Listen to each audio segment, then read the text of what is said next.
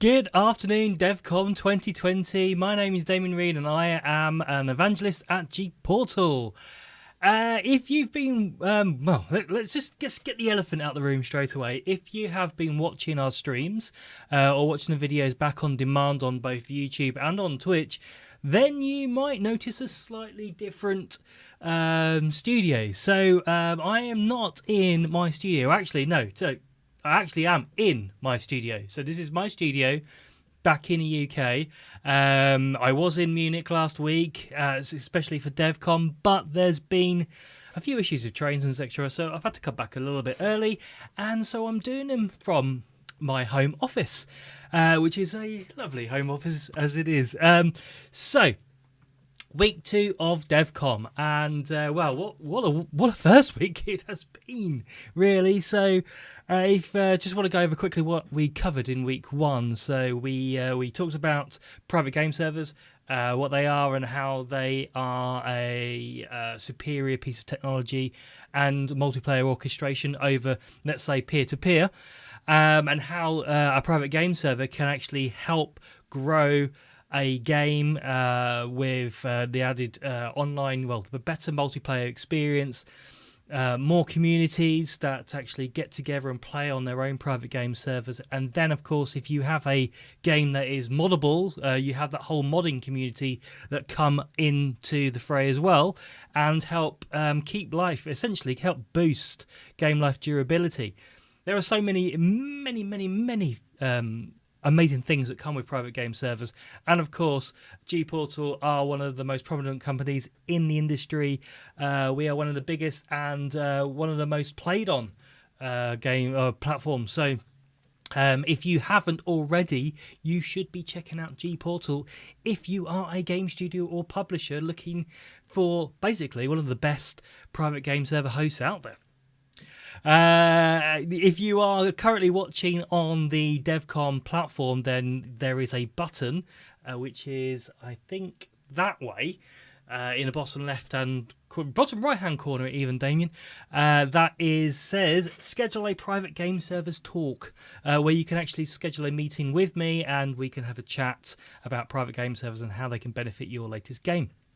If you are currently watching on YouTube or Twitch, then by all means pop a comment in chat and I'll get back to you as soon as I can, and we can arrange a meeting afterwards if needs be, if that's what you want, basically. Last week we covered what private game servers are and how they benefit games and that sort of thing. We also covered what or how private game servers have moulded the video game industry, and I talked about Minecraft and a couple of other games as well, basically saying that the current state of the video game industry, and if you look at some of the biggest games out there, they can owe a lot to private game servers. So, for instance, pretty much any battle royale game at this moment in time, so we're talking about Fortnite, Warzone, PUBG, there are many other battle royale type games out there that you can all take them all right back to about 2012, where there was a game called DayZ Battle Royale that was made by the same person who went on to make PUBG, but it was a mod on a private game server that was that people could play. And that was a mod of a mod, essentially. So it all started from 2009, which is a game called Arma 2. But if you missed that talk, or if you missed the talk that we had also last week about private game servers and how they benefit games, then you are in luck, because those two videos are going to be played today. Also, we are going to be showcasing our control panel. So Roberto Almazelli, who is the CEO of GPORTAL, was kind enough to film a short 20-minute video last week going through the control panel that we have. So essentially, if you are a consumer, or if you're a game studio and you're just wondering how the control panel works and how it could work within your game or a game that you want to play, then that is definitely a thing to watch, and that will be on a little bit later. As I said, Roberto will go through how to rent a private game server and then essentially go through some of the basic simple settings that you can do yourself to give administration rights, change the game the the name of the game server, and also go through how to install mods and that sort of thing. On top of that, we have got a frenzy of videos today. So we are going to be showing some gameplay. So we're going to be showing Ray Polly, which is a game made by Hinkfoot Studios, which is a studio of one person. Don't put you off, because it is a fantastic third-person open world survival game that is currently available on our website to rent a private game server. So I'll drop a link in chat in just a moment to a link to that to our website. We can rent a game for that, a game server for that game. And by all means, if you want to hang around a little bit later, we will be showing 2 hours of gameplay footage where we talk to Micah, who is the owner and developer of the game, where he will talk about what he's done so far with the game and where he thinks or feels the game will be going in the future. On top of that, also, there was a speaker slot last week, last Friday afternoon or evening, or morning, depending on where in the world you were, where I spoke for just in excess of 20 minutes at Devcom, talking about private game servers, how they can benefit game studios, all the amazing things that come with private game servers, and also spoke a little bit about GPORTAL 2. That video is going to be coming up very shortly, and straight after that we're going to be doing a full replay of the interview I had on the Devcom conference Twitch channel, the official Twitch channel, which was streamed live on Friday to approximately an audience of, I think it peaks at about 500 at one point. So yeah, you'll get an opportunity to watch that as well. So if you have, as I said, any comments, anything that you want to say, drop them in chat. If you're on the Devcom Pine platform, you can hit the you can chat there as well, but you can also hit the let's talk or schedule a private game server talk, and we can absolutely have a chat. If you're watching this on demand, don't put that off. Don't let that put you off. You can also comment on the videos, and also both on YouTube and Twitch there are links to our other platforms, our social networks, and also our websites, where in actual fact on our website you can reach out to me and chat via our website too. I've been rambling for about 11 minutes, so actually gone 1 minute over what I was expecting to do, so I'm going to jump straight in now, and we're going to play some videos with some very useful information, especially if you are a game studio looking to get the most out of your next game. I'll speak to you live very shortly.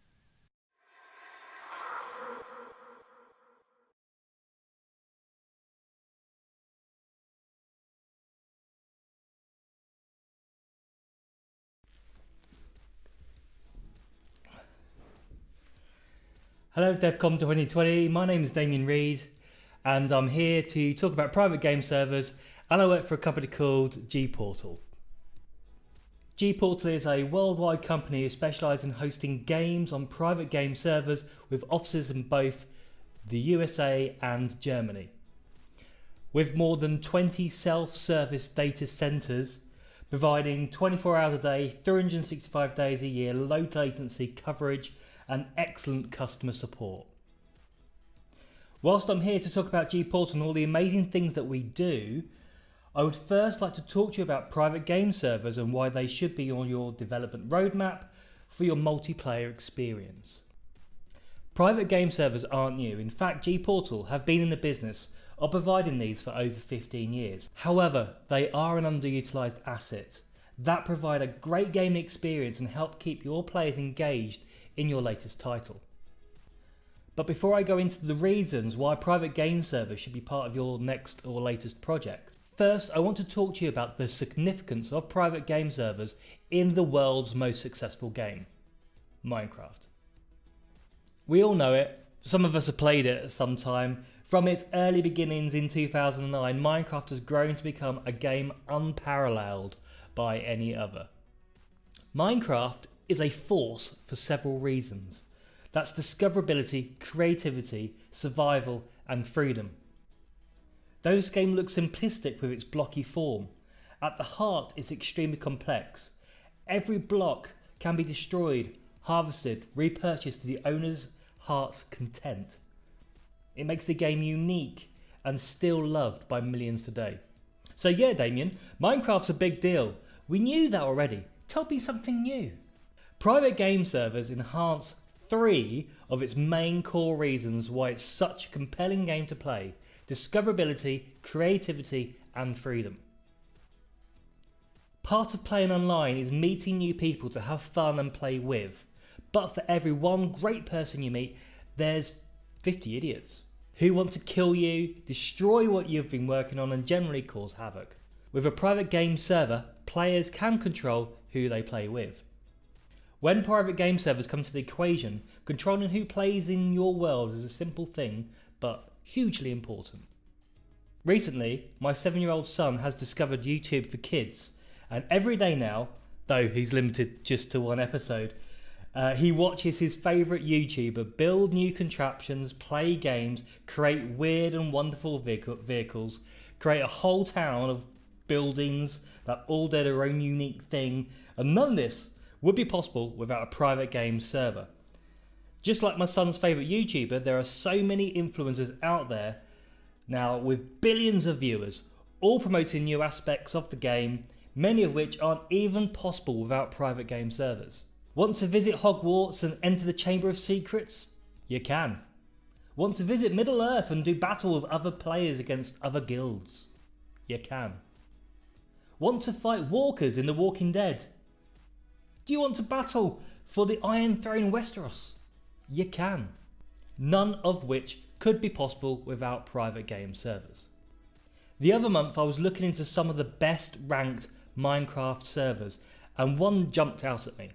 My wife, both my kids, my parents, my niece and my sister-in-law were all in complete awe of this one particular server. This one server had been worked on for over 5 years. It had a hierarchy of management and Imagineers. There were dozens of people working on this one server every day to make a 1-to-1 scale of Disney World, Florida, where you could visit Magic Kingdom, Hollywood Studios, Animal Kingdom, Epcot, and even the Universal Studios. None of which, you can guess it, would be possible without private game servers. I haven't even started on the mods. I'll get to mods though later. Next, I want you to forget about Minecraft whilst I talk briefly about Ark Survival Evolved. Ark Survival Evolved was released on PC in August 2017 to a mixed reception. Though the game had been available via early access for 2 years, it still had its issues. During September 2017, the average player count was 43,690 players, whilst the peak for that month was 79,303 players. This very month, the average player count is now 87,730 players, with a peak of 157,355 players. And this is just on Steam. This is not taking into account Xbox, PlayStation and various other devices. So what has turned a game that received mixed/average reviews to the 6th most played game on Steam? Apart from it being a cool survival game with freaking dinosaurs, Studio Wildcard, the studio behind the game, have continued to develop it.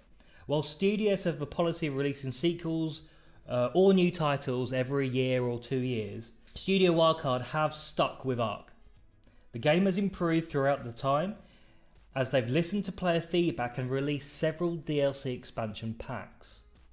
The genius move, though, was to release a dev kit. To coincide with the release, Studio Wildcard had the foresight to know that this game would spike imagination, that players would want to build their own worlds, buildings, and of course, dinosaurs.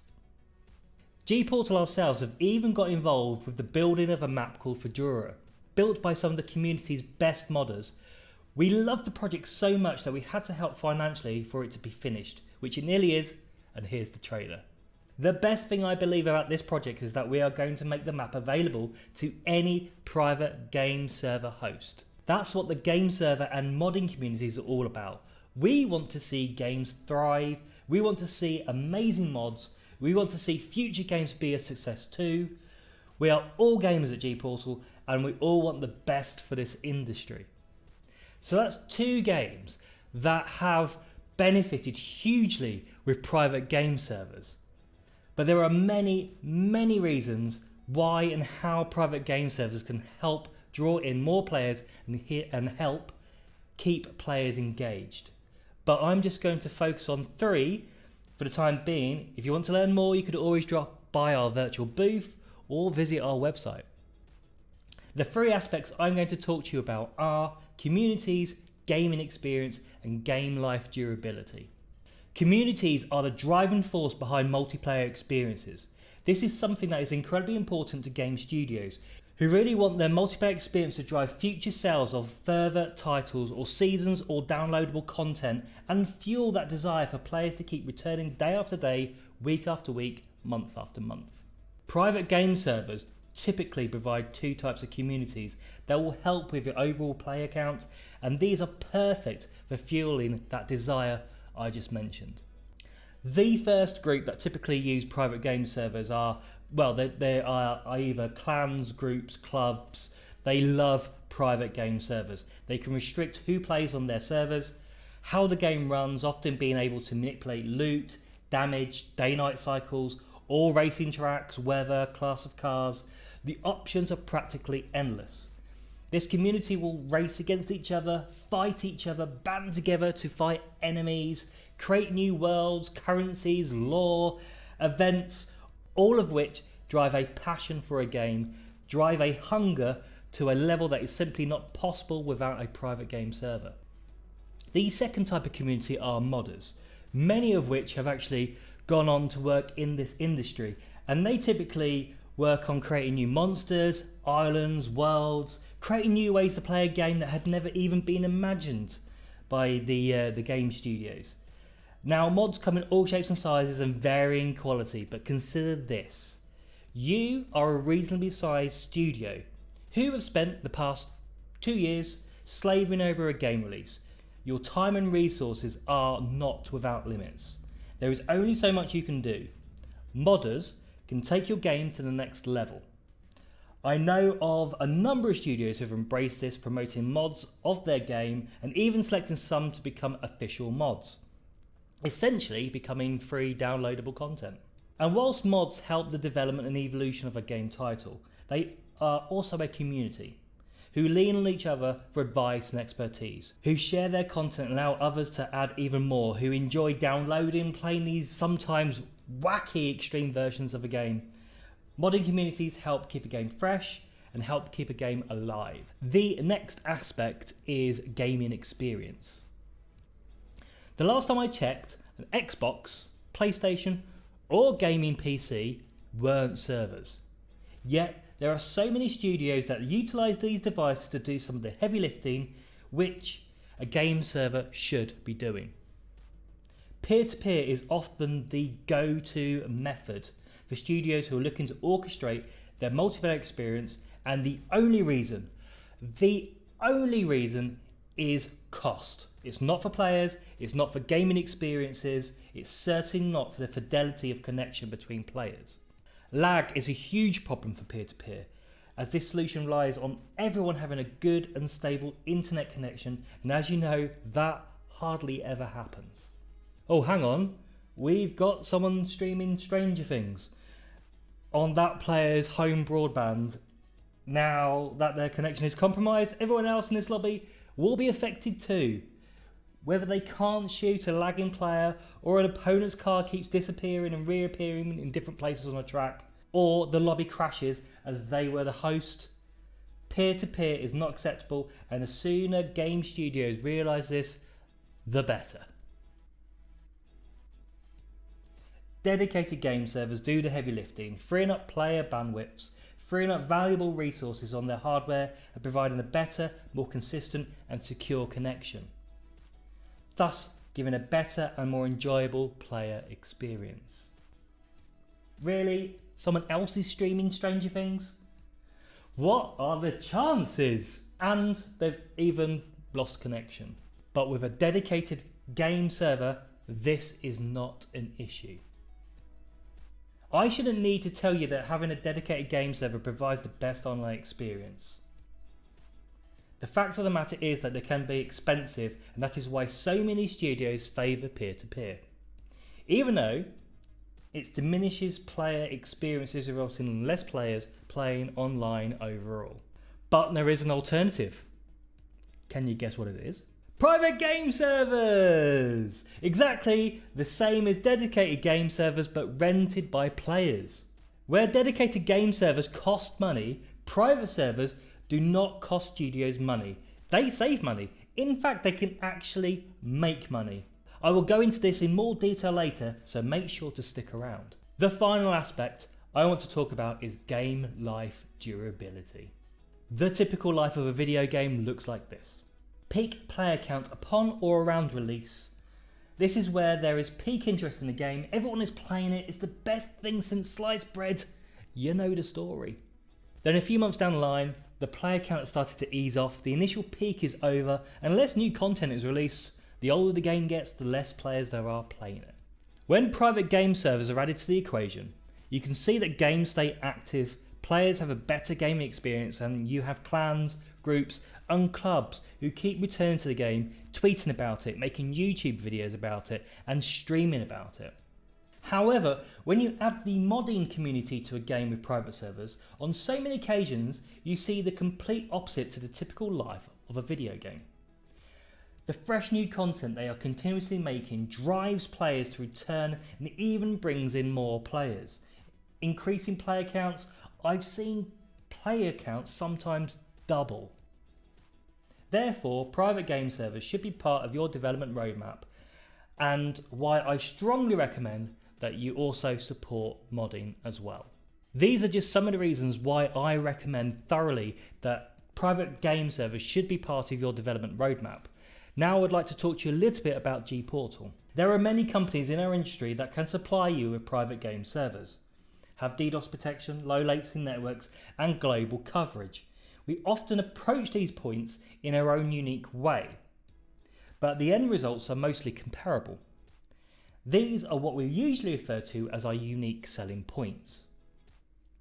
Whilst we believe our approach is the best in business, they aren't technically USPs, so instead I'm going to let you know how we can support you and your next title. Free servers for testing, dedicated game servers, DDoS protection, ongoing support, a shared license program, and 500 partner influencers who stream across 30 countries to a combined audience of 10 million. And some of what I just mentioned comes at no cost. Have we lost our minds? Maybe, though we think there's a method to our madness. Before I go any further, I'm sure there are at least a couple of burning questions, and so I will say these two things. You do not have to sign a contract, and you're not obliged to do future business with GPORTAL to receive a server for testing. GPORTAL will also not demand exclusivity. You can allow other companies to host your game too. Any other burning questions, simply drop them in chat and we'll answer them as quickly as we can. So let's start with servers for testing. Are you a developer or studio that at present only has tested your game on your own servers? Do you need a remote server to test your game, to iron out any memory leaks, to load test with players, etc.? Are you interested in working with GPORTAL? But before you do so, you want to test our servers. If you've answered yes to any of these questions, we would be happy to provide you with a test server at no cost, so that we can implement your game, you can get acquainted to our control panel, and you can test away. And as we have global coverage, we can set up a test server for you anywhere in the world. We are currently working with several studios who have taken advantage of this offer. And I know if you are an indie studio on a tight budget, the last thing you want to do is spend some of your finances on a server for testing. After you've tested our servers and ensured your game is ready for launch, we can provide you with bare metal systems to reduce the cost of dedicated servers. We provide enough bare metal systems to accommodate 10,000 concurrent players, and these systems can be set up in different places around the world, giving your game a great low latency experience no matter where it's being played from, except the Antarctic. We don't do the Antarctic. However, there is a caveat to this. In order to receive these bare metal systems, you would need to sign with GPORTAL and have GPORTAL as your preferred private game server host. And that is it. As I said before, we aren't asking for exclusivity. We want your game hosted by other companies too. For us, it makes no sense to tie your game down to just GPORTAL. There are plenty of players out there who have their own preferred private game server hosts, and we've typically found that the more companies host a game, the more players play that game.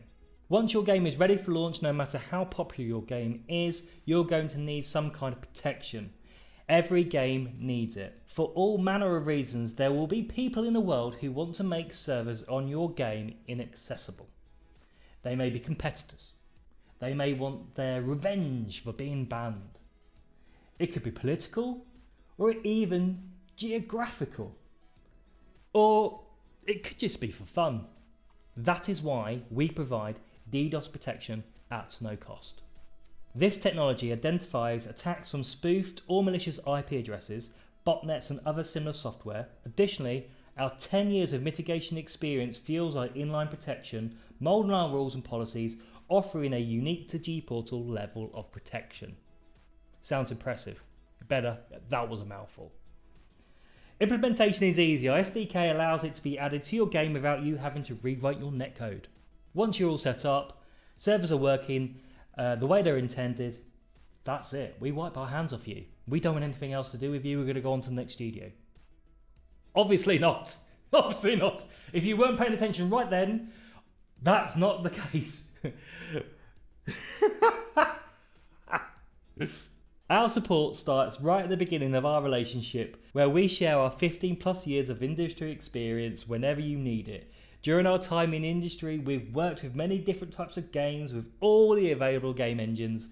We've seen and worked out how to resolve issues, and we essentially do our best to ensure your game launches as smoothly as possible. We will work closely with you, addressing any issues from you, the developer or studio, and addressing any issues from your players. Typically, we'd have a joint Slack channel where you're able to talk directly to our engineers and we can resolve your issues pretty much immediately. This relationship would be ongoing until you no longer essentially needed us. The next statement I need to say twice. We will pay you for players playing your game. We will pay you for players playing your game. We call this a license share program. This program enables your studio to earn revenue from players renting private game servers to play your game.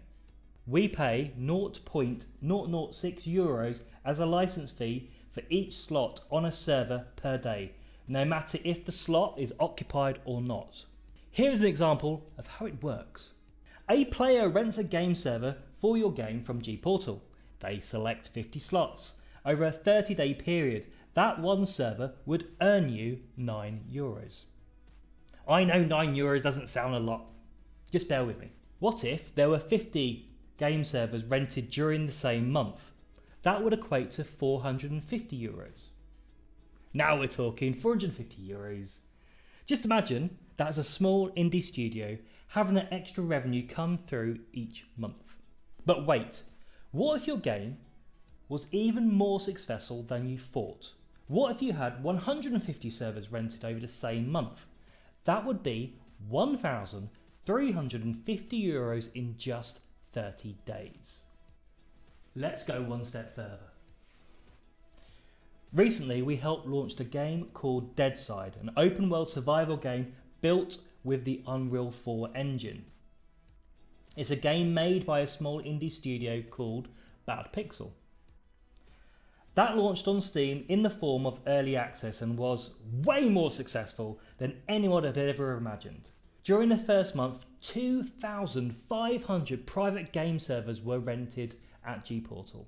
I don't want to give you the exact figures because I'd get in trouble, but the game can accommodate 50 slots. So let's say for this scenario that the average amount of slots rented was 30. Again, I'm not quoting actual figures. The 2,500 private servers are real Everything else I'm about to discuss is what I would say is reasonable. Okay, 30 slots. And let's say the average duration of the server rental was 14 days. So, 2,500 servers, 30 slots, 14 days. That equates to 6,300 euros in 1 month. If you think these figures are a bit pie in the sky, another game we host has a constant slot count of 50,000. And 1 month last year, it peaked at 114,000 slots across all the private servers rented. It's a fantastic opportunity to raise some revenue whilst allowing players to control the running of their own game server. You might be here now watching this video and thinking, my game will never have that many players, and whilst the license share program sounds cool, I won't see much of a return in revenue. This is a problem. Or is it? In recent years, some amazing people at GPORTAL have reached out to streamers and influencers and they've built relationships. And during those years, we've managed to round up 500 partnered influencers with a combined audience of 10 million. They will create videos about your game. They'll post on Instagram and Twitter and stream your game live on various different platforms. They will help promote your game, create awareness of your game and drive sales. And if you have forgotten what I said at the beginning or halfway through this particular video, they come at no cost. That brings me to the end of my talk. If you'd like to learn more, we are now live in chat to answer any of your questions. We also have a virtual booth that will be live every day, roughly between the hours of 1 in the afternoon till 7 in the evening. And you can visit our website and read articles about everything I've presented today.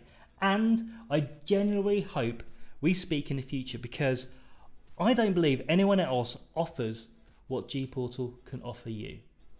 I'm Damien Reed from GPORTAL. Have a great day. Bye-bye for now.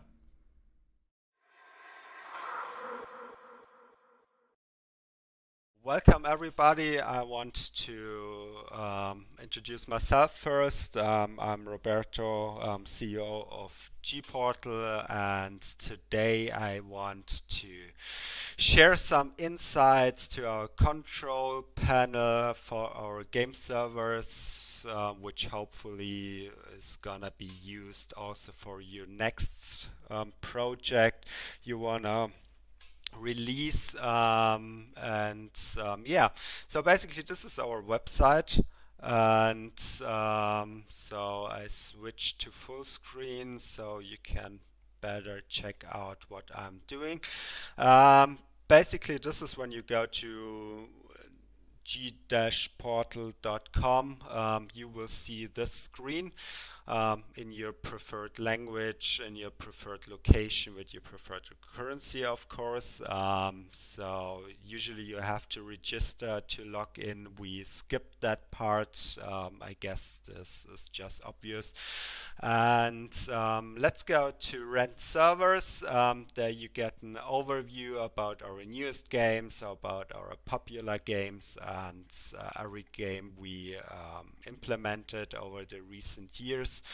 And as you can see, there are lots of games already available, and we claim that your server will be ready in 3 minutes after you purchase it, and we want to showcase right now that this is actually true. And let's start with Conan Exiles for an example. So we click on order button.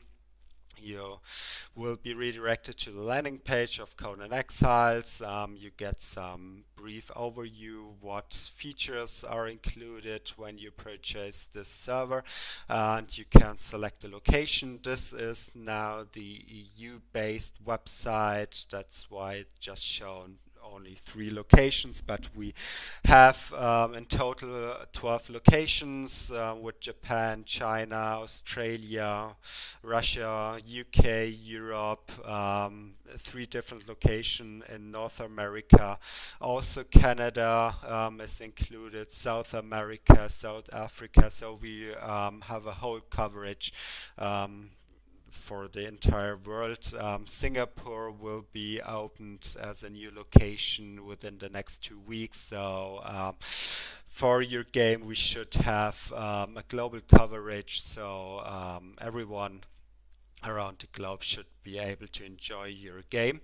Let's start with Frankfurt in this showcase. So I press Frankfurt. You can select between different period slots and still choose the location. And let's go with 10 slot servers in Europe and press the one instant checkout. So everything is processed in the background, so no hassle with any payment data. If you already purchased something with us, you see the server has been already deployed, activated, and now you can go to configuration.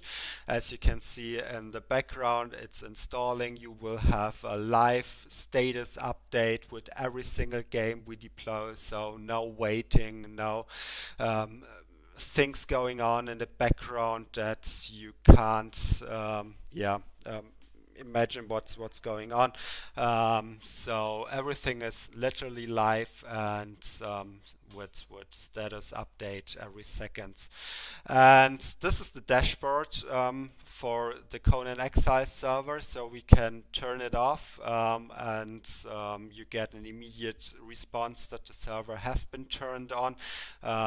Briefly after starting it, you will see the CPU and memory usage spiking for the boot up sequence of the server.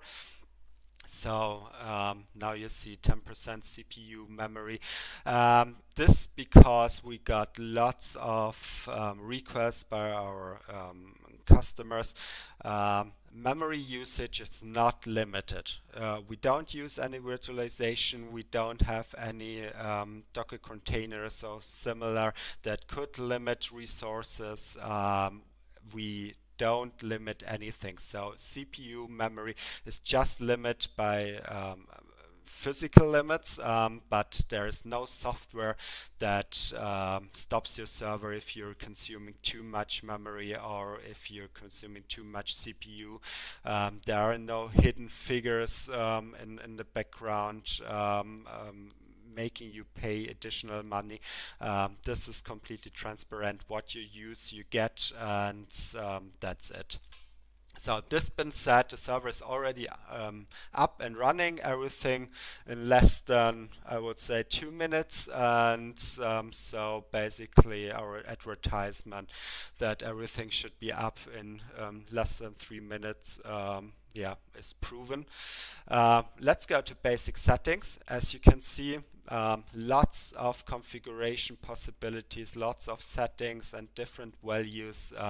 It's nearly infinite scrolling just for one game, so we cover every single aspect of the game, can be changed in this control panel, and whatever you have, tablet or PC or mobile phone, it's all fitted into one screen.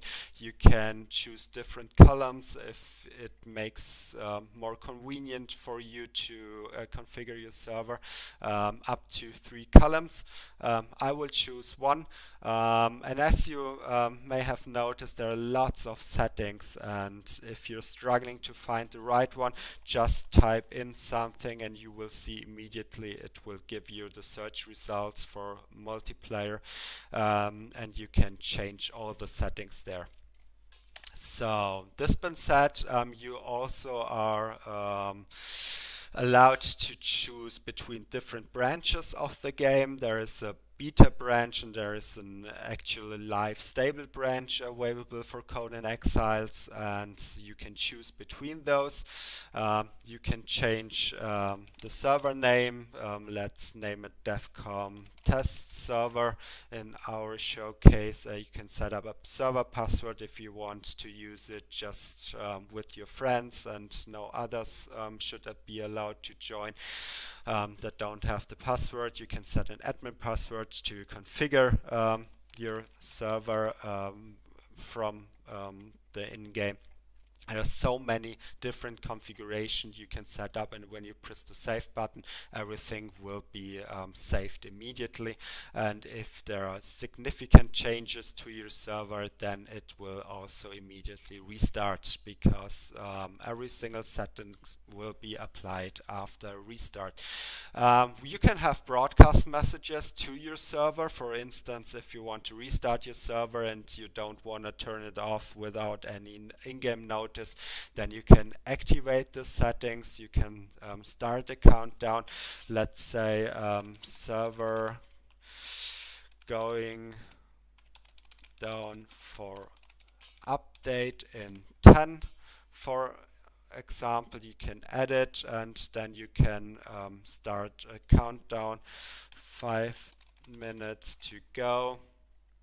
Add it, and you can customize your countdown. This will apply with every single restart you do. Yeah, this is the more casual way to configure your server. There is an expert way too, where you can directly configure everything in your configuration files.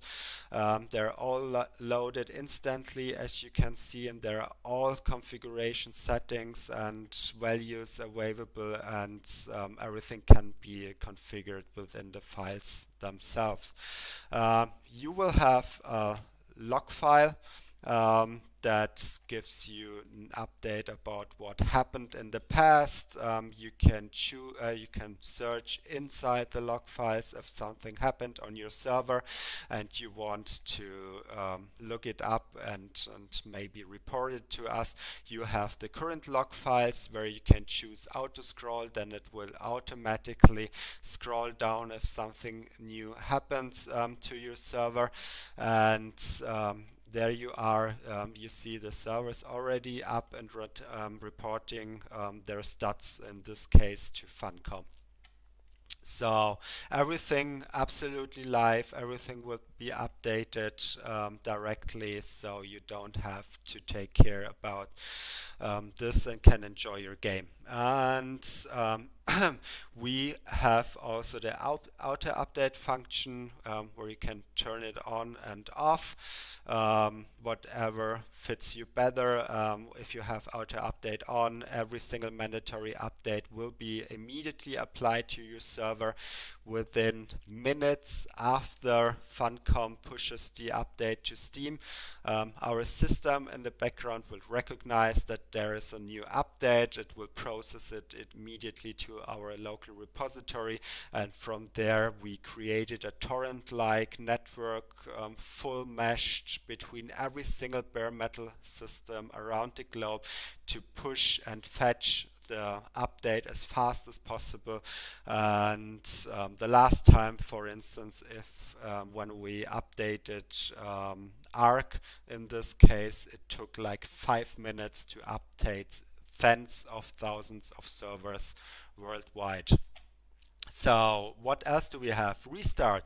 You can have scheduled restarts. So for example, if you want your server to restart on a daily basis at 5 a.m.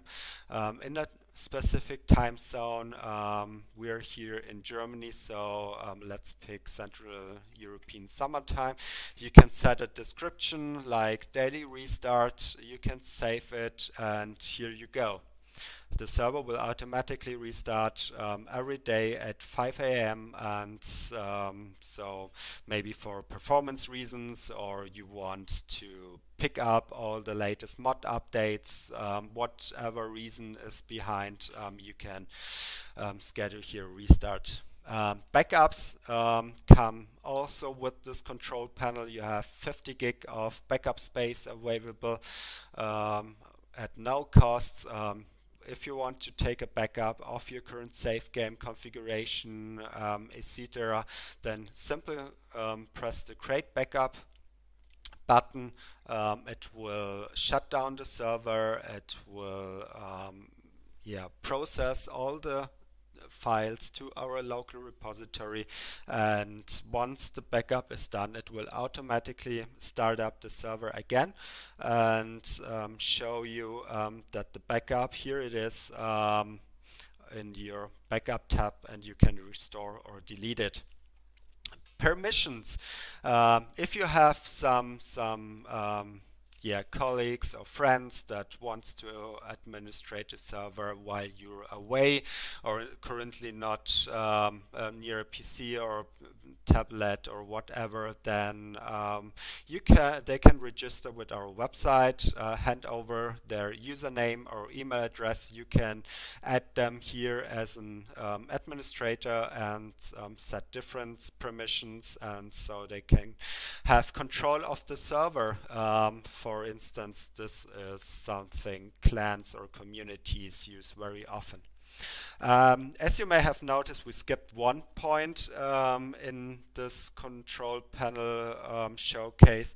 That's the mod tab. We are really proud about our mod tab that includes every single mod available on the Steam Workshop. It will get automatically updated as soon as an mod developer updates his mod on Steam, and also since 1 week on Epic Game Store, because they added a mod support as well. And in the background there is, I will shortly explain how those updates are processed. If there are new updates on Steam Workshop, our parser will register it, will process the files to our local repository. Our system recognizes that you are using this mod, and your server will apply the mod if you turned on auto update. Otherwise, it will be applied on the next restart. So you don't have to download any mod or upload it by FTP. You don't have to use the config files to store any Steam Workshop ID in it, which you can't keep track of, which doesn't give you some visualization of the current mods you have available, and you can't activate and deactivate it with one mouse click. So this is something that helps to administrate your server by far. So I added now some mods, and you will see they're all added to the installed mod tabs. You see what's this running, installation bar, whatever you want to call it, that in the background there is something processed. We will need to restart the server to make him recognize that there are actually mods to be picked up before we can activate them.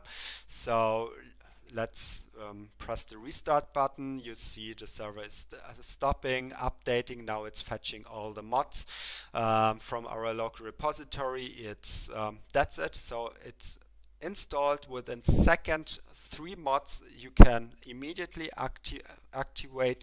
You can choose to have some of them deactivated because you want them to be installed but yet not be part of your game. You can choose different orders because there are some mods having dependencies that needs to make them load in a in a specific order, and this is everything you can do with our control panel. And if you have more than one server, you can choose from the tab and then immediately configure them. What else I want to show is our console. We have with many different games, and so let's add, for instance, here to our game cloud Minecraft server. So simply press the add server button. It will redirect you to our available game server page. Then let's choose Minecraft, for instance, pick up 4 slots, press the add button, and you will see the server is activated, already installed, and you can configure it. Let's press the start button. Go to our console, you see it's connected, and it will immediately show the entire startup process and allows you to directly interact with the game server itself on the console. and we have some commands you can use in their explanations, so it makes your the way you administrate your server more convenient. Let's pick the save all command. Wait till the server is fully loaded. You see the area is going to be prepared in the background. This may take some time depending on the size of your world and the entities it has to spawn. I guess it's done. Then let's set the save all command, send it, and you will see the server has been saved all there, and this with a live console. You can also ask for help, and it will give you an overview of the common commands that are used to administrate your server, so it's all there. I want to show you the amount of mods and versions we have in place. So this is right now the vanilla mod for Minecraft and the version you can choose. So they're literally infinite versions, and also mods, so you can scroll and scroll and scroll. There are hundreds of different mods with hundreds of different versions, so everything you could imagine of the Minecraft universe you can install and use. Every menu is perfectly adjusted for the game you added. So in this case, you also will get MySQL support with an own database to allow you to store some data. Everything is included in your monthly cost, so there are no extra fees and so on. And yeah, just makes as easy as possible the entire administration of your server. Thank you for watching. If you have any questions, reach out to us on chat, or maybe hit the Let's Talk button on the Devcom booth on the lower right.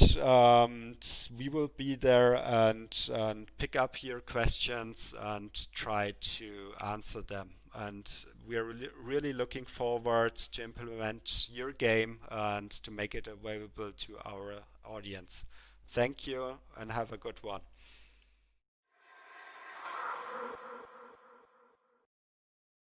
To talk with people and not just have to be ready after 15 minutes. No. So those 15 minutes introduction slots we have are really cool too, but then normally at the end of those 15 minutes you just dived into a real interesting topic, and then I'm always a bad guy saying, oh, 15 minutes are over. But it's the same, I mean, the whole Corona time, it's the same with every meeting that we have. It's the first 15 minutes is always like chit chat and everything is so busy and everything is so stressful and how are the kids? And then you finally get to the point, and then you're running late for the next meeting. Yes, exactly.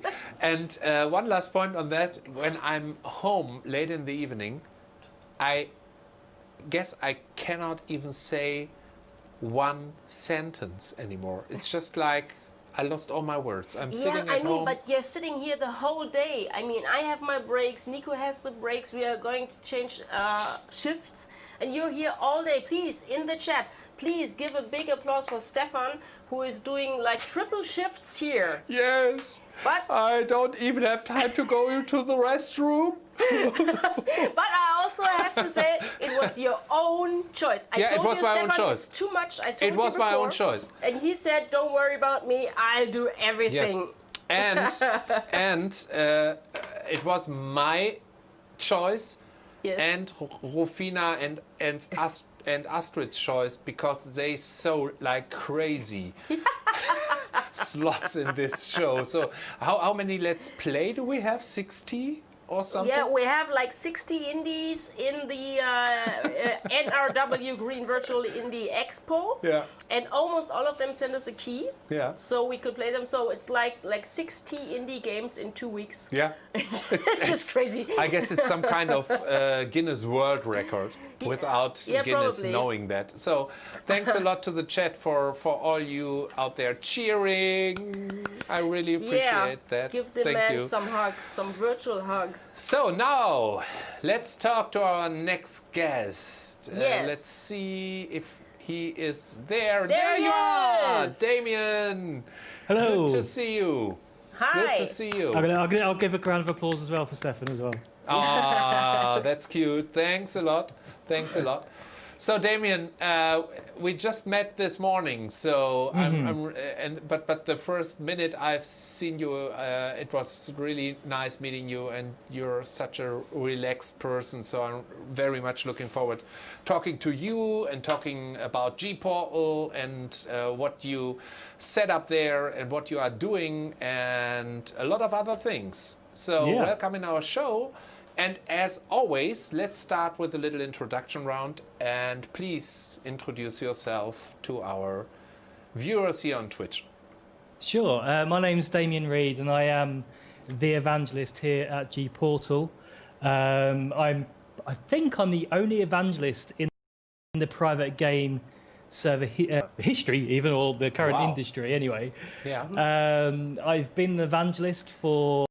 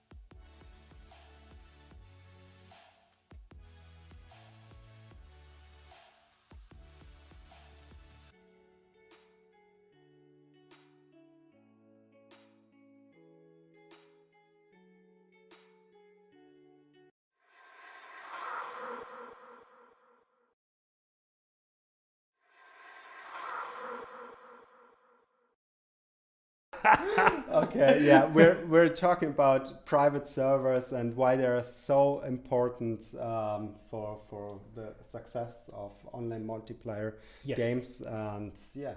Yeah, so that is the essence of our next talk. So for the next sort of 20 minutes, we're going to talk about private game servers and why, I'm just literally just repeating what you just said, Yeah. why they pretty much should be on every development roadmap for any multiplayer game. Yeah, definitely should be. And I suppose there is a caveat to that. And I suppose before we go any further, yes, we understand that there are certain types of games that don't need private game servers for a multiplayer experience. Yeah. You know, your turn-based strategies. I think you said simulation earlier. Yeah, simulation. So Yeah. such as Satisfactory, for example, they have a peer-to-peer approach. It could make sense, to have maybe also private servers for this game. Maybe they have it on the roadmap. We will see. Yeah. However, there are pros and cons between peer-to-peer and private servers. Yeah. So a little, I suppose, sneak peek of what might come up later on this week, or will come up later this week, is we are going to be talking about private game servers and how they have changed the industry. But we're not going to talk about that today. What we're actually going to talk about is the specific reasons why a game studio should be using private game servers in their next game. And we're going to break it down into 3 segments. So we're going to talk about sort of gamer experience, then communities, and then finally the third aspect we're going to talk about is game life durability. Yeah, very important. Indeed, absolutely. So we'll start off with game experience. So I suppose the go-to method at this moment in time for many studios. Now there are plenty of studios that still use private game servers and dedicated game servers, but there are still a lot that use peer-to-peer. Exactly. Yeah. And for anyone who's watching, I don't know if Roberto, if you want to just briefly just explain what peer-to-peer is for anybody who doesn't know what that is. So basically, you start your game, you click on host a multiplayer game. It will start up the game. It will start up basically like a dedicated server in the background. So you are the host for your friends wanted to join with you and play on the same map, and you can have settings there too, and choose between different values, of course, but in the end you're the host. So basically your PC, your broadband connection at home will serve other players around the globe or nearby to host that game. So essentially, and that's not just PC, that's any device with a multiplayer experience. So your Xbox, your PlayStations, your Switches, part of the hardware on that device has to be segregated from the game to be able to run the multiplayer experience. So from a hardware side of things, it's already, you can assume that the games aren't going to be using 100% of the operating system. No, because it can't. Shared resources they will need, but let's start with the pros. So of course it's convenient. You start the game, you press the button, host your game, and you immediately join the server, and maybe friends can join through friends list or whatever the technique behind is to follow your mate and play together with him. So and it's cost efficiency. So the cost efficiency is up front, because yes, it doesn't cost anything up front, but you lose out later on down the line. That's true. But we will come to that later on. And the cons, of course, is you have the broadband connection. So basically, this just works for 2, 3, 4, 5, 6 players at the same time, and then it will begin to struggle to have a synchronization between each players with their broadband connection with the people, the person hosting the game, basically. And we all had the experience with many different games in the past using peer-to-peer, where you got disconnected or the host for some reason disconnected, PC shut down, Yeah. whatever, and everyone loses the connection, and and you have to start over again. Yes. So this could be a hassle, of course, and has some downside on the game experience as well. I suppose from the a recent experience of mine that I saw, as you know, I'm a little bit of a Formula One fan, and I was missing out on it this year because of everything that's been going on in the world. And I was so relieved to see that they were actually going to be hosting virtual Grand Prix. Yeah, real life drivers. At least they tried playing the official game. Don't ruin the story. There was the likes of Charles Leclerc, Alex Albon, Lando Norris. These are all Formula One drivers who are currently, who are getting paid millions of pounds, but they're playing the official game it was a Sunday evening to a host of. To an audience of millions, essentially, around the world. And unfortunately, because the F1 game uses peer-to-peer, there were issues.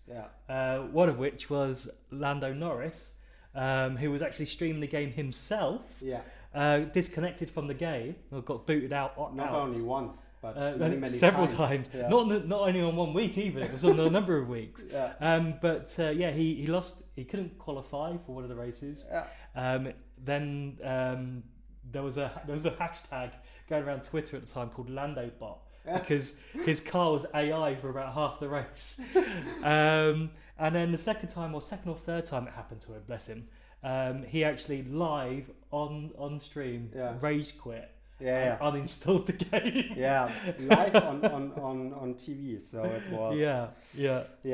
So that's what I'm talking about. So peer-to-peer has its upsides, but too many downsides. The perfect storm for peer-to-peer.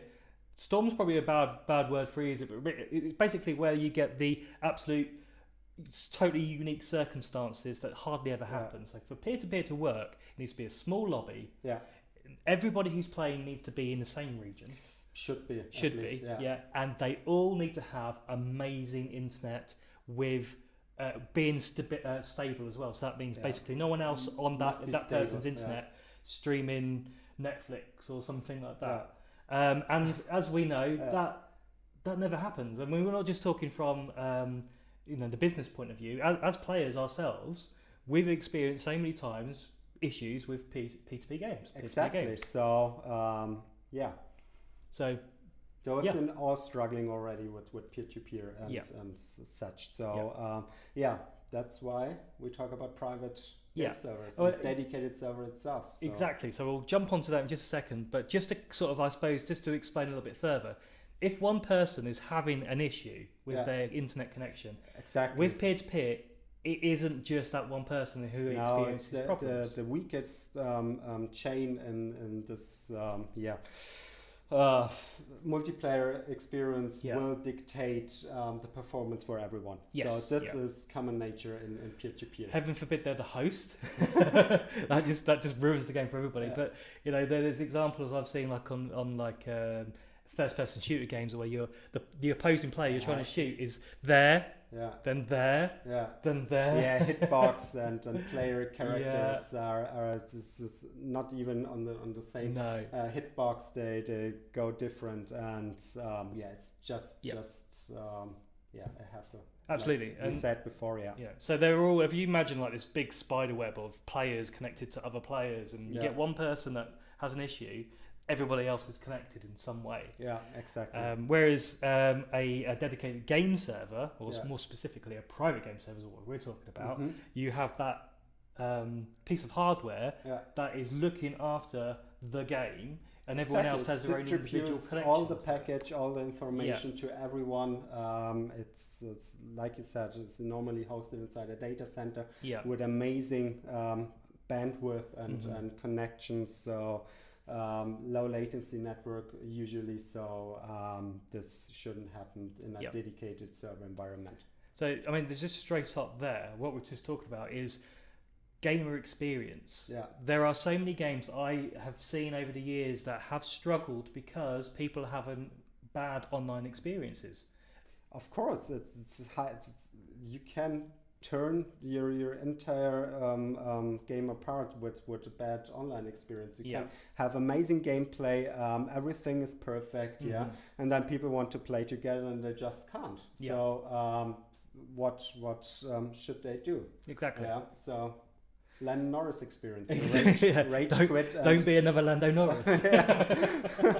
Rage quit the game and deinstalled mainly the entire game. Yeah. So, and Fantastic. we don't want to let that happen. No, we don't. We do not want that to happen. Yeah. So I suppose the next sort of thing I wanted to talk about as a benefit was the community side of things. Yeah.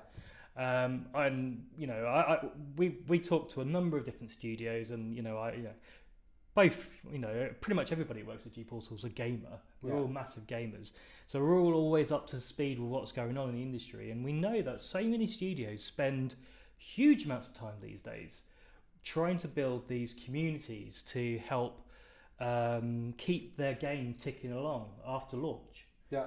And with private game servers, you get instantly one type of community, and then you get another type of community, which we'll mention in a moment. Yeah. But yeah, a private game server, you automatically get a clan, a group, or a club renting their own private game server. Yeah, exactly. So people who wants to play together, some of them just want to administrate everything for their community. So everything is possible with private servers. You can have one server, many servers. You can interconnect them with each other. So there are literally no borders.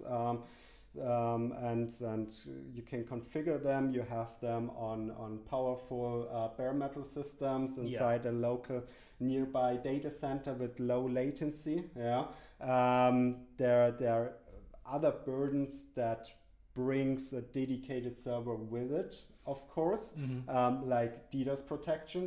You won't face those issues in a peer-to-peer environment, but as we said this morning, we already solved it. So with GPORTAL Suite, I don't know how to call it, but we have solved this problem as well, and we have connected literally every single eyeball provider in different countries to our low latency network, so latency shouldn't be a problem at all.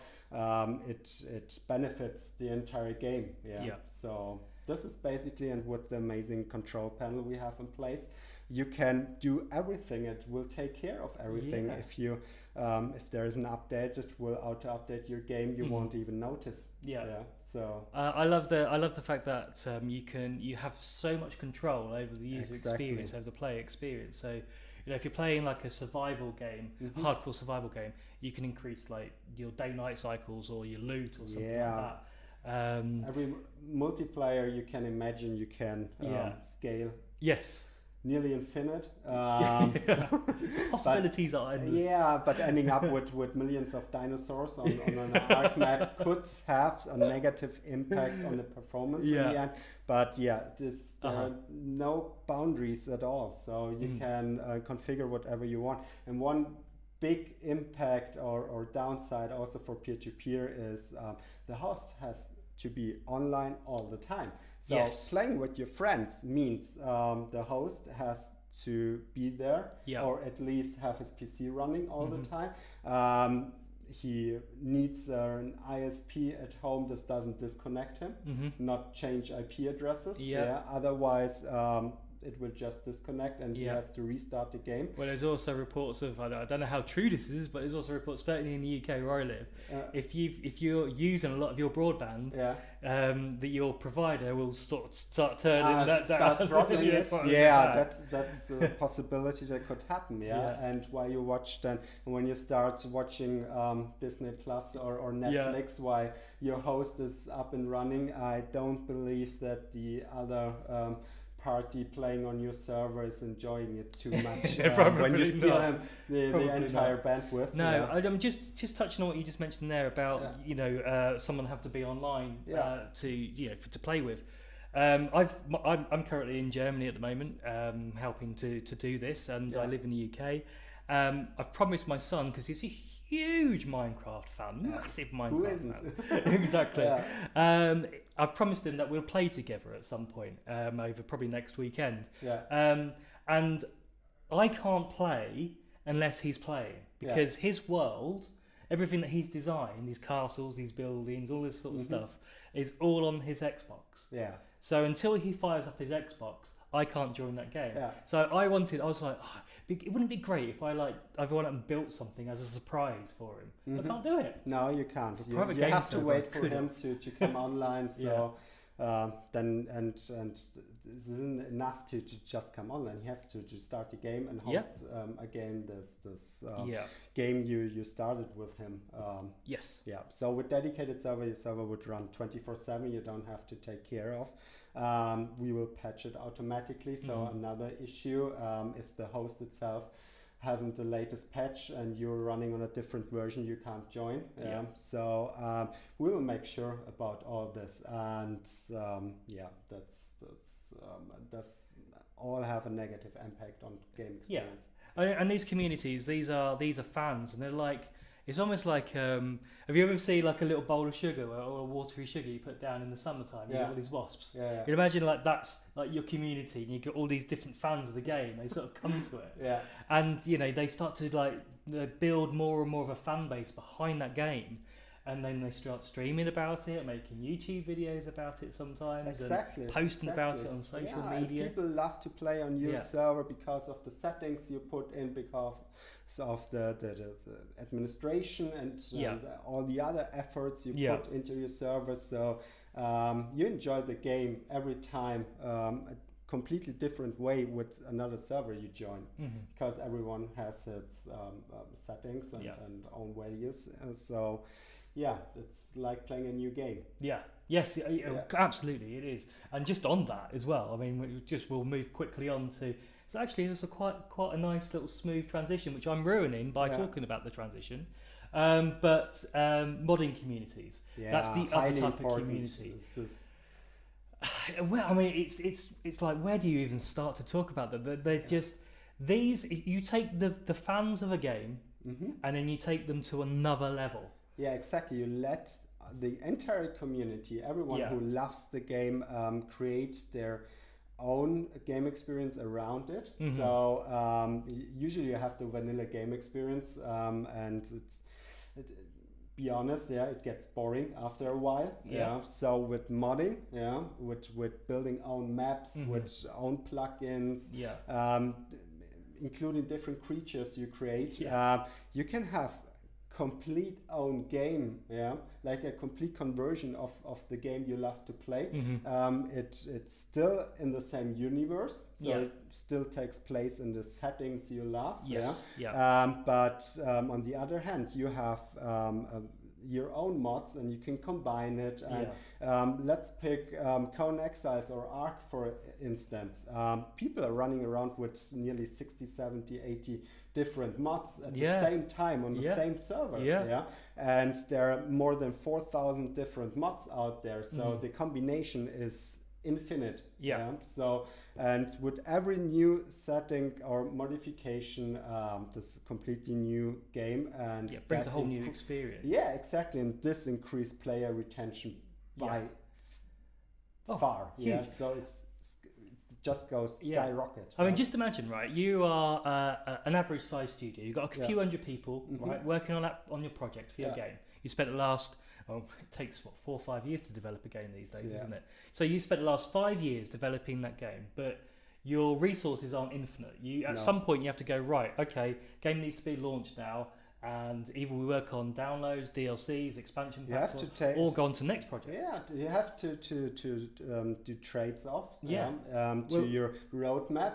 To your features, maybe including some DLCs, new NPCs, new characters, whatever. With that modding community, now you have hundreds, thousands. You have an army. An army of people modding that game and tailoring it. And some of these mods, they deviate in quality, but some of them are so good that they actually get taken on by the game studio and made into DLC. Exactly. Or official mods. Yeah, for instance, if you pick Ark and there are different maps, there have been already several maps included to the official game. That's a great example. Another example is Minecraft. Look at Minecraft, what it looks like now. A lot of it's down to modifications. If you look at all the mods that lead prior to the new updates, there are hundreds of new games. So with Minecraft, so this is huge. And if you look back in history, pick DayZ for example. It's been we're going to be talking about that in a few days' time. sorry, but let me finish it. DayZ, for instance, has been a mod for Arma. Yes, and now it became a standalone. Counter-Strike as well. It's been a mod for Half-Life. I'm going to have to take your DayZ and go one better. So DayZ, there was a mod. DayZ was a mod of Arma 2. Yeah. Then there was a mod of DayZ called DayZ Battle Royale. That's true. Which then got made into a standalone game called PUBG. This is how things can evolve during time. Yeah. And if you see, PUBG has gone huge. It's one of the biggest Battle Royale games of all times. And then you see games like Fortnite adopting certain characteristics of the game and being even more successful. So this is what modding means for the entire gaming industry. So that's why it's so important. Absolutely. Yeah, and everything can just take place with private servers. Yes, indeed. So that sort of brings us on to the last aspect of why private game servers should be part of every multiplayer experience is game life durability. So if I said to you, right, just imagine a normal game, nothing special about it, just your typical game. It's P2P orchestration.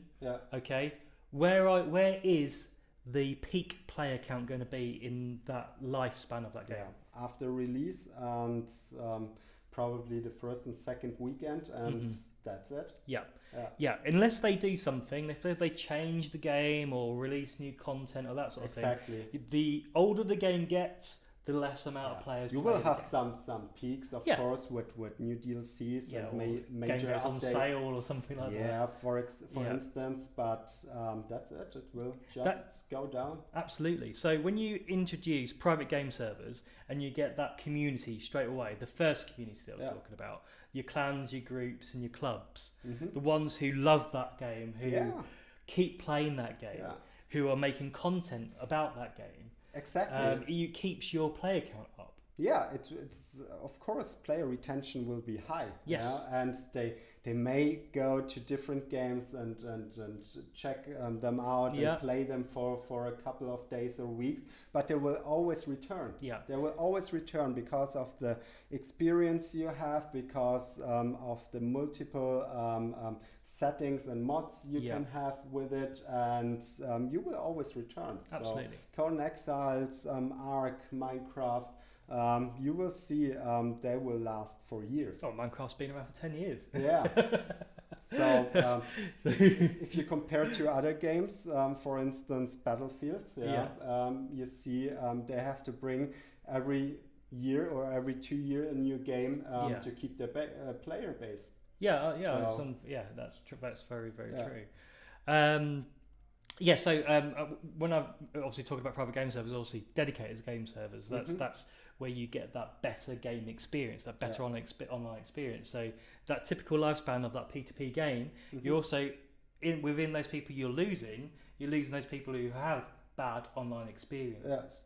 Then you can go another step further. Then you add the other community that we were talking about, the modding community, and you see something very strange, very unique happen to that life durability. No longer does it decrease; it starts to increase, doesn't it? That's true. And you never know what happens out of one mod that it could leverage and your entire game. So maybe the core game has a few players, and then there comes up a modification that makes it skyrocket. Then people starts playing just because of this modification.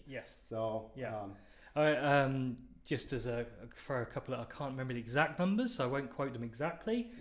But upon launch, the numbers have gone from my head completely. So I'll tell you this: in 2017 when Ark Survival Evolved launched, It was 2015. that was on early access. I'm talking about full full official release. Yeah, okay. It had an average / mixed review on it. Yeah. A good amount of players, not world breaking, not astonishing or anything like that. No, it was okay. We are now 3 years later Yeah. from the official release, and player count has doubled. Not Yeah. just, I'm not talking about just peak, but No. actual average, day to day, week to week, month Yeah. to month. It's doubled. Yeah. And that is down to the many mods Yeah, not that are only available for that and game. people are still playing and enjoying this game. Yes. Yeah, they bring out one DLC per year. It's got freaking dinosaurs, you know. Yeah, that's true. That's true. But with all the new maps, with all the DLCs they have in place, with all the introductions of new mods and so on and so forth, they have the player retention, and they increased their player base by far, and Yes. they can leverage it also for the next title that will come out probably next or the year after. So that's what I'm saying. Yeah, and all comes down to private service and the ability to have your own game experience in the end. Yes, absolutely. Yeah. So just to recap what we've just been talking about, basically the subject of this was all multiplayer game experiences should be private game servers. With that, you get the enhanced gaming experience. Yeah. You get the communities that drive your concurrent players. Yeah. And also then you get, because of those two elements, you get a longer game life or better game life durability. Yeah, that's true.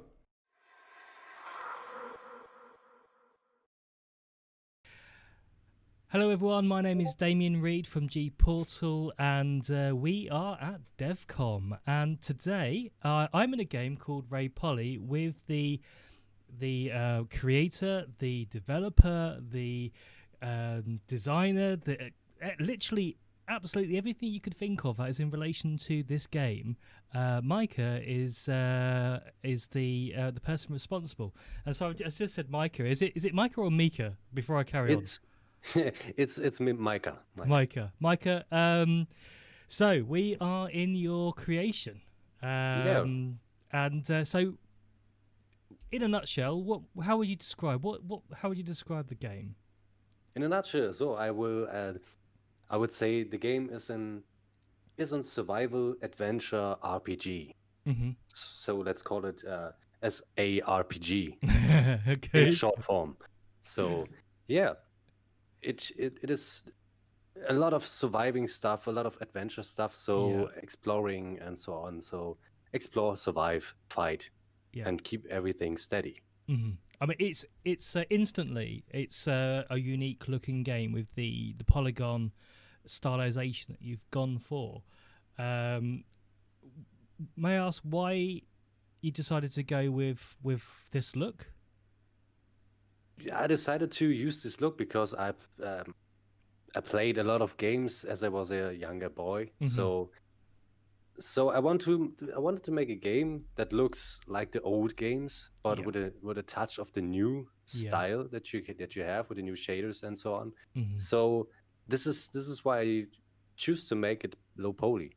Yeah, brilliant. Yeah. Okay, so I think what we should do, I mean, we talked about this before we decided to record, that we're going to do a few things, but both of us are freshly spawned characters, I suppose.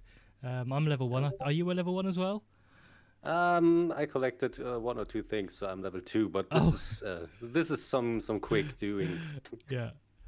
So you're leveling a bit fast at this moment, but I would tweak this in the future. Yeah. But it is hard to get level to 30. So it is at the beginning it is easy, and later on it will be much harder to level. So let's pick up some stuff here, because I think we will be prepared for something that will come later on. Yeah. And at this moment, it is hard to find each other on the map because the friend system is not in. Okay. but it will come in the future, definitely in the future, in the next few weeks, I think. Yeah. So, tell me about why you decided to create this game. This is a big and a good question, because I since I was a little boy, I played games, and the first game was on a Sega system. Yeah. So it was 2D and so on, and played a lot of other games. But I wanted to make a game by my own since I was 10 years. I think I was 10 years old that I decided to say, hey, I want to make an own game. I have to learn everything about it. So it needs time for this. But every time I was thinking about this, I stopped the idea. Right. Yeah, but now I said, okay, let's start this, and I started it. And So- how long have you been working on the project? How long? Yeah. I think 1.5 year. 1.5 year. The idea is 4 years old, but I'm working on it since 1.5 year. And this isn't your full-time job, is it? No, that is not my full-time job. I have a usual job at this moment, but it is a little dream of mine to make it my usual job. So I try to do my best in the game, so that it is a game for everyone, or not everyone, because not everyone likes the style and so on, but for a lot of people, so I can make the game my usual job. So I miss you. I don't see you. And that's a big problem. I've wandered off. I'm just walked around. I'm near the little lake. Near the little lake. Okay, so I pick up some resources and then come back. So I have to craft something. So think we should go into the crafting system. Yes. So I'm just making sure I've got enough things. Oh, there's a goblin. Okay. Do you have a weapon? Help! No. There's a goblin too. So I hope you don't see me. I'm running towards you. So let's make a club so that I can hit him. At this moment, tools are not as strong as the club. Tools are only tools at this moment. They do damage, but they do not deal a lot of damage. So I want to change this in the future, because an axe should be more powerful than a simple club. So let's see if it's a girl. Oh, I'm sorry. Oh. So sorry about that, but if I don't kill you, you will kill me. So it's a dog-eat-dog world. And am I being attacked? I'm in the ventry. I can see something going on in the background. Oh no! Yeah. Well, I've got a club. That's right. The inventory is a little bit transparent, because I think if you have an inventory and everything is blocked, it makes it hard to react on some situations. I mean, the development that's going on at this moment in time with you is honestly, I'm astounded at how much you get done, especially when you say this is not your full-time job, because I've admittedly I haven't played this game myself for a couple of weeks, and you've changed the inventory. It looks different than when I was in it last.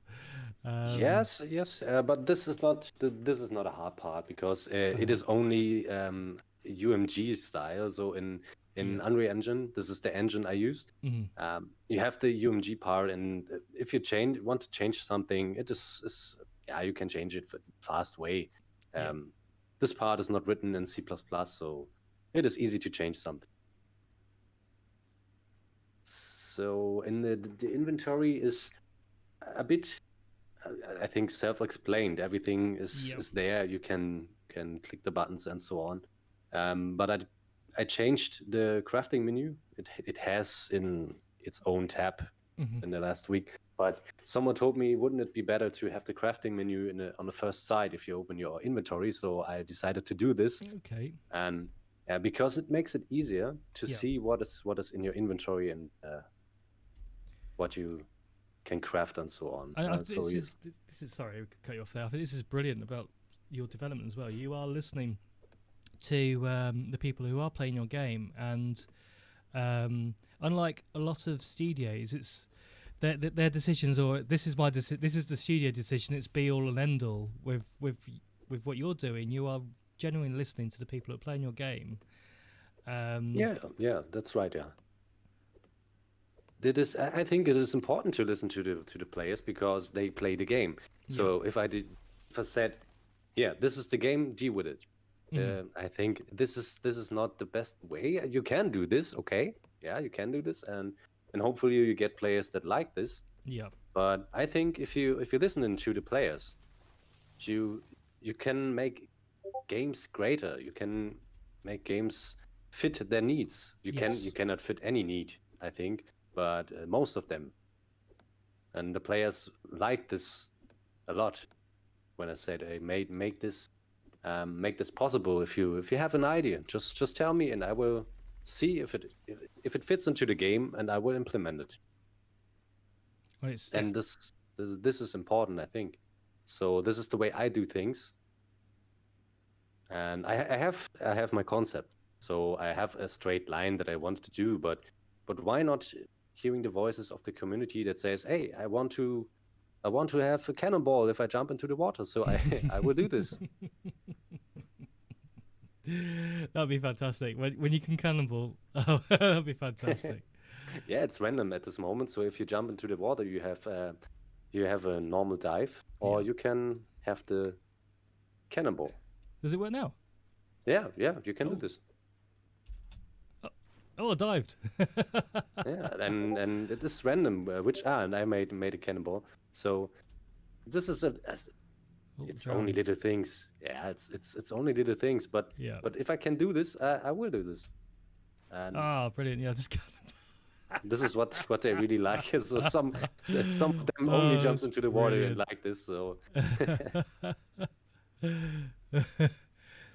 whoever asked that, you can guess the mentality of the person who asked for that to be added to the game.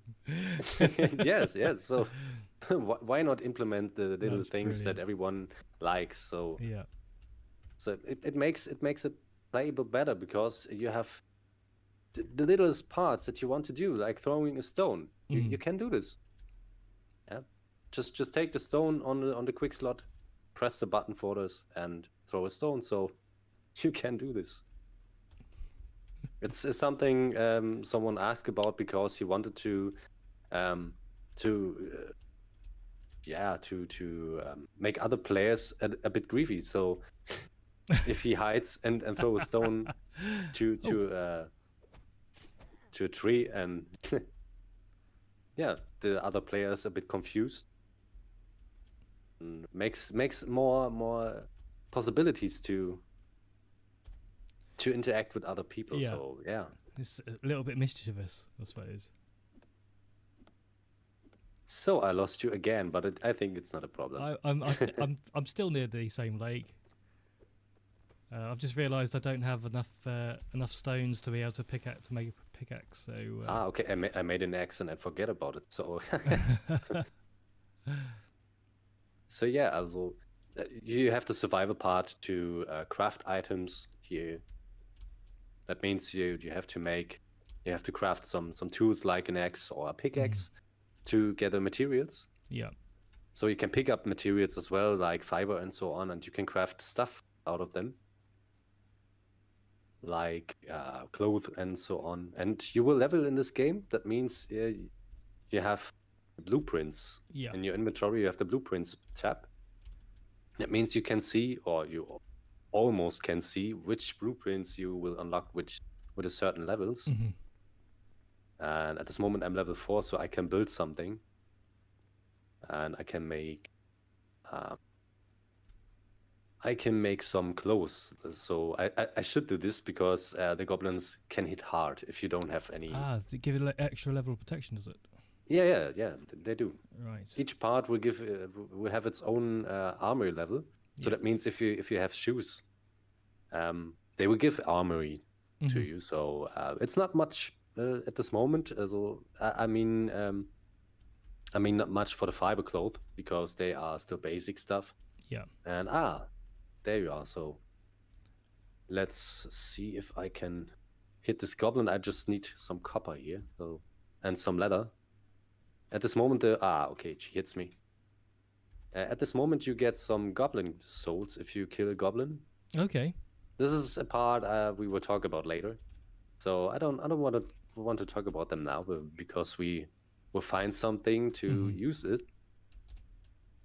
So I think we should build a little base, or? Yeah, absolutely. Yeah, definitely. I mean, you're fully dressed. I'm naked, but why not? Let's build. No. I'm naked too, but the girls have to have to be something on the chest, you know. So I'm naked too there.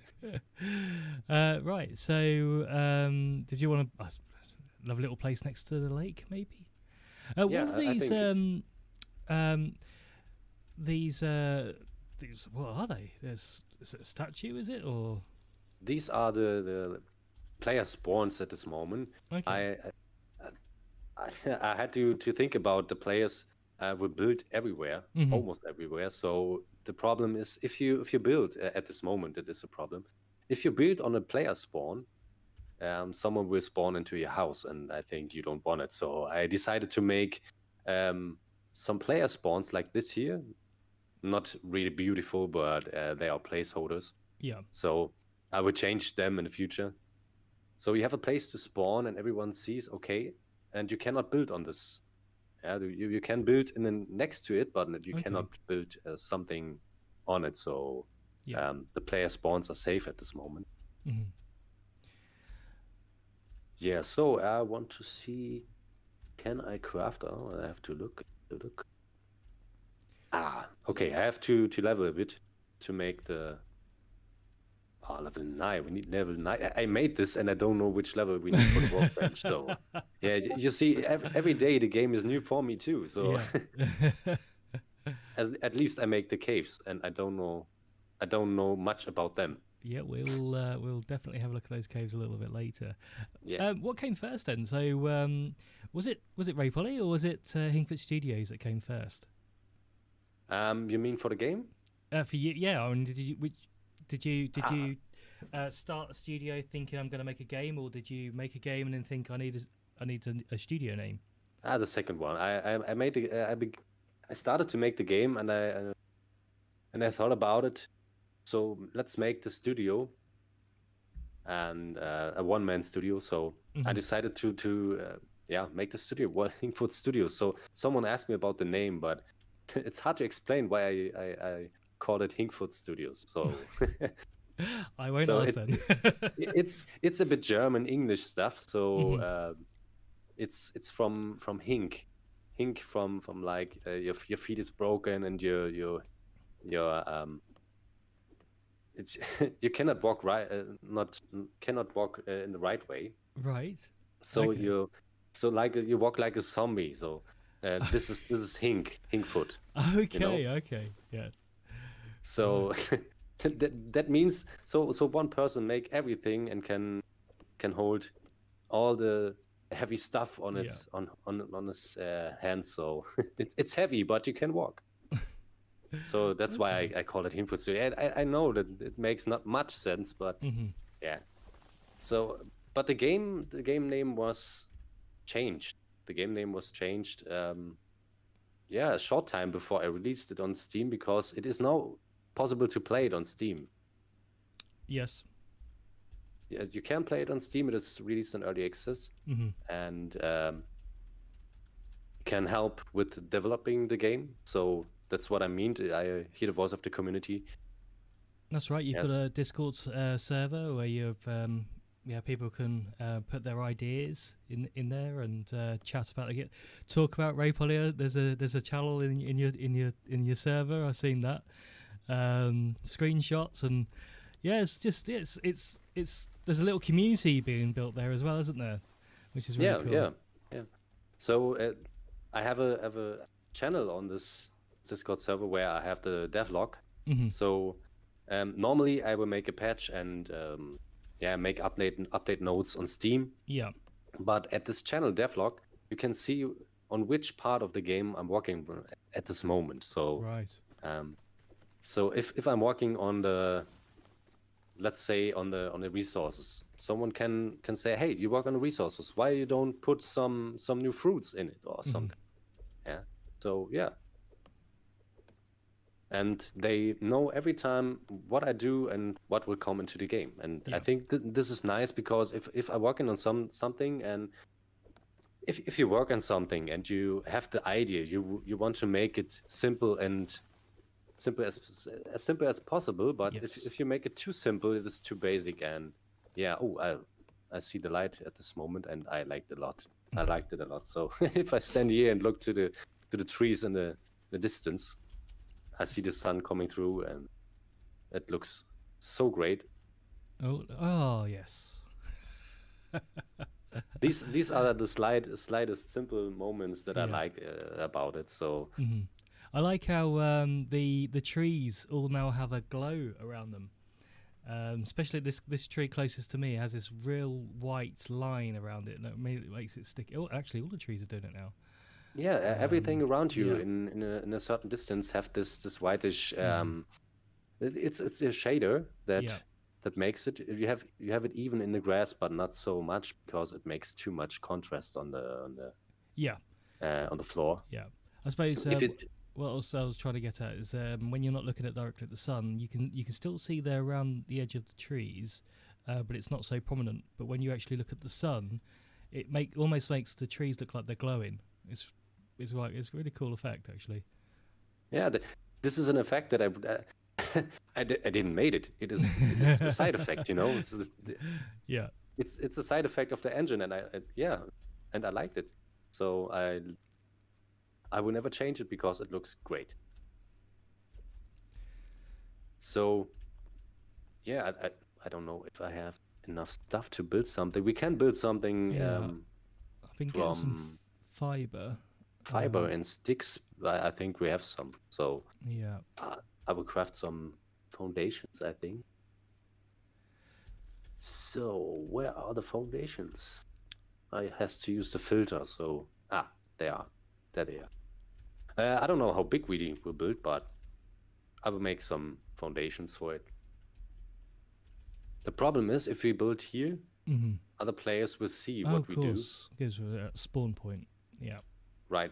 So I decided to make the spawn points in any of the lakes, because if you go into the land and the land is big, you have a lot of place to build. So even if there are 100 players, you have enough space to build. Yeah, and as we found, it's actually really easy to find each other as well.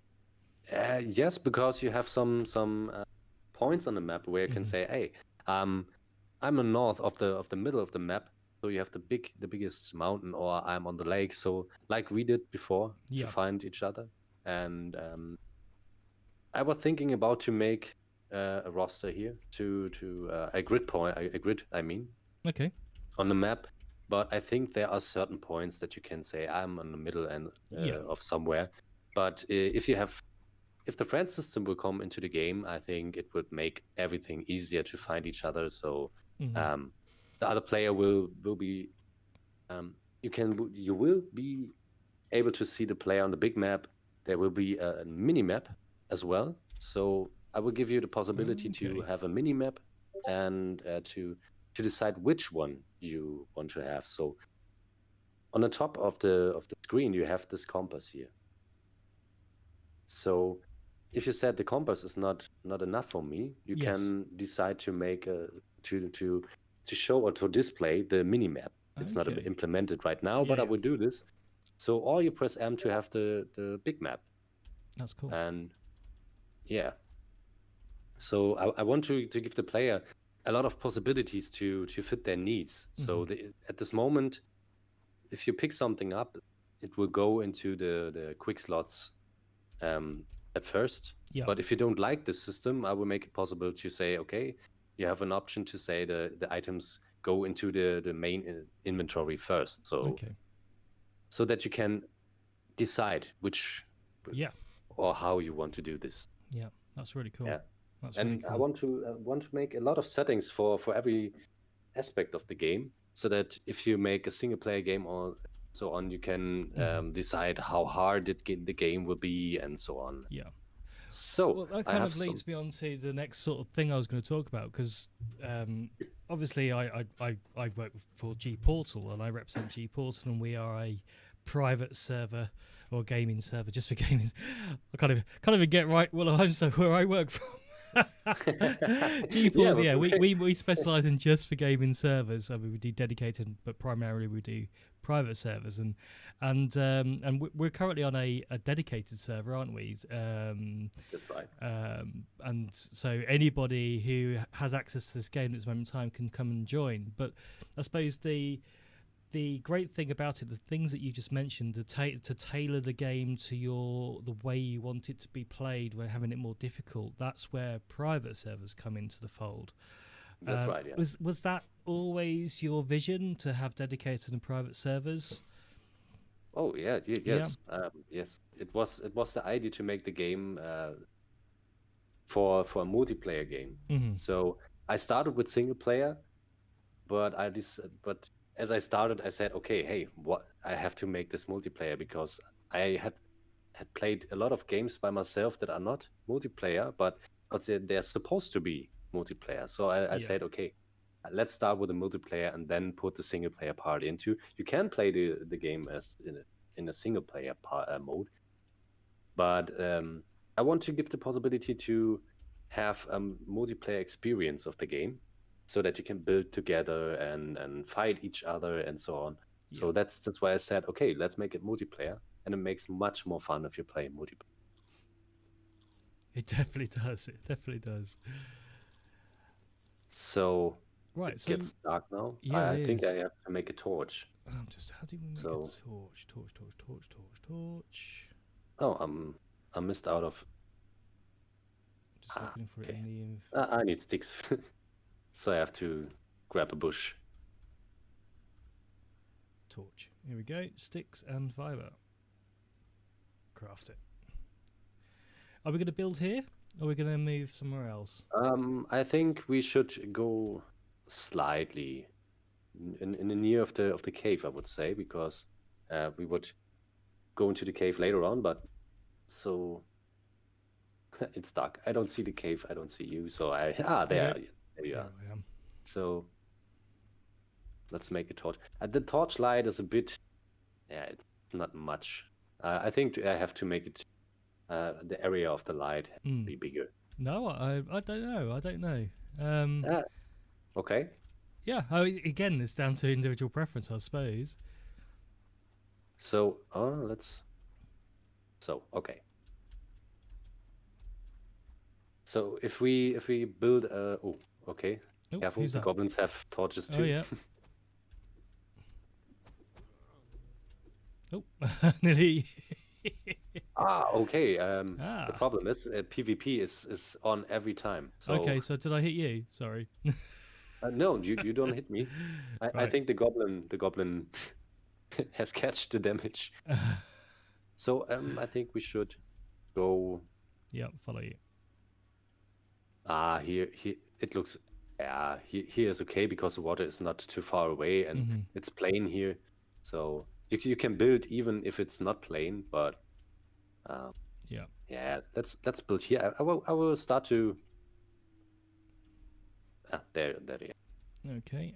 Search. There we go. I don't know if we. Oh wow, you crafted quite a lot. I did one platform and you've done loads. I collected a lot of, but that's all I have. Right. Let's. So in the game it is I think 15 minutes. Yeah, it's 15 minutes night and 45 minutes day.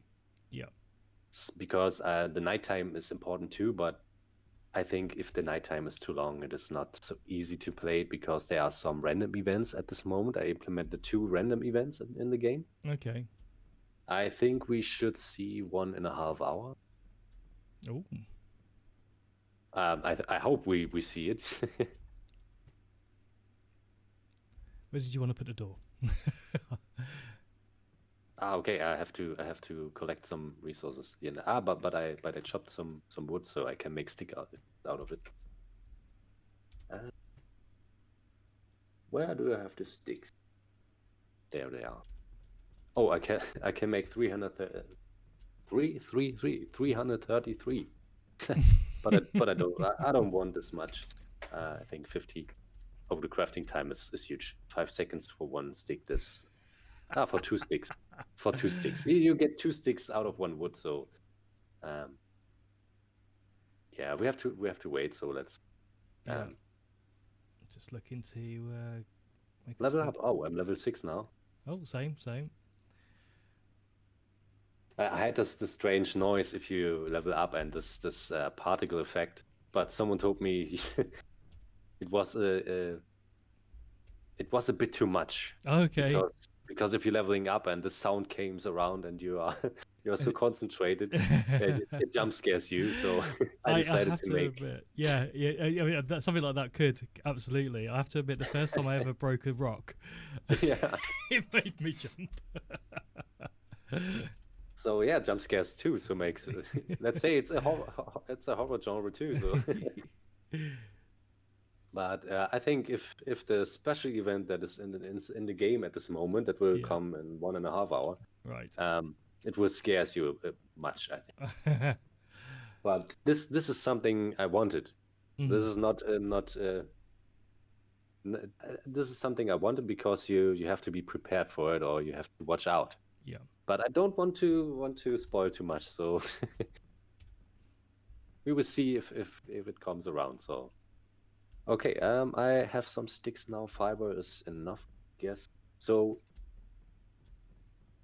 you made okay. At least we are not friends because the friend system is not in the game. So we have to make a sphere.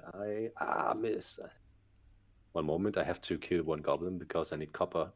I've got some copper. I can drop it. Oh, you got some copper, so. Yeah, okay. Okay, I'm coming for it. Thank you. So I will make a user sphere, so I have to make some plank.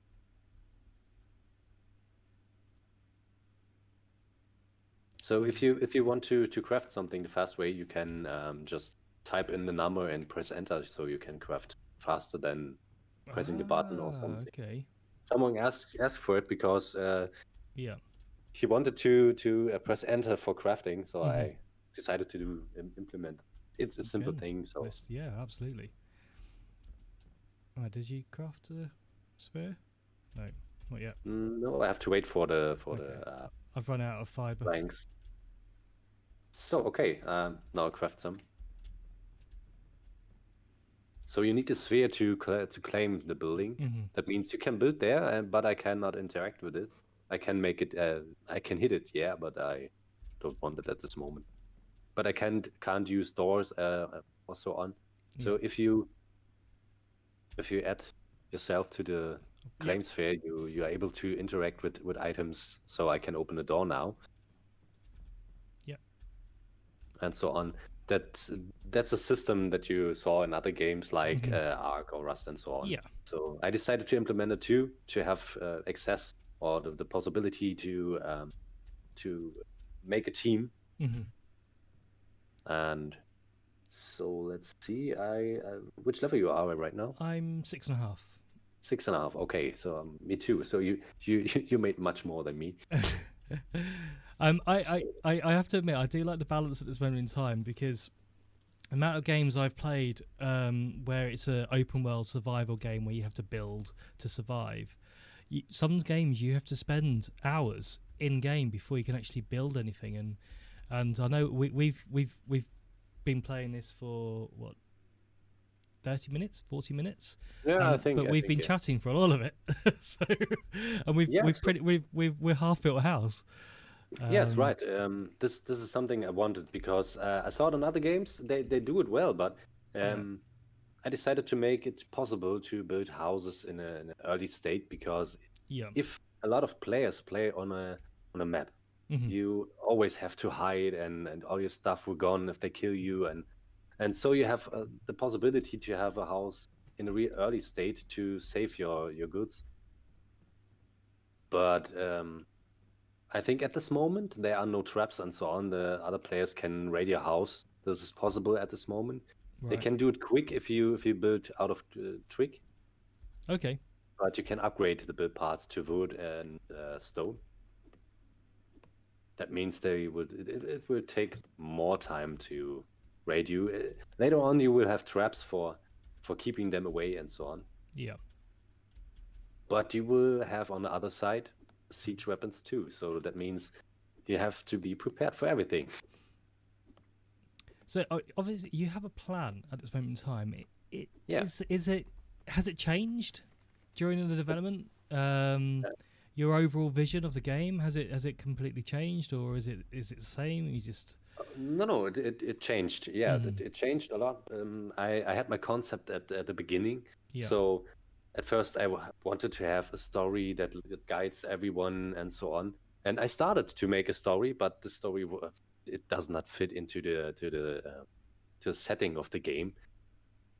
And as I said earlier, I made it single player, but I decided to make it multiplayer first. There were a lot of problems at the start of the beginning of the game with multiplayer. There were a lot of bugs, and it worked.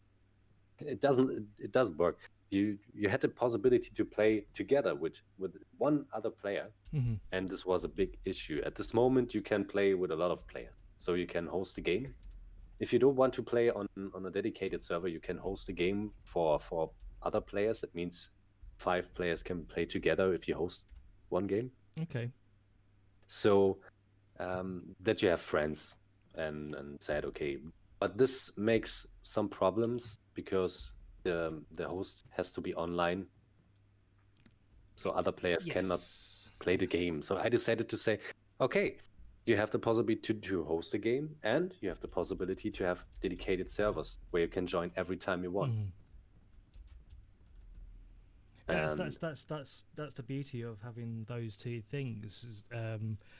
And yeah, for me, the ability to have your own private world with your friends or a clan or a community or anything like that, over your vanilla experiences on dedicated servers, I think is golden these days for game development. Yeah, absolutely.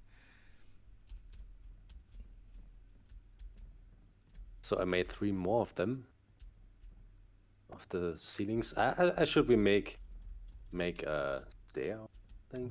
Are we putting a flat roof on, or is that it?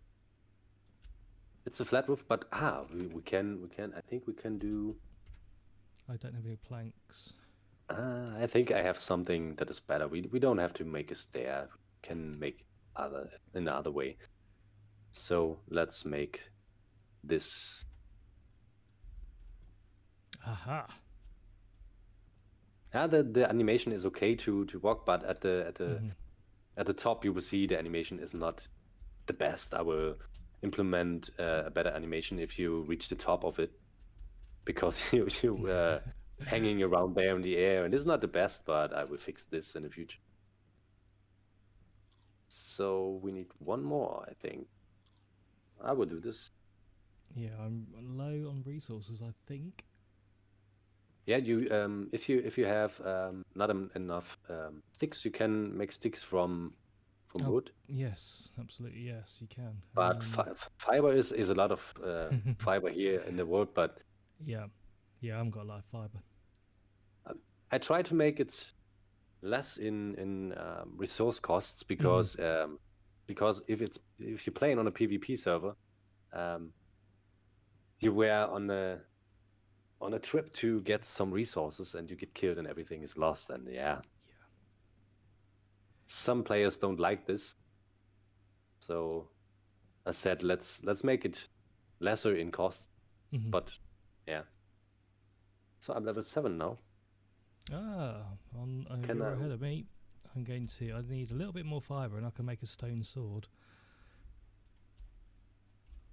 Yeah, stone sword. I think I will make a bow. So let's see.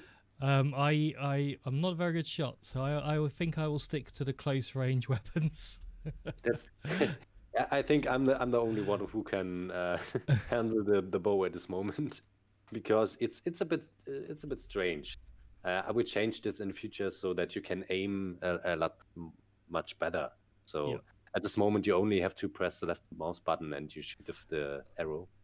But I want to give you the possibility to aim. You can aim, but you don't have the possibility to press the left mouse button and shoot if you release the left mouse button.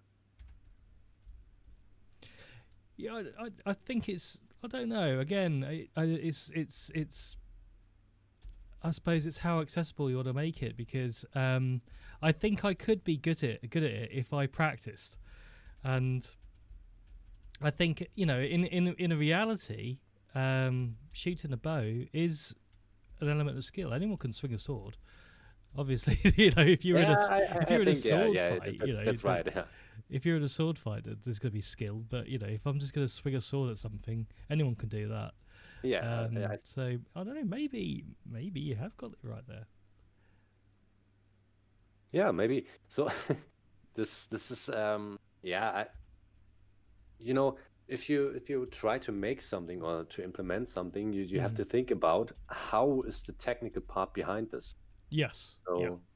So do you want to make it the way other games do it, or do you want to make it different? So at this moment, it is different from other games because you only press the left mouse button and the arrow is going through the air. You shoot with the arrow. But I think everyone is comfortable with the systems out there, so I think I should not change the systems because everyone knows them, and I want to make it similar to the other games. So let's see if I hit. No, I missed the shot, so it's not easy. So I can shoot players. That's not a problem. But animals are. The AI is very random at walking around. So the fox is fast as well. Yeah, but he can be sticked in at some places like you saw on. I think I get the hide. Yeah. Got it. So I think I should make some armory. I'm walking around naked here. So and I think we should make some sleeping bags as well, because if we're walking around the map, we should not find the sleeping bag is rope and fiber, isn't it? So I think one sleeping bag should fit, because you only have to set the spawn point and then you have it on your compass. Yes. So let's see if I can craft one. I think I can do. Where is it? There it is. Have you got enough? I think I have to make a search bar for the crafting menu, so that you could type in something, and I think it would be great to have like 7 days to die. You know what I mean? So yes, good idea. You have the search bar on top of the crafting system, of the crafting menu. I mean. So there it is. Let's put it here in this corner. So home point. So lovely, spawn point set. Okay. So yeah, let's see what we have here in the inventory. I think I should talk about one special thing, because it is different as in other games. If you open your inventory, you have the slot on the right side where you have the torch in it. Yes. So that means you have the possibility to put a torch or a shield. Later on, you can craft shields to protect you a bit more. And the special thing about it is because you don't want to have it every time in your hand, like the torch and so on. So in other games, you have to put off the item on the slot. And I decided to say, okay, you have to press a button to apply this slot. So if you press Q, you have the possibility to ignite the torch or take it off. So that's the same with the shields. And I think, see? I think it's good. I like it. I like the simplicity of it doesn't take up something in your hotbar with your 8 quick items. Right. So yeah, I like the fact that it's something extra. It doesn't have to be there. It's like my 9th item almost. Yeah, right. So let's see where we are on the map. So the map is big, but Yeah. at this moment the middle part of the map is only playable. You can go to the other islands, but the green lands, I call it, in the middle of the map is the starting area. Yeah. And I think it's big enough to start. So yeah, easily. Yes. Yeah, you can see the size of the map. yeah, I'm just looking around it now. Yeah, definitely. I've got an extra. I've got the house, the spawn point on the map, and because I stumbled across the cave early before we started recording, I have that on the map as well. Yeah. Everything you discover at this map, it's a cave or something else, you will see it on the map. I think if you discover something, you would not forget about the place. So if I go to the cave here to see, there's a cave. I don't want to go inside, but just we're right next to the cave, aren't we? So and it is really dark if you go inside. Shall we go in? There's nothing. It's no goblins in it, right? Is there? There are not goblins at this moment, but they will be in the future. Yeah. So that means not only goblins, there will be animals as well, like bears or other stuff that's really that you have to be careful of. Yeah. So at this moment, you have only resources here like copper, stone, and some iron. Not every cave has iron in it because it's a starting area. Iron should be in the next biome, but because of the fact that the starting area is the only thing I'm working on at the moment, I decided to make the iron here too. Yeah. So. Oh, okay. There's a little problem with this. I just noticed. Yeah. I think I made new types of it, and I saw. Yeah. Okay. If I can walk straight through it. There's no collision at this moment. There should, but okay. Yeah, the caves are really new, and absolutely. I didn't test them much, but no. So can you get? Is there one way out through this cave, or is it? Oh, well, it's big. It's a big circle. And it's a big circle. Some of them are not big, and I think this is the small one. Yeah. This is a small one, but there's here's another way. So okay. Like I said, I don't know how to walk into the caves. Here's another room that's bigger. Yeah. So the caves are unique. That's not copy and pasting. So I hate copy and pasting things. So if I play a game where everything is similar, I don't like this. Yeah. So I decided to make everything a bit unique. So I think this the cave here.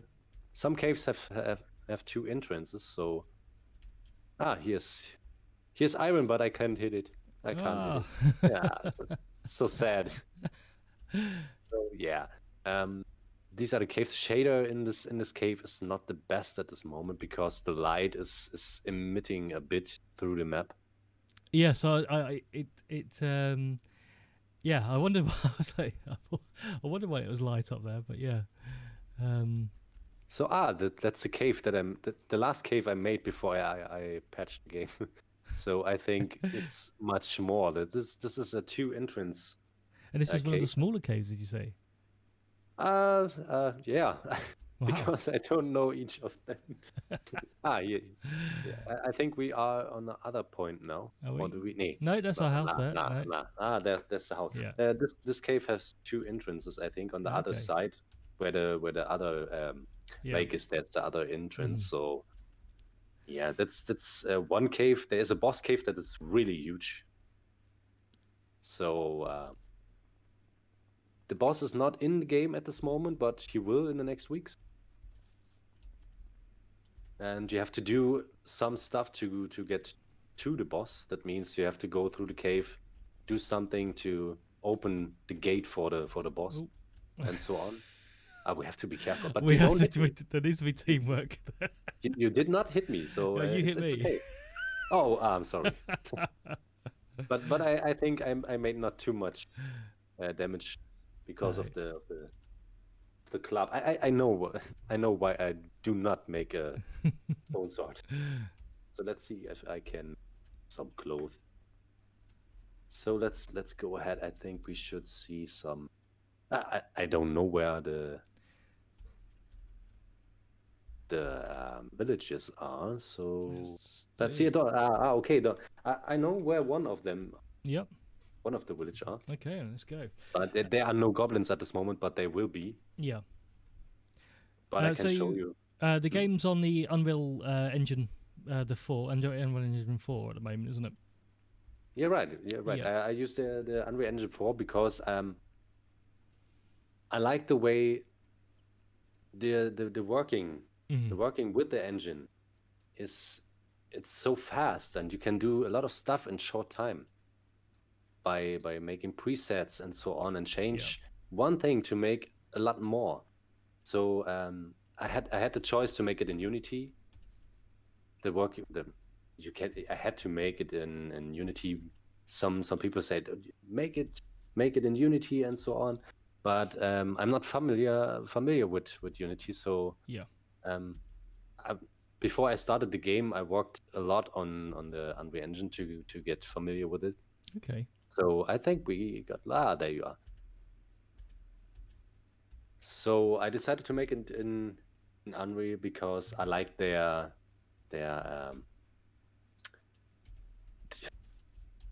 how could I say? I don't know. I try to explain. As I started the game, I have worked with it a long time. So Unreal Engine was the first engine that was free for all. Yeah. Free before Unity was. So that's the main reason why I chose Unreal, because you had to pay for Unreal, for Unity. At this moment, I worked with an engine, so I decided to use Unreal Engine and get familiar with it. And why shouldn't I do a game in Unreal? Some people said, don't do this, do multiplayer games in Unreal. That's so huge and so on. Unreal can handle this, but I think Unreal can handle this. Yeah, there are a lot of games coming out these days with Unreal Engine 4. Yeah, and it has a reason. Yeah, and there's open world survival games, there's third person, there's first person, there's racing games, I think it's a very, it's an engine that really doesn't, I don't think it restricts make your creation. Right. So how have you found the implementation with of servers with GPORTAL? And has there been any issue with the Unreal Engine 4 and what we offer? I think it's great because setting up a server is always a part that is not so easy if you don't know how to handle it. Yeah. But GPORTAL gives me the possibility to test everything I made. So that means they give the possibility to have a server. Yeah. And they said, we can do this for you, and if you need help, you can get help. So and this is something I really like, because if you do everything on your own and try to make something realistic for this that you want to do, GPORTAL gives the that's the part. That was loud. Yeah, that's right. So I can see it in the sky. There's this is one event. This is a meteoroid. Was that a meteorite? Was it? It So said dragon mother. I think it said. No, I think both of them are spawning at the same time. So we have to be careful, because the dragon mother, as the information says, is now spawned, and they will go around the map. But do we play the game 1 hour now? Yeah. Yeah, absolutely, yeah. Yeah, so I mean that's right. I mean, we in regard to its servers. Yeah, right. And it was simple. It was very simple to do this. And GPORTAL has a lot of possibilities, or they gave a lot of possibilities to me. And yeah, how can I say this? This is not. It's not usual to have someone that just says, okay, here you have possibility to have this, and don't have to pay for it. Yeah, so, we may be crazy. I don't know. The Dragon Mother is right on the way to us, so we have to be really? careful. Okay. Yeah. There's a goblin down here as well. Okay. So if you look to the south. Oh wow. Oh, okay. Fireballs. She saw me. I'm mate. Can I hide behind trees? Yeah, you can hide as well. So. Oh wow. That's the first time I'm seeing this. So there's no way to attack it at this moment in time. At this moment, not. But I want to make this possible. Yeah. So let's wait until she's gone. So now we can walk. Cool. So. It's very dangerous because if you don't have any armory on your on your character, so you will die instantly. So we walk in the wrong direction. Where are we going now? I try to find you. One moment. I hear you. Yeah, I've just. There you are. Yeah, okay. Yeah. So you were right. I was wrong. So, you mean the implementation of the game to the server, or? Yeah, I mean, absolutely. I mean, has there been any difficulties? And if somebody was thinking of creating their own game with Unreal Engine 4, is there any sort of knowledge that you've learned? Any? Yes, you have to learn how to make dedicated servers. Yeah, that's right. Yeah. And it was not easy for me to do this because I was not familiar with dedicated servers. So that's to be honest, it was a really hard part to make this. But I decided to go straight into it and learn about dedicated servers. And it was very simple to make the dedicated server on the GPORTAL server. Mm-hmm. Because I just had to do two things to make it possible. Really? Yeah, for something except of the configuration inside the engine. I think I don't have to let me think about it. The dragon has come again. Oh. That was close. That was very close. Okay, she's gone. This is something I wanted to implement because I saw that this is something similar to the helicopter in Rust in the old days. Yeah. Look at this. But the dragon will have more functionality later on. So this is one of the goblin forts. They are only the fort, no goblins at this moment, but there will be. So was that a coincidence that there was two goblins outside, or was that did you put them there? There will be stationary. Yeah. That means they will protect the village, and they will respawn at a certain time and so on. Yeah. Because they will protect some really good stuff that you can gather from them. This is what planned. So that you have to do something or free the people because you can rebuild a town. So maybe it is planned to free the villagers. Yeah. So that they spawn in the rebuilded town. So if we it's a long way to go to the town. So a goblin behind you. Oh, no problem. They cannot hurt me. I will hit her.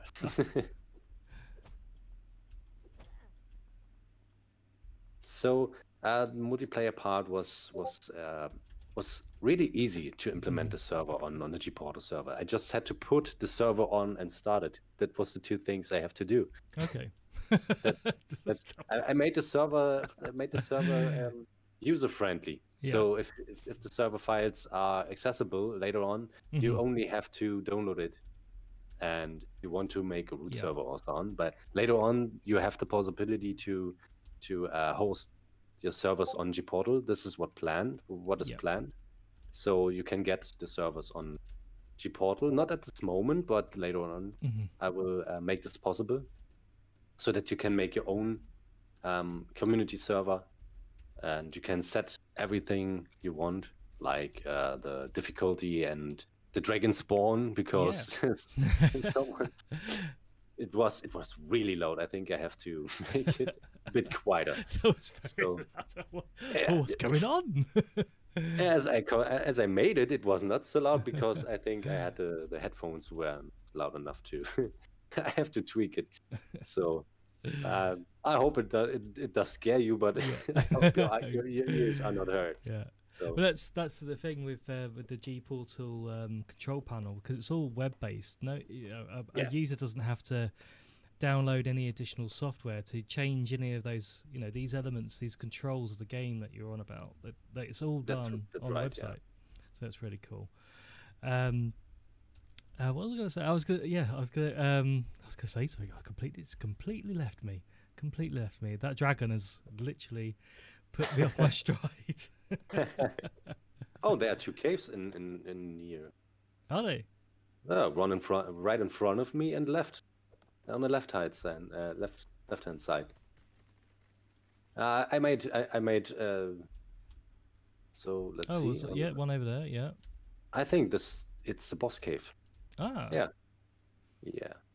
It's the entrance With no here. boss No, at the moment. Is that an entrance? There's over there's the entrance. Just follow me and I'll show you. The boss is not inside the game at this moment. There was a possibility as I started the game. Yeah. You had to do something, and then you have the access to the cave. But now I make it different. You have access to the cave at any time. So I'm right behind you. Okay. So, yep. Sorry. Yeah, I was. I keep seeing things. And I go, oh, I should have that. I have to eat something. So if we go inside, the cave is really big. I can say the cave is really, really big. So I don't know if we go through it the whole way. So if we are inside, I think we should not able to go upstairs outside. But yeah. This is the part where it gets interesting. Oh, okay. So I think we will make the quick way. Well, you know the way. This is the only cave I think I know. So no, I don't know. I see everything inside the editor from top view. Yeah. So it's difficult to play the game. So that's why I like to play my own game. Because I discover everything by my own and in a different view. Yeah. Well, this is the thing. If you don't play the game yourself, then you don't know, for instance, if the game's even enjoyable. Yeah, I can enjoy my own caves. I think that's the way. So this, if you reach this stairs with these carpets on it, okay, the boss is not far away. So this is the boss room. They are not much inside it because the boss will be a bit big. So what's the boss going to be? The boss will be a big rock monster. A rock monster. The first boss will be a rock monster. And this is the room where you will beat him. But it will not be easy because he will throwing stones in your direction and will hit you and make some ultimate attacks. But that means you have to be prepared for him. And I suppose this is where really it's advantageous to have people in a team or a squad. Yeah, that's right. You can beat him by your own if you know how to react on his attacks and so on. So that means if you learn how to fight him, you will kill him by your own. Right. On your own. Yeah. So if you team up with someone, and that's what it's about. Now I want to try to make PvE PvP based gameplay. Yeah. so that even if you try to make the boss, if you try to beat the boss and no one else will help you, of your friends, you have the possibility to team up with some other player. Yeah. And yeah, that's really so cool. it's progress based. The bosses are progress based. That means you have to learn from it. So like in Dark Souls, you have to see which attacks and so on does he have. Yeah. So And I suppose you can't take on the this rock monster until you've ranked up enough. For instance, your weapons or your armor won't be good enough. if you have the iron weapons, it would be easier. Yeah. Okay. Yeah. It would be easier. So it's progress based in your level and so on. I think if you are level 2, you should not go in there. You can beat him with level 2. It's no problem if you know how to do this. Okay. Yeah. So it's not necessary to be level 30 or some higher level to beat bosses, and that means you have the possibility to do everything at every moment, even if you started. So let's see, we have to go around this. Okay. And if we go around, you see the clouds of the volcanoes. Volcano biome. Yeah. So we discussed very briefly or a little bit about these test servers that we can GPORTAL can provide, where you can essentially see how your game runs on a remote server, not a device, a system in your own office, or something actually remote. And that's not the only thing that that we offer for free. Sorry, I can't talk and fight at the same time, apparently. You're not the only one. I can do this too as well, so yeah, I mean, we do this license share program where we pay 0.006 of a euro for a private server to be rented. Right, and this is something I really like because it would be expensive for a studio, a one-man studio. Yeah, I mean, so it's I would say it's not even a double. I'm going to use English terminology here, and it might not even translate very well into German. But I would call it a double whammy.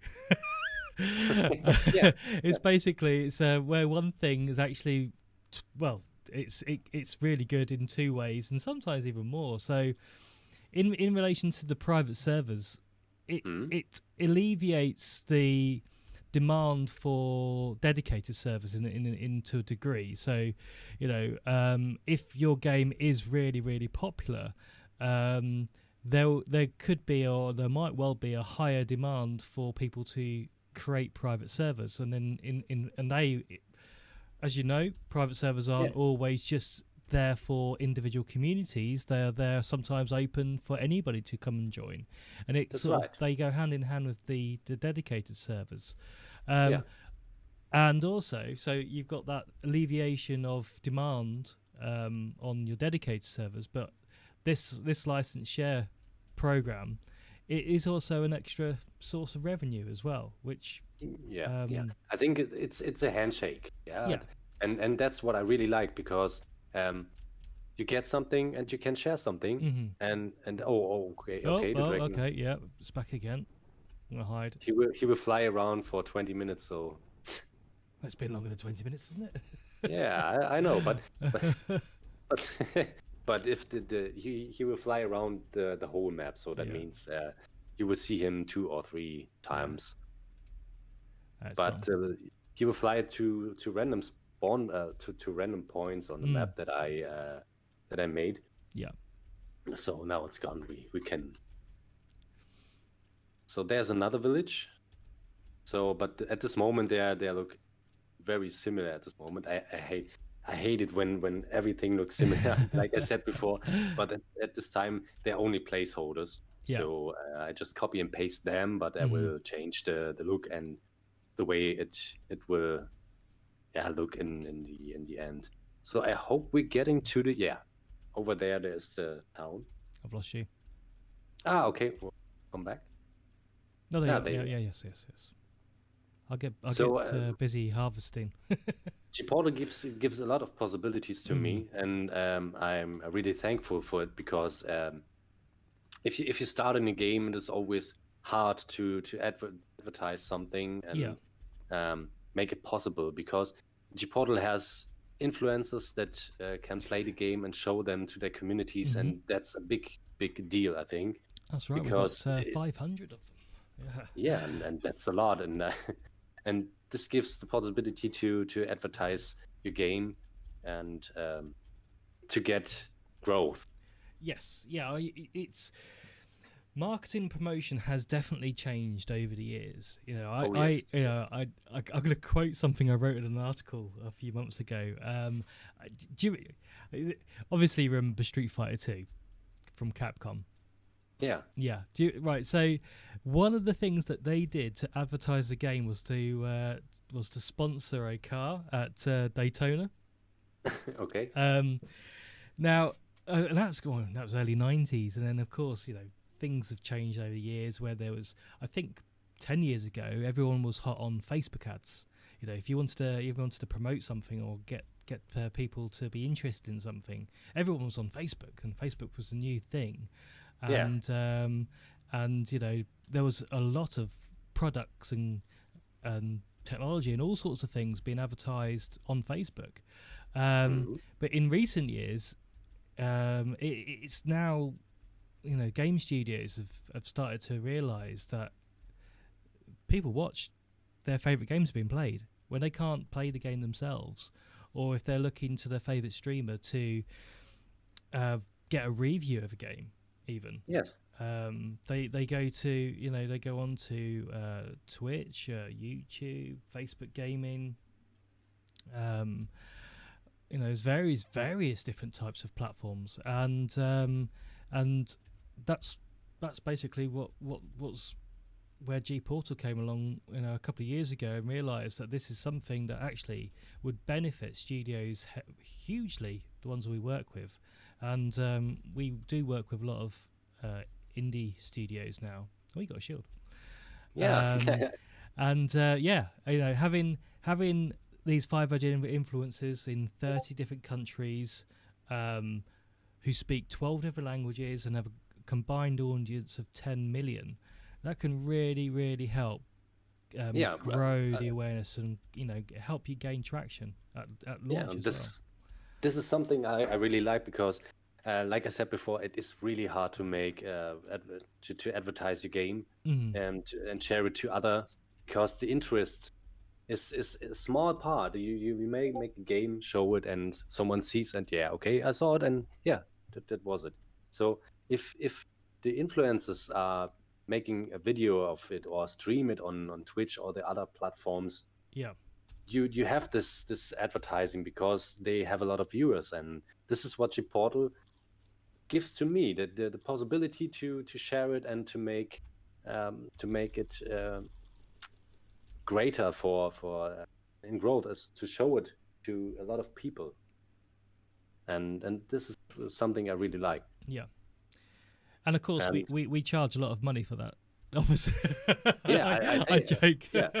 And this is something you have to know if you are a developer of a game, and someone came across and said, "Here, no problem, I will do it for you." You have to know that there's money in the background that will run, and you have to make your homework for this. So. Yes. Yeah, it's just, you know, I joke. It doesn't cost. Just to clarify, it doesn't cost. Cost anything. I don't pay anything, but it's just something that we wanted to do as one of just the many things that we can help a game like yours gain more traction. Because at the end of the day, I was trying to explain this to someone recently. It's like, so hang on a minute, you give away servers for testing for free, you don't charge for those. It's like, that's correct. And you pay studios for games to be played, their own games to be played on your servers. I was like, that's correct. You give us free DDoS protection. Yep. And Yeah. 500 partnered influencers. How do you make money? And you know, once I explained it, this is everything that we do is to help promote the game, to make the game more successful. Because the more successful the game is, the more private servers will be rented, and that's where GPORTAL makes their revenue. And this is the and this is something I really like. The honest. This is an honest describe is this. I'm sorry. Description. Yeah. Description, right? Yeah. It's an honest description of how you're doing stuff. You promote the game to get to make it bigger and to sell the service, and that's really honest and obvious, I think. But that's okay. That's a handshake. Yes. And this is the system. A lot of other promoters have to do this, I think. Yeah. So it is not even easy to be a single producer of anything, even if it's music or something else. Ah, she hits me. She got one blow in. So, because we're here on the town, I have to explain. Yes, what it's... yeah, exactly. We came to the town, and then we didn't do anything about it. Yes, it's no problem. We have time. We have enough time. Yeah, I know why I didn't prompt you, because you've explained it to me previously when I've jumped onto a game with you previously. So yeah, tell me about this little town. What's it all about? This little town is not ready at this moment, but you can do something here. You see this ghostly buildings. Yes.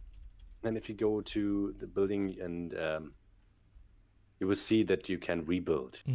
So that's what the game is about: to rebuild things and use the houses or whatever it is to rebuild, and use it. So that means if you rebuild something, there will be NPCs in it that you can interact, and they will help you in some points. There you will have the possibility to trade with them. Yeah. And this is something that's not implemented right now. You cannot trade at this moment, but it will be possible to trade with NPCs and even with other players. So that means you have a marketplace here and at the center, then where you can trade with other players. So that makes it simple to get resources you don't want together, because it needs time. You need time for this. Yeah, and if you don't have this time... as a safe zone. So once you're in this town, once it's been rebuilt, for instance, I couldn't come up to you and kill you with my sword. That's right, but at this moment, you I should not attack me because it's not implemented right now that you cannot hit someone else. You cannot build here, so that's implemented right now. You cannot build here, but you can you can hit other players at this moment, but it will not be possible in the future, because it makes no sense. I want to make safe zones for the players so that they can meet and talk and so on. Yeah. So if we to rebuild something, you only have to craft the part you see at this. In this case, you need the foundations, the foundation stairs, the walls, and so on. You have to craft them. In this case, you need wood. Planks, so I need, but I don't. We have the. I have to look. Let's see if I can make a workbench. So let's try this. So I have to only have to gather some wood. I've got 809 logs. Oh, I have 505. Why should I? There you go. Okay. There you go. So I will make some. Do we have? There, the workbench needs 35 planks, so I have to make planks. So that will need some time. So, okay. In the moment, crafts the planks. I can say if you rebuild a house, you can interact with the door, so you can go inside. I don't want to give you the. I want to give you any possibility that is possible. So that means if you rebuild a house, you can go into it. You can enter the house and you can interact with any stuff that is in the house. So I played a lot of games where you have houses that you can't enter. Yes, it's very frustrating. Yeah. And it's because of some restrictions the engines have, and some studios said, okay, it's not necessary to go inside a house or something, but even if it's not necessary, I will make it possible, because you have to do this. Yeah. You have to be possible to do this. So why not? That's what the studio is about. The games that the studio will make, because there are future plans, but not at this moment, because I work on I can only work on one project. It's not fair enough to say I work on 2 or 3 other projects. That's not possible to do this. Well, you're only one person. Yeah, but I can do a lot of stuff in really short time. I mean, if I can, because I have a job. Yeah, but in the free time, I will always be on the project, and that means I have a 16-hour. I would say a 16-hour job. Yeah, 2 jobs at this moment. One is for the money. One is for the pleasure. So currently the game is available on Steam as early access. Yeah, that's right. When do you think the game? Because from what I understand, and correct me if I'm wrong, I think even once you have the game ready for, I suppose, full release, it will still be developed from there on. Is that right? Yeah. So when do you think the game might be available on full release? When are you expecting? Is it next year, 2021, or? I would say it is planned to 2021. So, but I to be honest, I cannot say if this is the point where the game is full released. You can play it now to have the possibility to early access. You have the early access possibility, but the full release is planned for 2021. Yeah. Maybe 2022.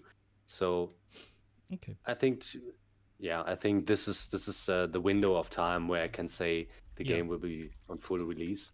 So maybe in 1 year the game is in a beta. So early access is always alpha gameplay and so on, because everything or almost everything is placeholding and so on. And I will implement a lot of stuff, and then I will change to the placeholder to make the stuff really cool. But I try to make it in a good way. And when I start something, that means if I make the towns, I want to give the possibility to interact with it. So I did this. You have the possibility to rebuild buildings there. There will be other spots that you have to rebuild. The town is only the first thing you can rebuild. There will be a lot of other stuff.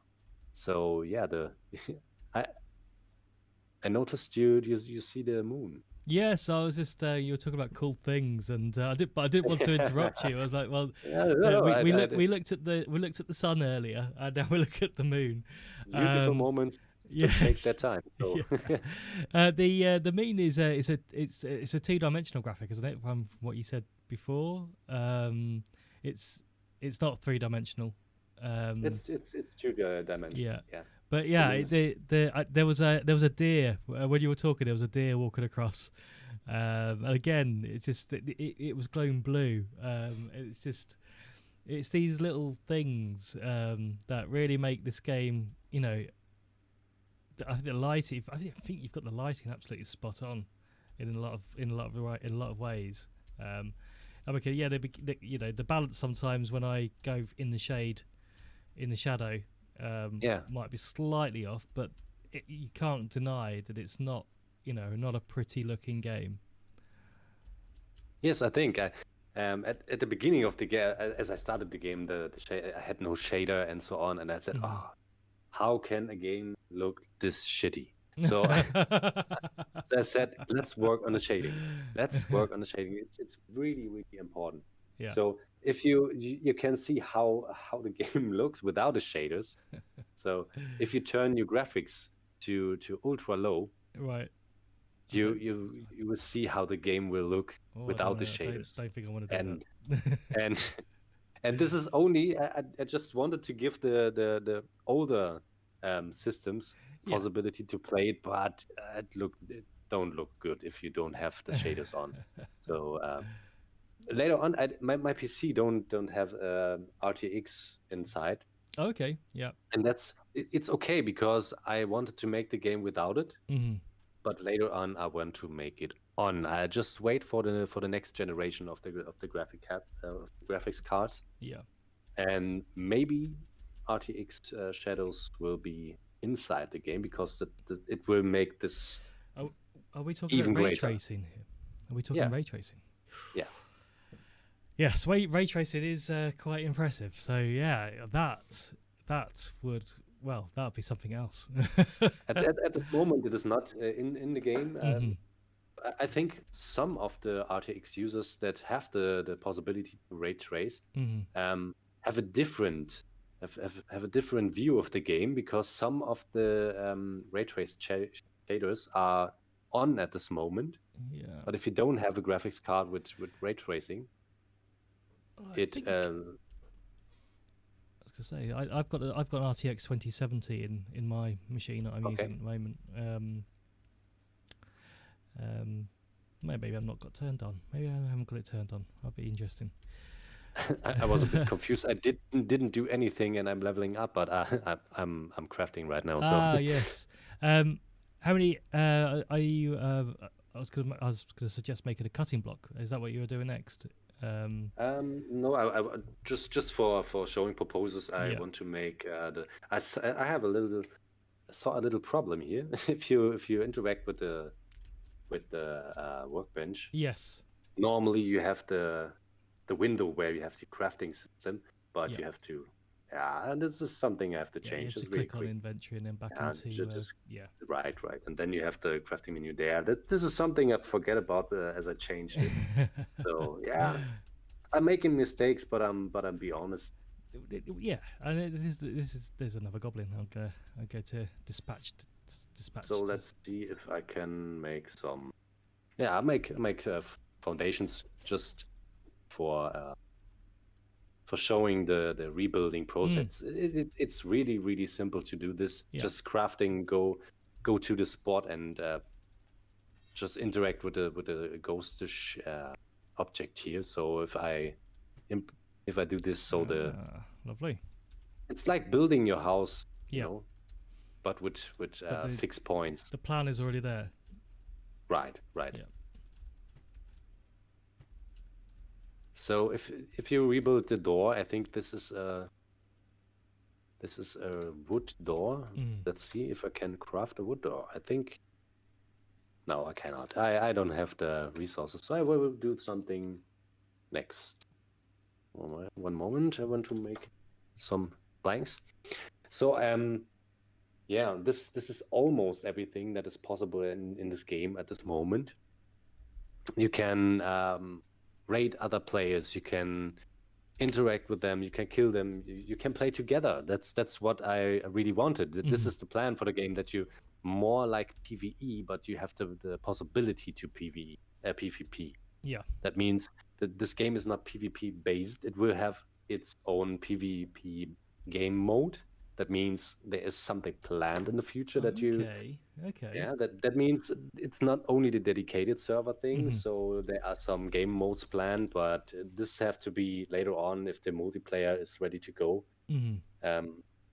So I have a lot of plans for this game, and I have a Trello board with the stuff that I want to put into the game. So that means random events like this dragon that was flying around is one random event, or the meteor that was flying around. I don't know where it landed. So what would happen? What would happen with that where the meteor lands? You can go to the spot, and then you have the meteor on the ground. Right. You can interact with it, and there were random items at this moment. Okay, so that iron and copper and that sort of thing. Right. Yeah. Okay. That's right. Yeah. At this moment, there will be other stuff inside, Yeah. but at this moment there are, I think, 100 items in the game, or 152 items in the game,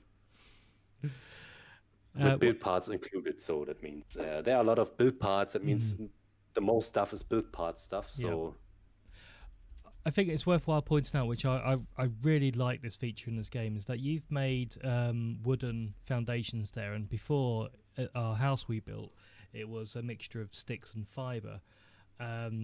You don't have to dismantle your house to rebuild it with better material, which I think is really cool. You can just upgrade it with the hammer. Yeah, right. Which I think so good. And then you've got stone over above and beyond the wood and the planks, which is really cool. Is there anything above stone? I can't remember. Stone is yeah. You have the possibility to make something to stone. So like the foundations and all the other stuff, even every part is upgradable. The highest tier at this moment is stone. So that means fiber, wood, and stone. And you can pick up everything you build. You can pick up or destroy. That's your choice.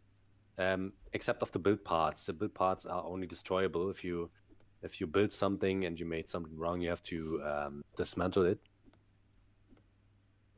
But I want to give the possibility to turn if you pick the wrong side, so that you have the possibility to turn. It's not possible at the moment, but later on it will. Okay. So yeah. I think I have to make the shop sound a bit louder. I hear the swing sound, but not the shopping sound. The chopping, yeah, I can. Chopping, yeah. Yeah, I think it's. I don't know. So, I think for upgrading we should go back to the other spots. Yes. And I see we have discovered some caves and the town and so on the on the map. You can see it, so that you can find a spot and so on. That's something I really wanted, because in other games you have the spots and you have to remember where they are. I don't like it. Like in Skyrim, if you discovered something, you have the point on your map, and then that's what I really like. There will be the possibility to fast travel, but there will be specific spots for it, so like portals. Yeah. Would there be an in-game currency for that as well? Would it cost the player anything to do it, or would it just be I think rebuilding the portal is much. It's really expensive then. Okay. So that means that you have to rebuild the portals on the first side and on the other side, so that you are able to travel around the map. Only if you have, if both of them are rebuilded. So. I think it will take a lot of time to do this. So I don't think it will have any price to travel. No, okay, but it's still you've still got to earn it, haven't you? That's the thing there, I suppose, is that because you'll have to build both ends. Yeah. Oh. Yeah. I think I will. There's a combo system at this moment that is not fitting inside the setting, I think, because if you're running around and you're hitting, you will stand there and stuck on the place, and this is something that is not very effective. I think. I'm nearly dead. Oh no. Okay. I'm just gonna eat a lot. That's funny. You said you were already dead, and I almost hit you. So.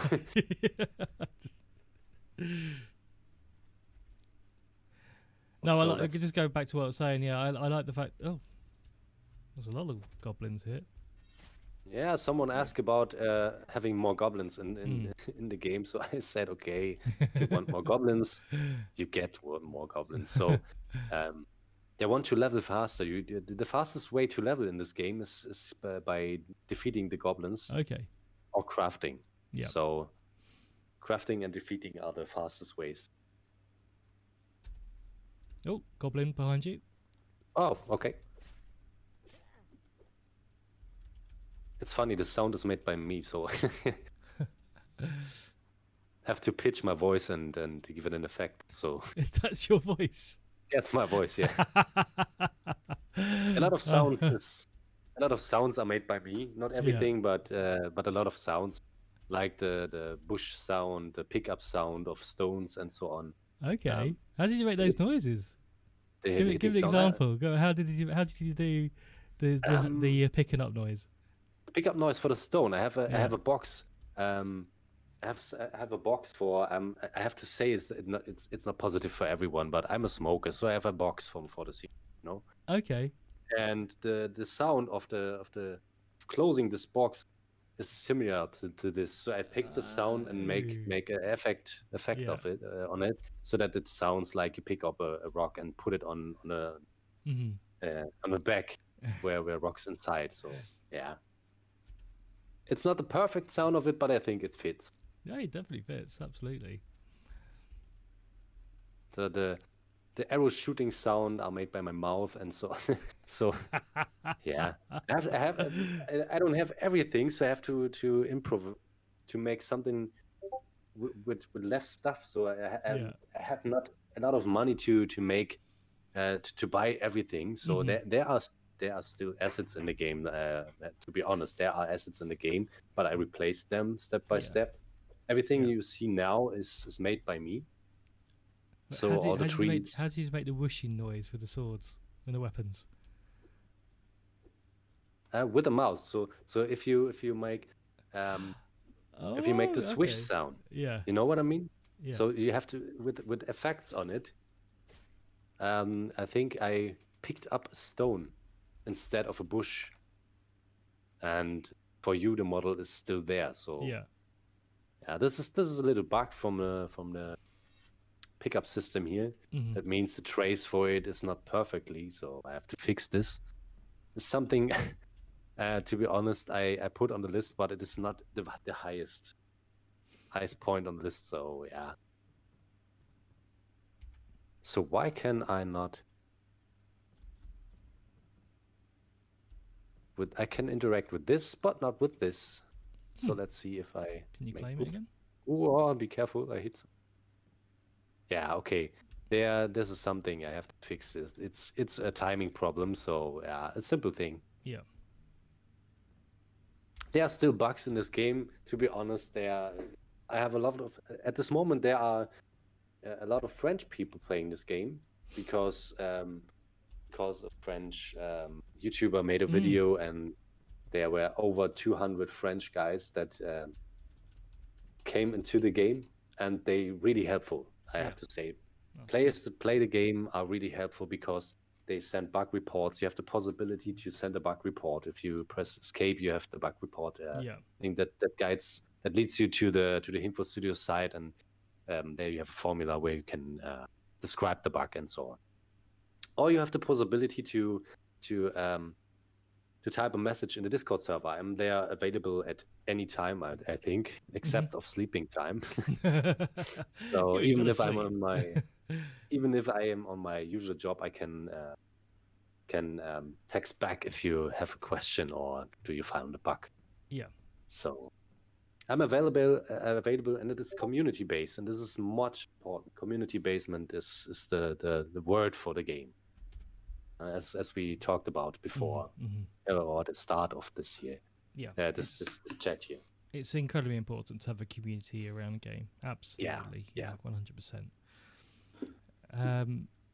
Right, we were gonna upgrade this house. Yeah, I forgot. So we talk. I'm creating some planks at the moment, so I can make a table, a crafting table. I have one wood foundation, so I can upgrade this part lovely. here. So it's simple to use the hammer and upgrade it. It's similar to the system in Rust, because it's the building system is a mix of two games that I played a lot and that I really liked. So it's obvious to see that two games, it's Ark and it's Rust. The upgrade system is from Rust, and the building system from Ark. Yeah. So I made a mix of it. So it's not a unique building system. No, it works. It's good. I like it. But it works like everyone is familiar with it. So that means why should I make something new when it works in other games? Absolutely. So Yeah, you shouldn't. You don't need to reinvent the wheel. yeah, So yeah. that's right. Right. So I can craft a table. I have to eat something. So I want to make some more. Right, I'm crafting a workbench at the moment. Maybe we should make a I was going to make a cutting block. yeah, that's what I was going to make. Okay, that's great. I have the workbench with me. Ah. Just picked it up. I'll stop making my workbench then. Yeah, I picked it up and just I'm doing stuff and I forgot about it. It's hard. I think it's a problem of man. You cannot talk and Can't do something. multitask, yeah. Yeah. So greetings out there for the women's. So they can do so much better than us. Right. Why can't I build that? Ingots. Oh, I need to build a. Okay. An oven. You need to build a furnace, right? Yeah. So Furnace, I think I can build a furnace for you. So let's see if I can do this. Yeah, I can do this. Yeah, I craft one. So I think I have I have some copper and some iron here. How much iron do we need for this? I can't find it on the. Oh, there it is. Stone, 150 stone and 100 logs. You mean the for stone furnace? Okay. That's what we need, isn't it? To make I can craft that actually. I've got enough. I doing this right now. So okay. Let's see what we need for the cutting block. Copper 5. That's no problem. I will. And planks we need. So let's do some 2. So I will place the furnace.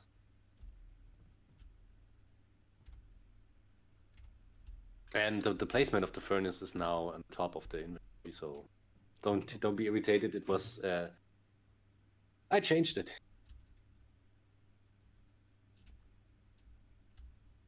I've forgotten how to half the items.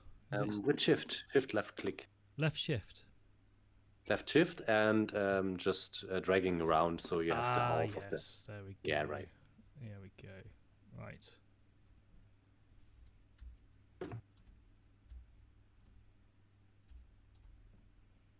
Just leveling up again. 11. So if we're level 15, we can do some good stuff. So I won't spoil this. What level are you at the moment? 11 at this moment. If I craft 11? more, I would be level 15 in a fast way. I think crafting is the fastest way to do something. So I have to tweak it, I think.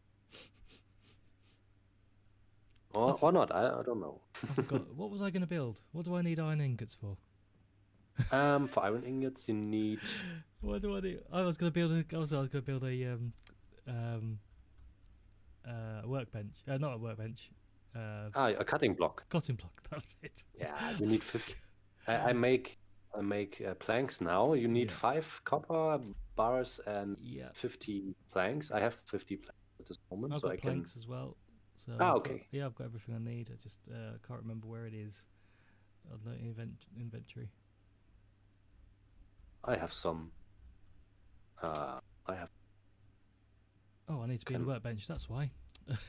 Yeah. Okay. Okay. For upgrading, you don't need the part. You need the stuff. I forget it. I did it and forgot it. That's so. You don't need the build part to upgrade. You need the material. Yeah. I changed it. It was like you need the build part before I changed it. So you can upgrade it with the planks. Yes. I've only got 50 odd planks. I was going to build the cutting block so we can make more planks quicker. Yeah, but I just want to make them and all my planks. Okay. Don't have enough planks. Right, here we go. That's right. So for wood, you have to do more than you have to do for fiber or sticks and so on for the twig parts. Stone is much more complicated, but not complicated. Can only let's see if I can do. Yeah, I can do this. If we make bricks, we can upgrade to stone as well. Oh, okay. That means you only have to put stones in it. Later on, there will be clay to do this, because at this moment it's only a simple way of doing this. I don't know if in Minecraft you have to burn stone to harder blocks, I think. Yeah, I think so. Yeah. So at the moment, can you jump straight from a fiber and twig construction straight through to rock or to or do you not have to... at this moment, No. but I want to make this. I think you should leave it this way, to be perfectly honest, where you have to build, you have to upgrade it to each level as you go. I think it would be too easy to say, Yeah. I make twig and then I make directly stone. It would be too easy because you can only make twig and then go to stone. Yeah. As soon as you have the furnace. So I think I will leave it that way. You are right at this point. So upgrading should be this way as it is now.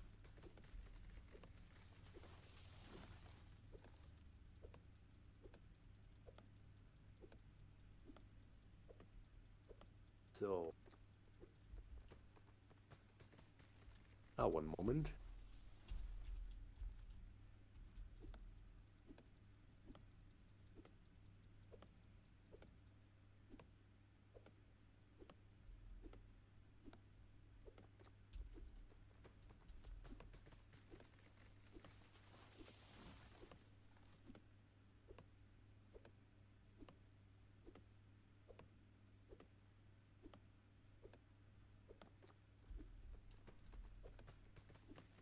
So sorry about that. What's that? Someone rings on the door. Oh, did you Yeah, go? I didn't know you'd gone. No. So I said I'm busy now, so come back later. Yeah. Did not inform everyone, I think.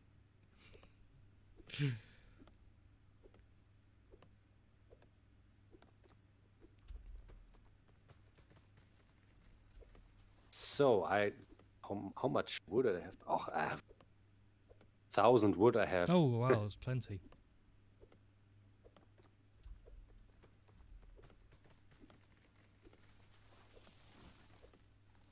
So I think we need more stone.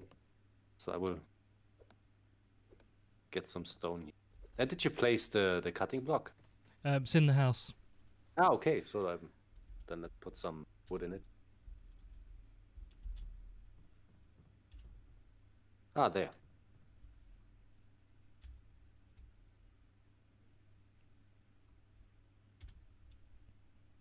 So I made it accessible for everyone. So that means if you are inside of the cutting block, I can interact with it as well. Okay. So other games say that it's occupied or something. I don't want it because if you are at your home and you have a box that is big enough that two persons can look inside it. Yeah. That makes sense.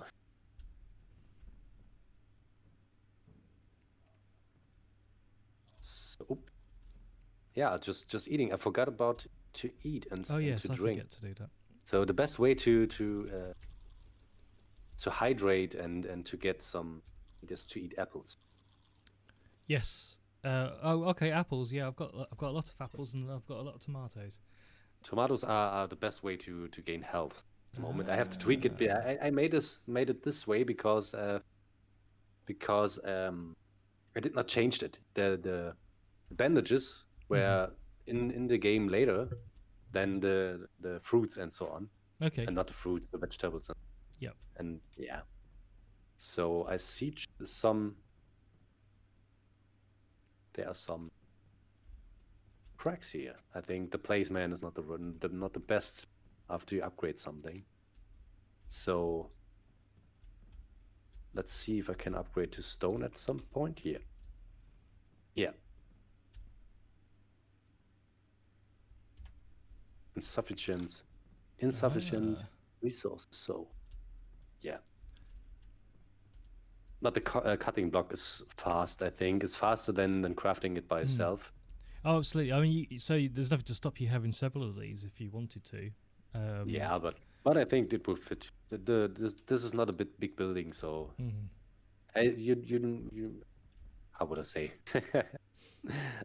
faster speaking than thinking. So you decide how to build. You can waiting for to be able to build wood parts and build the wood parts at first. You don't need to make fiber at first and then upgrading. You can build stone parts and then place them in the world. So you have two ways to build, and which I think is really good. I think it's really good. Yeah. So if you've done all the graft, you shouldn't. I mean, you don't build a house like that, do you? You don't build a house with one material and then change it to another material. So I get it if it's maybe your first ever house you're building in game, but once you've leveled up and you're able to do that from the from the scratch. Yeah, right. Build it in, right. You should be able to do that, and I think you've got that right. Absolutely. And someone asked me about putting some ghostish like in the town. Okay. That means that you have to plan your building with placing those ghost fragments there, like a ghostish wall and so on, and you decide which build part will be there, so that you can plan your base. You know what I mean? I can explain it. Can explain it better at this moment, but like in Fortnite, he said. Yes, I know what he means. Yes, yeah. Makes sense, but I think I don't want to do this in this way. Maybe I want to make a little extra tool for the game so that you can plan your base, where you have a top-down view, or I want to make an editor in the options in the main menu where you can plan your base. Maybe have a blueprint for the whole building. If you've got all the materials. That's a nice idea, so that you can make a preset that you can place on the map. Yeah, you mean? I'm not just a pretty face. Got good ideas. So that would be a great idea, but this is something that is technical. Would take some time because you have to trace a lot, because not every place on a map is plain, you know. Yes. So I think that this will not fit to any place. But if you have some, if you make a preset and you want to place it on the map, you can place it on plain grounds, and if the ground is not plain, you cannot build it there. So maybe, why not? It's a great idea. Maybe I will put it on the list. So you see, I just want to give the players as many possibilities as possible, because they choose how to play a game, and this is what's the vision of the studio, you know. Yeah.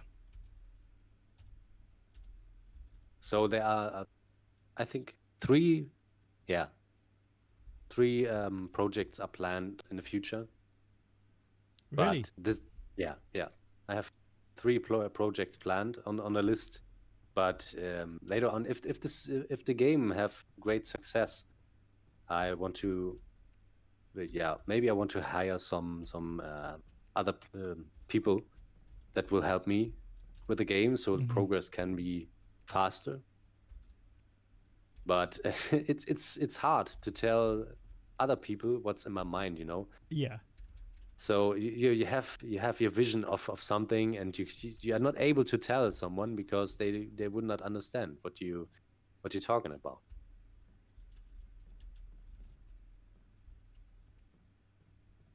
did I make it to wood or stone? Oh, I make it to stone.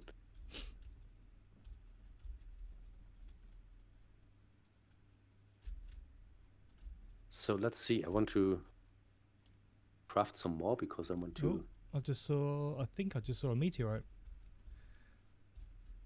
Meteor? Yeah. Did you saw one? Yeah, it was east, but it's gone now. I didn't see it. We can watch out. So we can look for it if you want. Yeah, can do. It was 105 degrees Okay. ish, maybe 103. No, less. Yeah, 103. Oh, goblin.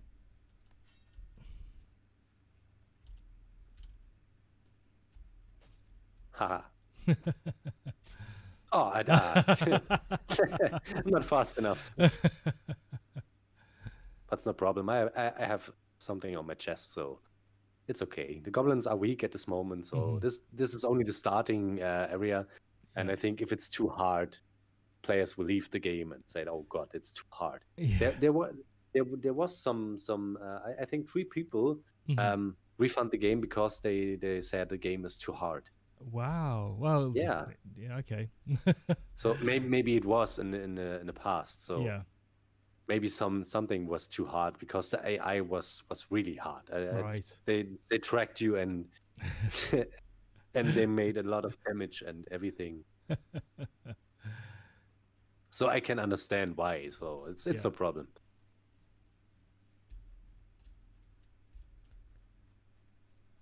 So if you Oh no, it's iron. If you saw smoke, I think Yeah. I made smoke to better find them.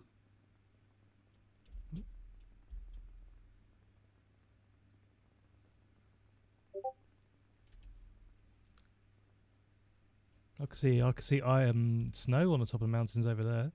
Yeah, this is the snow biome. But to find the meteor, we have to look for smoke. I can't see. Oh no, we're back to the town.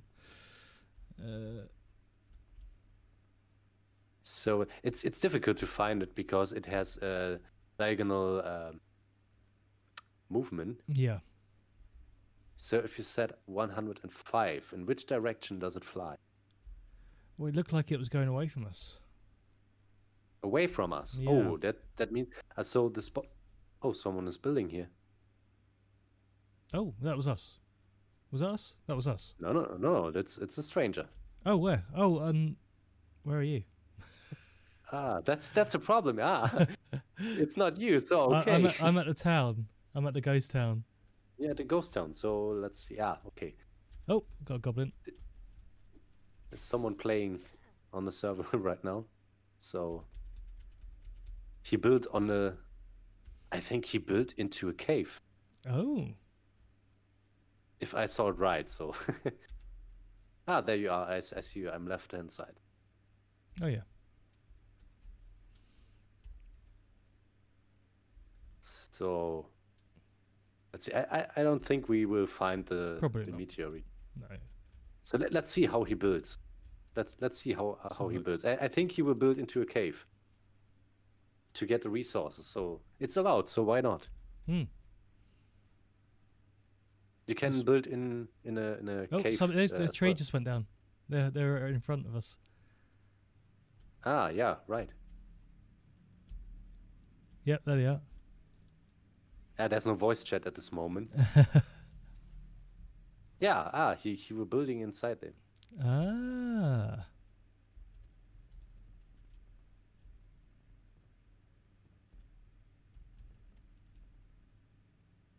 So I think he can build in front of you. Oh, be careful. I'll put my sword away. Yeah. There's a goblin just standing there, just watching. Okay. Okay. It's a buggy goblin here. It's a buggy goblin. Good to see that I have to look inside it to fix this problem. It's the first time I've actually look at a goblin up close.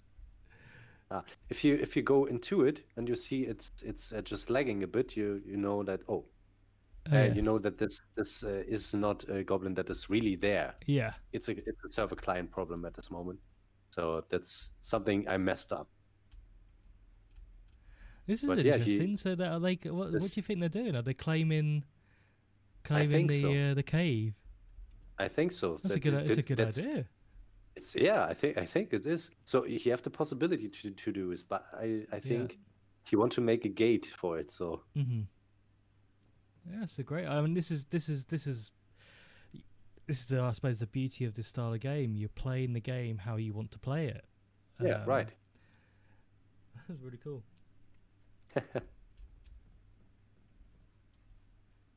So to craft some more, I want to get level 50. Just want to. I can make some ropes as well. It's sad that that I had not implemented the goblins in town, because they would give some more experience. Yeah. You're Because they only are one tougher. person. They're tougher, and there are other goblins. There are bigger goblins. Oh wow. Okay. So yeah, I think they're not goblins. They are orcs. Yeah.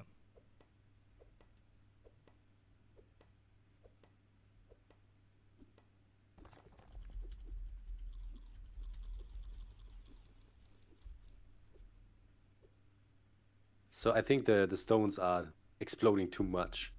No, I get it. I like it. It's like back in the days of Ark, and like the stones are exploding as much as they can. Yeah. The trees being felled, it's really satisfying as well when they come down. The noise that it makes before they even move. That's really cool. So I think I'm level 13. Are you trying to get to level 15, are you? I try. I want to show you the Yeah. Is there anything I one can do great to thing. help? I suppose not. This is the problem. At this moment, there's no possibility to help each other with leveling. So later on, you will have a group dynamic. Yeah. That means if someone makes something, you will get experience too. If he is in a short distance to you, so that the group are leveling together. That's a good idea. At this moment, crafting would be the goal, the big deal to do this. Yeah. I talk a lot, so I have to drink something.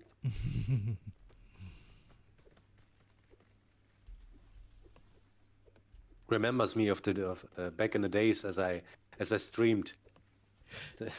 Yes. I was always talking a lot. Yeah.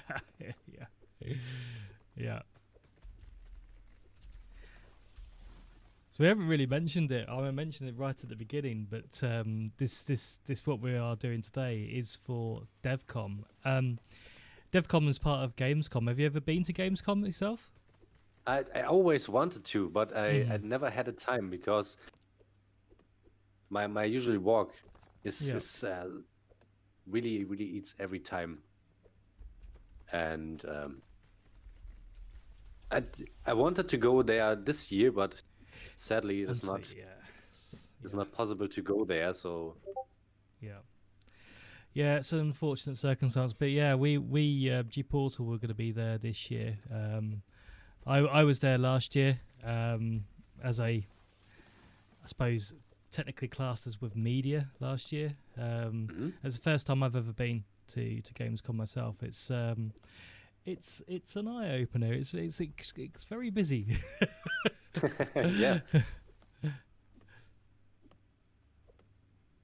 But I like Gamescom. I watch the streams that. But I'm sad about the fact that I never been there. Yeah. So if it's possible, I will be there. So next year maybe. Yes, fingers crossed. Yeah, fingers crossed. But I think it's a good way to make it virtual. to give the possibility to see everything that is planned for the Gamescom, that it is streamed on the services that's out there. I think on Twitch, right? Yes, yes. Yeah. So for instance, for Devcom, there is a Devcom conference Twitch channel, and I can only assume there'll be one for. But there will be one for Gamescom. Absolutely. Yeah. Okay. So that's great, I think, because if you can watch this instead of the Gamescom is not present, Mm-hmm. because every year the Gamescom is present, and this year we have to. There were a lot of people, and you had the possibility to meet someone. Like in Germany, it is a great YouTuber, Gronk, or someone else. Okay. Yeah. Or the biggest German streamer, and you can meet them there Mm-hmm. if you have the possibility. But sadly, I've never been there, and every year I want to go to the Gamescom, and I had not the time. This year I had vacation in the time, and I cannot go there. That's so sad. So yeah, but we have to deal with it. It's okay. Yeah. Someone asked me, how can you do someone this. Let me start again. I talk too much. So someone asked me, how can you do this amount of content? I would not say content, but this amount of stuff that you do in this short period of time. You definitely achieved a lot. Yeah, I've definitely achieved a lot. Yeah. So I the answer of this is I don't know. Because I just make it, and this is what I'm talking about when I say I need some helping hands to make progress much more efficient. But no one knows what's in my head. This is what I mean when I said I can explain how to make this. So Repoli will maybe a single man project till the end. Mm-hmm. But the other projects that's planned will be for more people. So because there will be other possibilities, and Hinkle Studios is not a studio that make only low poly games. That means Repoli is a low poly game, right? But the future projects are not low poly. I see. Because of the fact that low poly is easy to make, the models are easy to make. Mm-hmm. It's much more easy to make low poly models, and it's one of the part why I choose to make it low poly. It's not the biggest part, because I can do 3D models that looking really realistic too. That's no problem, because I'm familiar with the programs that I use. I use Blender for these models. Okay. Yeah. And I'm very familiar with Blender, and it's easy to use. So if you have the knowledge of the program, so yes, that's always the biggest start. You have to have the knowledge of this. Mm-hmm. So I'm not a great animator, so that means the animations of the game are not made by me. That's one of the things that not made by me. So to be honest, because I'm only comfortable with modeling, but the animations are assets. Yeah. I think one or two animations are that you see are in other games too. Okay. Well, yeah. So I suppose this is the thing, though. If you're not an animator and there are animations out there that you can use, then why not? Absolutely, why not?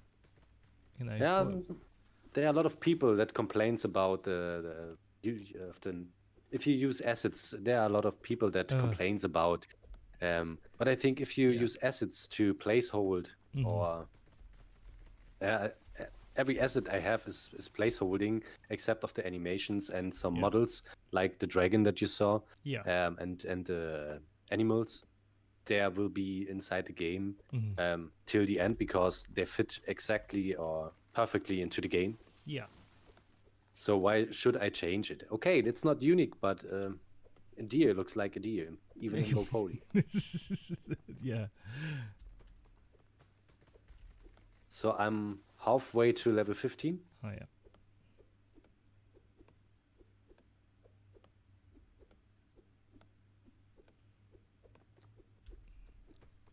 You've ranked up quicker than I am. I'm still on 11.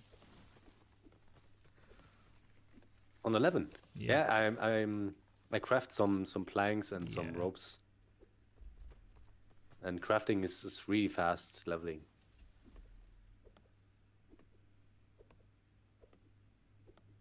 But if you level 30, I think it's the end of fast leveling. Hmm. Will there be They- more? Do you think? Yeah. Yep. It will be more leveled. So I will make the. You can level 2 until you level 100. So that means you can level 2 100. You can level your character to level 100. So Okay. But But it present, is nothing hard. nothing else happens after 30. that's right. At this moment, you only get blueprints to level 30. Yeah. But there will be more. It's because you have the starting biome, Hmm. and the next biome will give possibility to have blueprints to, I think level 50, Yeah. and so on and again. And you see, there are 6 biomes on the map, and that's a lot. That is a lot. Yeah.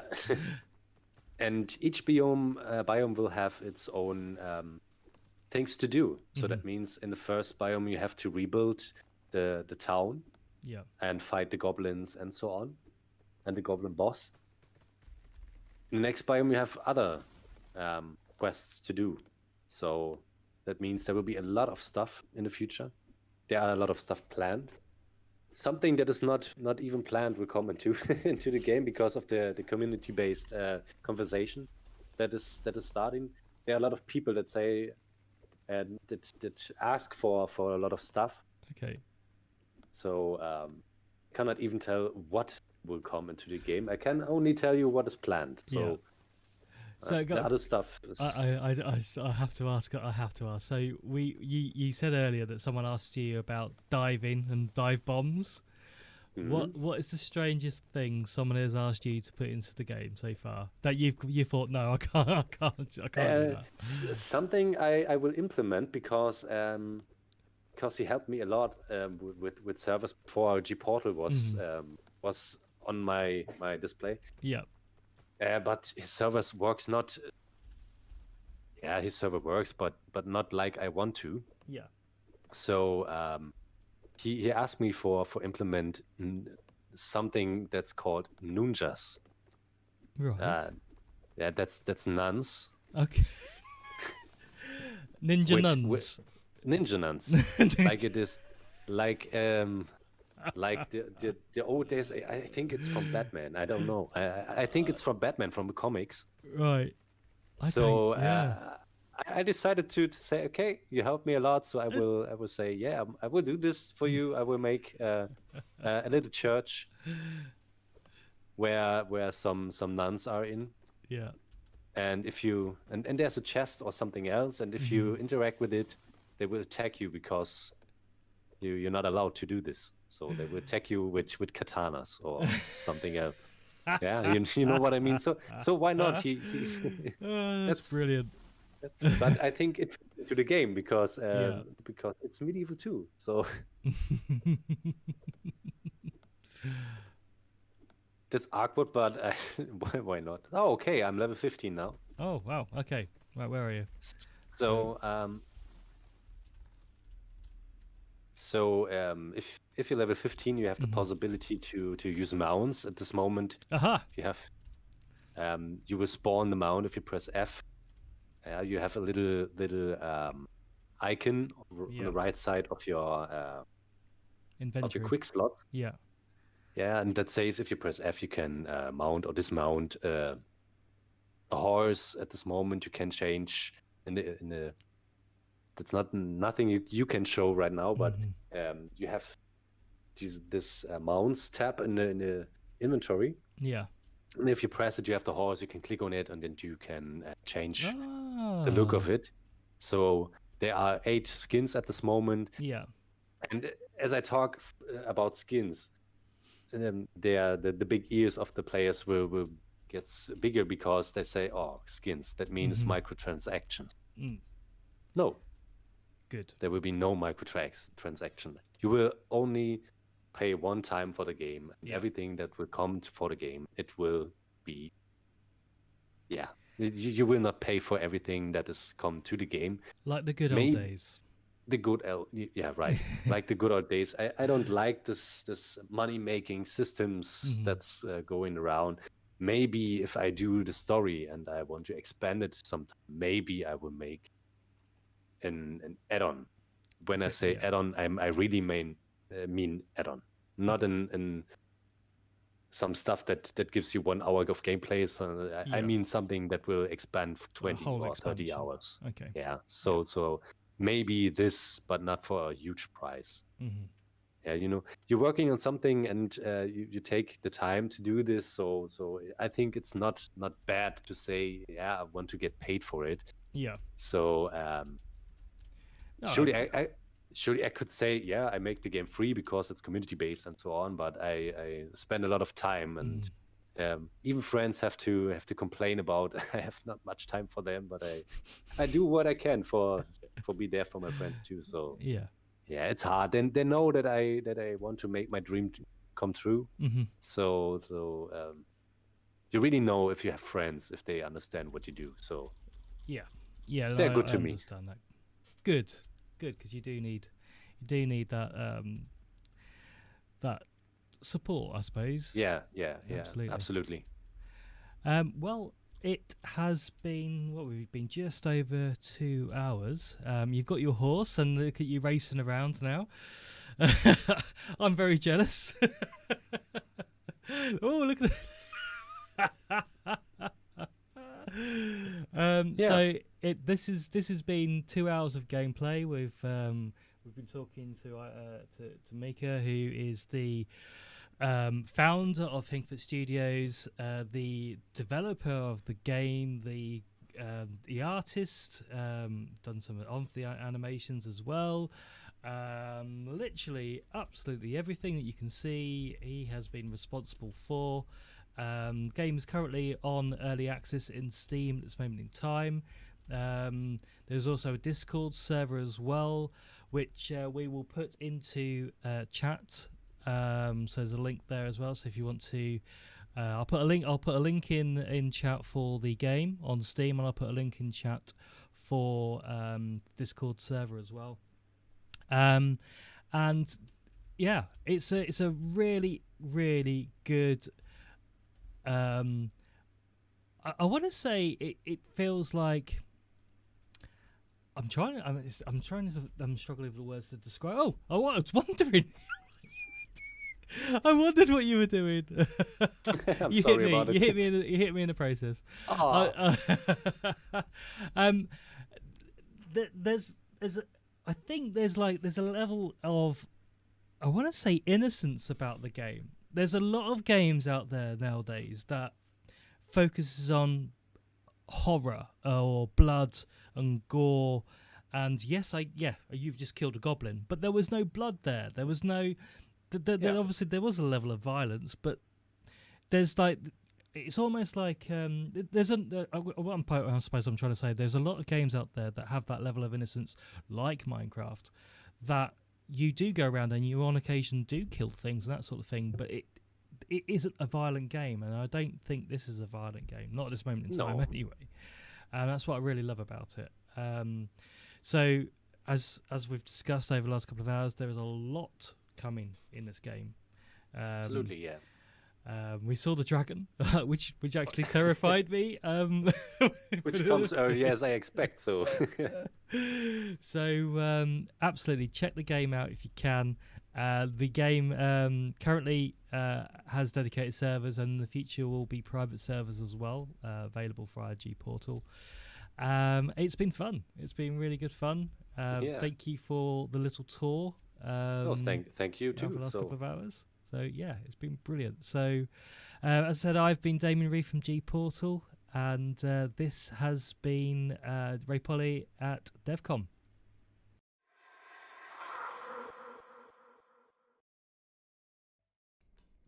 And I'm back. Good evening and welcome back to me and to you. Guys, it's been a few hours since I've actually been live talking in front of camera. I do have to apologise for a couple of issues. If you have stayed online for the entirety, you would have noticed the odd thing going slightly wrong. One being I have incredibly... Actually, they don't look that fat, but I do have fat fingers, especially when it comes to keyboards. And I pressed the wrong button, and I restarted some gameplay footage, unfortunately.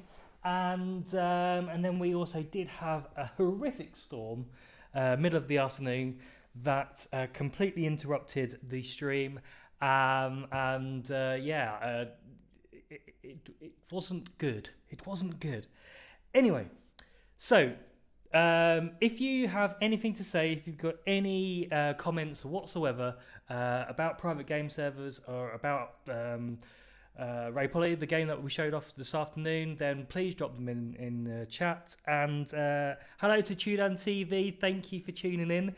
You're about to witness a little bit of storytelling. So, I'm going to spend the next 10 minutes discussing about private game servers and how they have moulded the game industry and how the game industry looks like it does today predominantly because of private game servers. So, I'm going to cast your mind back to a game called Half-Life. Fantastic, a great first-person story-led game. Really, really good, and not many people know that Counter-Strike was actually a mod of that game. As we know, Counter-Strike became an incredible force where it was potentially one of the biggest, well, it was the biggest sort of first-person shooter type game that was used in esports. And we are talking over 10 years ago now. But that game came from a mod, came from a private game server. And without a private game server, you wouldn't have got Counter-Strike. But that's just a little bookmark in the history of private game servers and mods and where it all fits together. Because the next game I'm going to talk to you about is, well, it's the biggest game in the world. It's of course Minecraft, and Minecraft arguably wouldn't be anywhere near as popular as it is now if it wasn't for private game servers.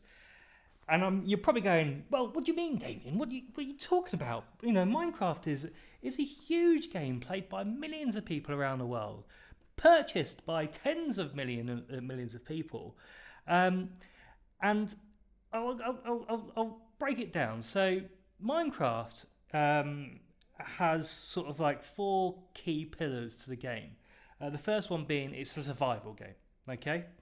The second being discoverability. Third, creativity. Fourth, freedom. Now, if you take away the survival aspect, a private game server enhances discoverability, creativity, and freedom in almost infinite ways. There are so many modifications of that game that are out now that it's just incredible. It just where you would load up a new game of Minecraft, and every time you load up, if you ask Minecraft to create a new world, they're all always different, and that's your discoverability, you know, that of the game. Just imagine if you hop onto a private game server where someone's actually created a whole world. You know, I've listed a couple here. If you wanted to go and, I don't know, battle for the Iron Throne in Westeros, you can. Go and visit the Chamber of Secrets in Hogwarts. You can. Fight zombies in The Walking Dead. Yep, you can do that too. Or battle or fight for the ring that rules them all in Middle Earth. Guess what? All available with private game servers. There are worlds out there that people have created. There are game modes out there that people have created, all on private game servers. I remember visiting a place in Nottingham, which is in the UK, a few years ago, and I played a battle royale in Minecraft on a private game server, which is absolutely incredible. So you have that, obviously, that discoverability with all these different private game servers. You have that freedom as well, because there are so many different mods and skins and stuff like that now that are downloadable for that game, that you can actually manipulate your own experience. So, for instance, just to give an example of a different type of experience, you get ray tracing now in Minecraft. Now, ray tracing aside, a lot of the stuff that is brought into Minecraft these days is either influenced or has come straight from a modification of that game. So different textures, or working in the Ender dimension, or all those sort of things, all originated really from private game servers. I was very recently on a looking for some of the best private game servers out there, and I found one that I was compelled actually to go and show it to my family, because my son, my daughter, my wife, my in-laws, my sister-in-law, my niece, they were all absolutely in awe of a private game server that I had found running a version of Minecraft that had been a world that had been built during the last 5 years and is still being built today. What I'll do after this, I'll try and drop a link into chat, so if you want to check it out, by all means go ahead. Basically, there are a number of people working in a team that have spent the last 5 years building Disney World, and that's Florida Disney World, and it's not just Magical Kingdom or anything like that. This is all of the park, and not like a scaled down version as well. This is 1:1 scale of the entire park. So we're talking Animal Kingdom, we're talking Hollywood Studios, Epcot, Magic Kingdom, all to a 1:1 scale. And what's even more incredible about this server is that all the rides, you can actually go on them, and they've even got like a plug-in for the music and the audio that you'd experience as you go on that ride. Again, not possible without a private game server. So all these different things that, if you take away all these different mods, all these different worlds, and all these different scenarios that could be created with private game servers, you're left with a very core and raw version of Minecraft. And I would argue till the cows come home that it wouldn't be anywhere near as popular if it wasn't for private game servers. And now, changing the subject slightly, I'm going to give you a little bit of a history lesson. So hopefully you're sitting comfortably as I talk to you now about a little bit of history about private game servers and how they have changed the way in which the video game industry looks right now.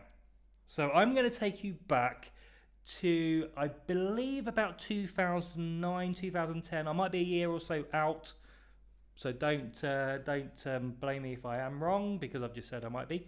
And there was a game called Arma 2 that came out. Now, this is actually a game that I played myself. I was really quite into it.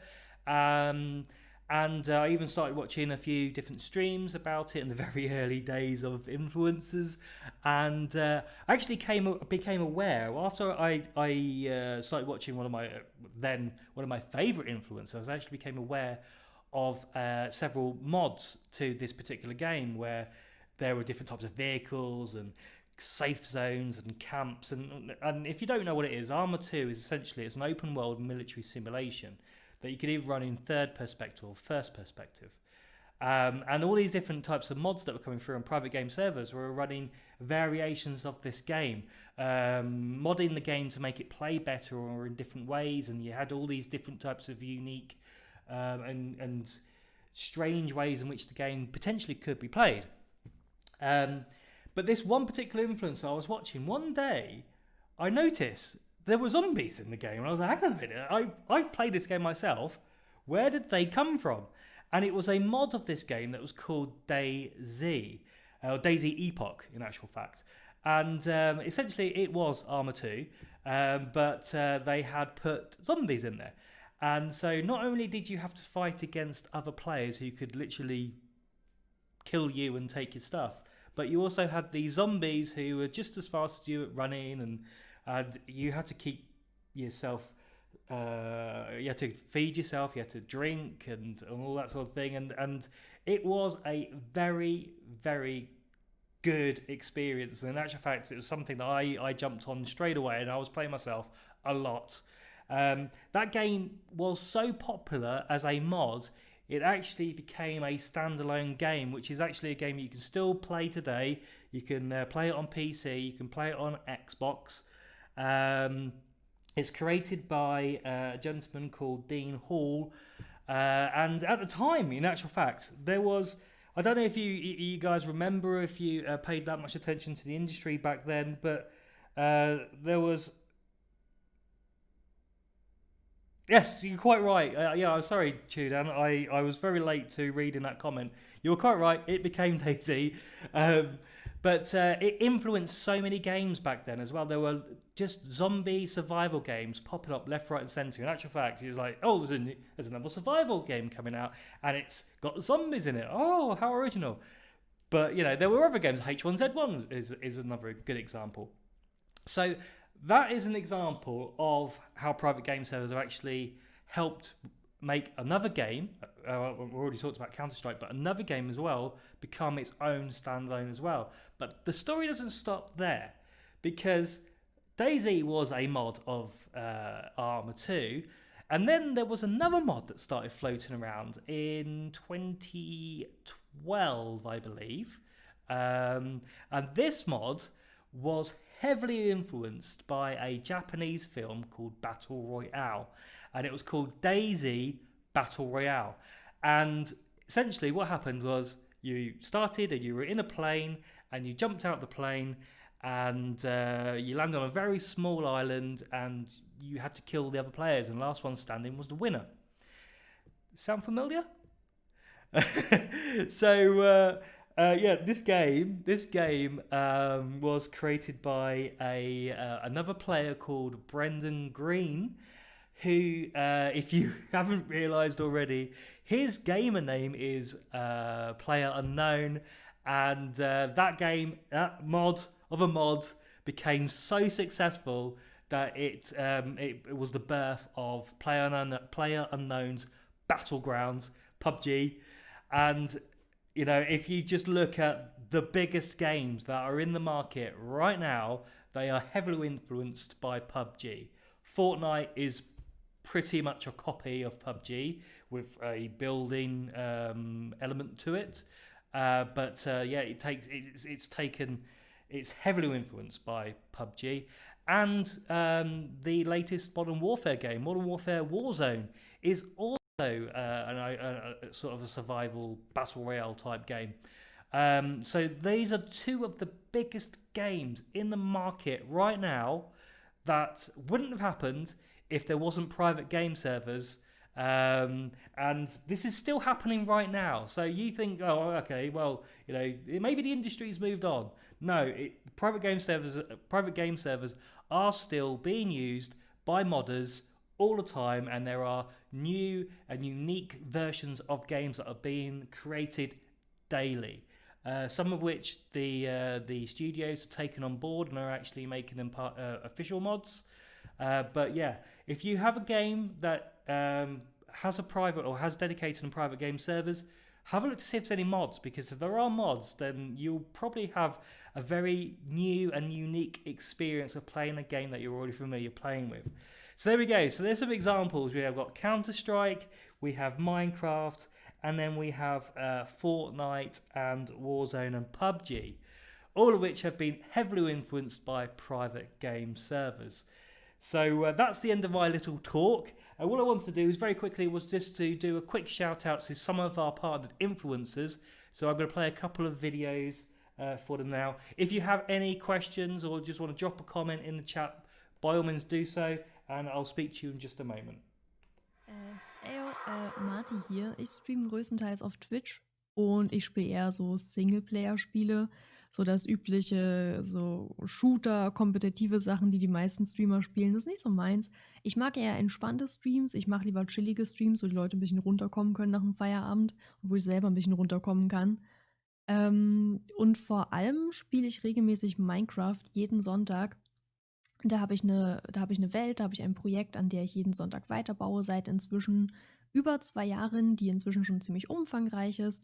Und jeden Sonntag um Punkt 11 treffen wir uns zum Minecraft-Spielen und machen uns einen super entspannten Sonntag. Meine Community ist der Bienenstock, deswegen hier alles mit Bienen. Nimmt langsam ein bisschen Überhand. Ich weiß gar nicht mehr, wie das angefangen hat, aber ja, wir sind der Bienenstock. Und wir spielen jeden Sonntag Minecraft und GPORTAL stellt mir netterweise den Server zur Verfügung. Das ist, wie ich auf GPORTAL gekommen bin und ich bin damit sehr, sehr zufrieden. Ist sehr, sehr nice, der Service. Ja.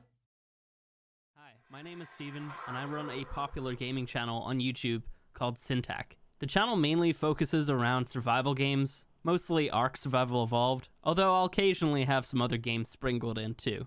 I've been a business partner with GPORTAL for almost 3 years now. In this time, I've brought in over 6 figures worth of revenue to GPORTAL, along with thousands of new customers. My affiliation with GPORTAL is also well known in the community. My fans all know that GPORTAL has the best service out there, at an incredibly affordable price. I've been extremely happy in my relationship with GPORTAL over these years. I've definitely felt that they see the value in a partnership with somebody like me. They've even gone so far as to reward me for the success of the business that I'm bringing in. I hope to continue my professional relationship with GPORTAL for many more years. My name is Raleigh, and I run the YouTube channel Raleigh the Geek. I also have a Discord with about 1,000 gamers and a couple hundred patrons. As you can probably tell, we like Ark a lot. Most of us have thousands of hours into this game. GPORTAL has been our go-to destination for quite some time. It's the reason we kind of sought out a partnership with them. The ability to change slot counts per server on the fly has just changed the way that we deal with our server setups. I currently have 9 Ark servers that are running on GPORTAL for the geeks, and we adjust slot counts up and down all the time when we're working with new events that we're doing across the servers. So that's like a game changer for me. There's nothing out there that beats that. And GPORTAL has phenomenal customer service and tech support in the background. So thank you, GPORTAL. I look forward to many years of being a partner with you guys.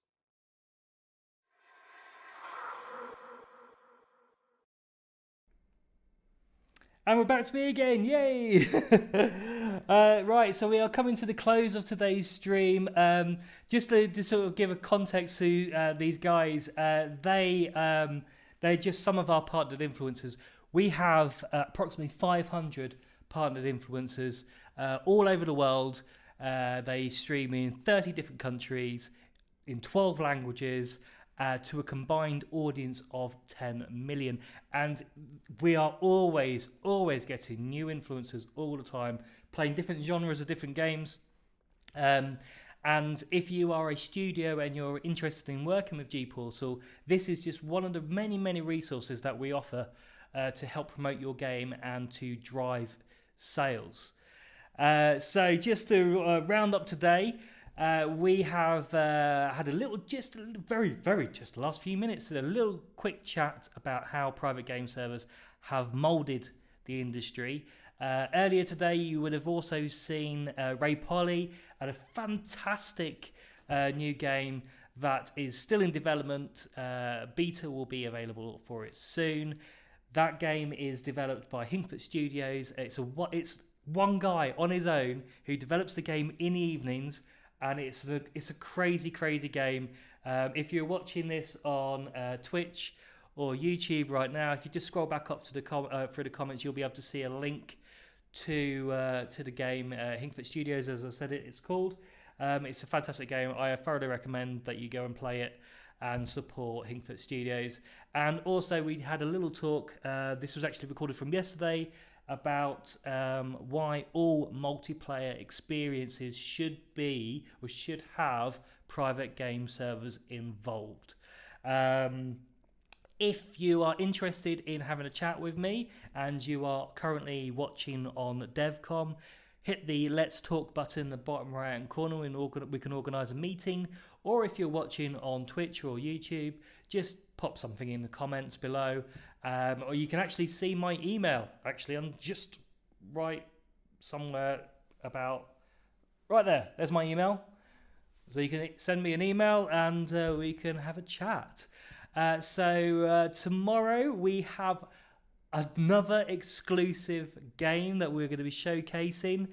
And on Thursday we'll also have a speaker slot where pretty much everything that I've talked about or we're streaming about over this week and next week is all going to be condensed into a 22-minute talk. So that will be aired on Thursday. If you miss it on Thursday, don't worry, that it will be repeated probably on Friday and a couple of days the following week as well. So thank you guys for watching. I've been Damien Reed from GPORTAL, and I wonder which button it is to end the stream. I think it's this one.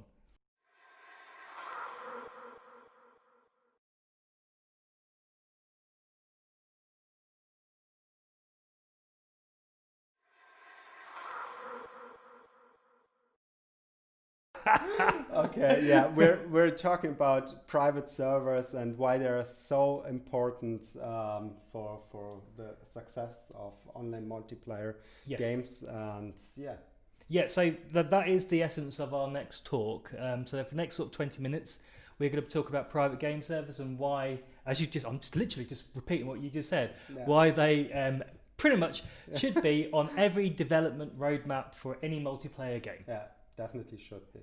And I suppose there is a caveat to that. And I suppose before we go any further, yes, we understand that there are certain types of games that don't need private game servers for a multiplayer experience. Yeah.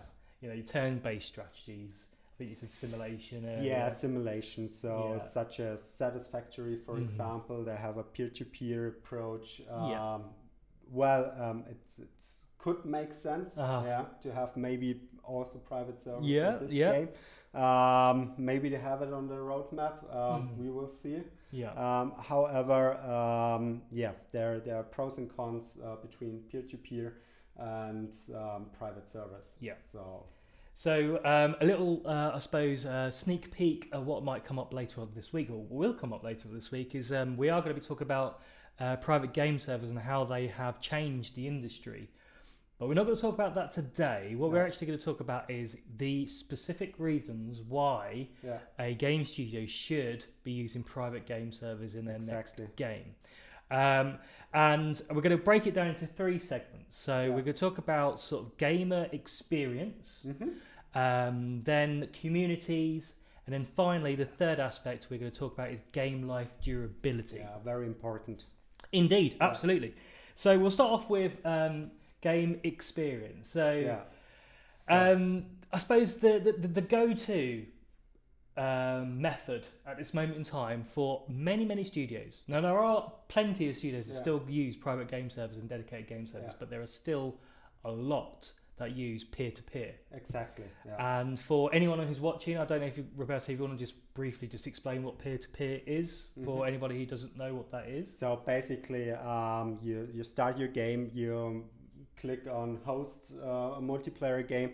It will start up the game. It will start up basically like a dedicated server in the background. So you are the host for your friends wanted to join with you and play on the same map, and you can have settings there too, and choose between different values, of course, but in the end you're the host. So basically your PC, your broadband connection at home will serve other players around the globe or nearby to host that game. So essentially, and that's not just PC, that's any device with a multiplayer experience. If you're at Xbox, your PlayStations, your Switches, part of the hardware on that device has to be segregated from the game to be able to run the multiplayer experience. So from a hardware side of things, it's already, you can assume that the games aren't going to be using 100% of the operating system. No, because it can't. Shared resources they will need, but let's start with the pros. So of course it's convenient. You start the game, you press the button, host your game, and you immediately join the server, and maybe friends can join through friends list or whatever the technique behind is to follow your mate and play together with him. So and it's cost efficiency. So the cost efficiency is up front. Because yes, it doesn't cost anything up front, but you lose out later on down the line. That's true. But we will come to that later on. And the cons, of course, is you have the broadband connection. So basically, this just works for 2, 3, 4, 5, 6 players at the same time, and then it will begin to struggle to have a synchronization between each players with their broadband connection with the people, the person hosting the game, basically. And so we all had the experience with many different games in the past using peer-to-peer, where you got disconnected, or the host for some reason disconnected, PC shut down, whatever, and everyone loses the connection, and and you have to start over again. So this could be a hassle, of course, and has some downside on the game experience as well. I suppose from the a recent experience of mine that I saw, as you know, I'm a little bit of a Formula One fan, and I was missing out on it this year because of everything that's been going on in the world. And I was so relieved to see that they were actually going to be hosting virtual Grand Prix. Real life drivers. At least they tried. Playing the official game. Don't ruin the story. There was the likes of Charles Leclerc, Alex Albon, Lando Norris. These are all Formula One drivers who are currently, who are getting paid millions of pounds, but they're playing the official game it was a Sunday evening to a host of, to an audience of millions, essentially, around the world. And unfortunately, because the F1 game uses peer-to-peer, there were issues.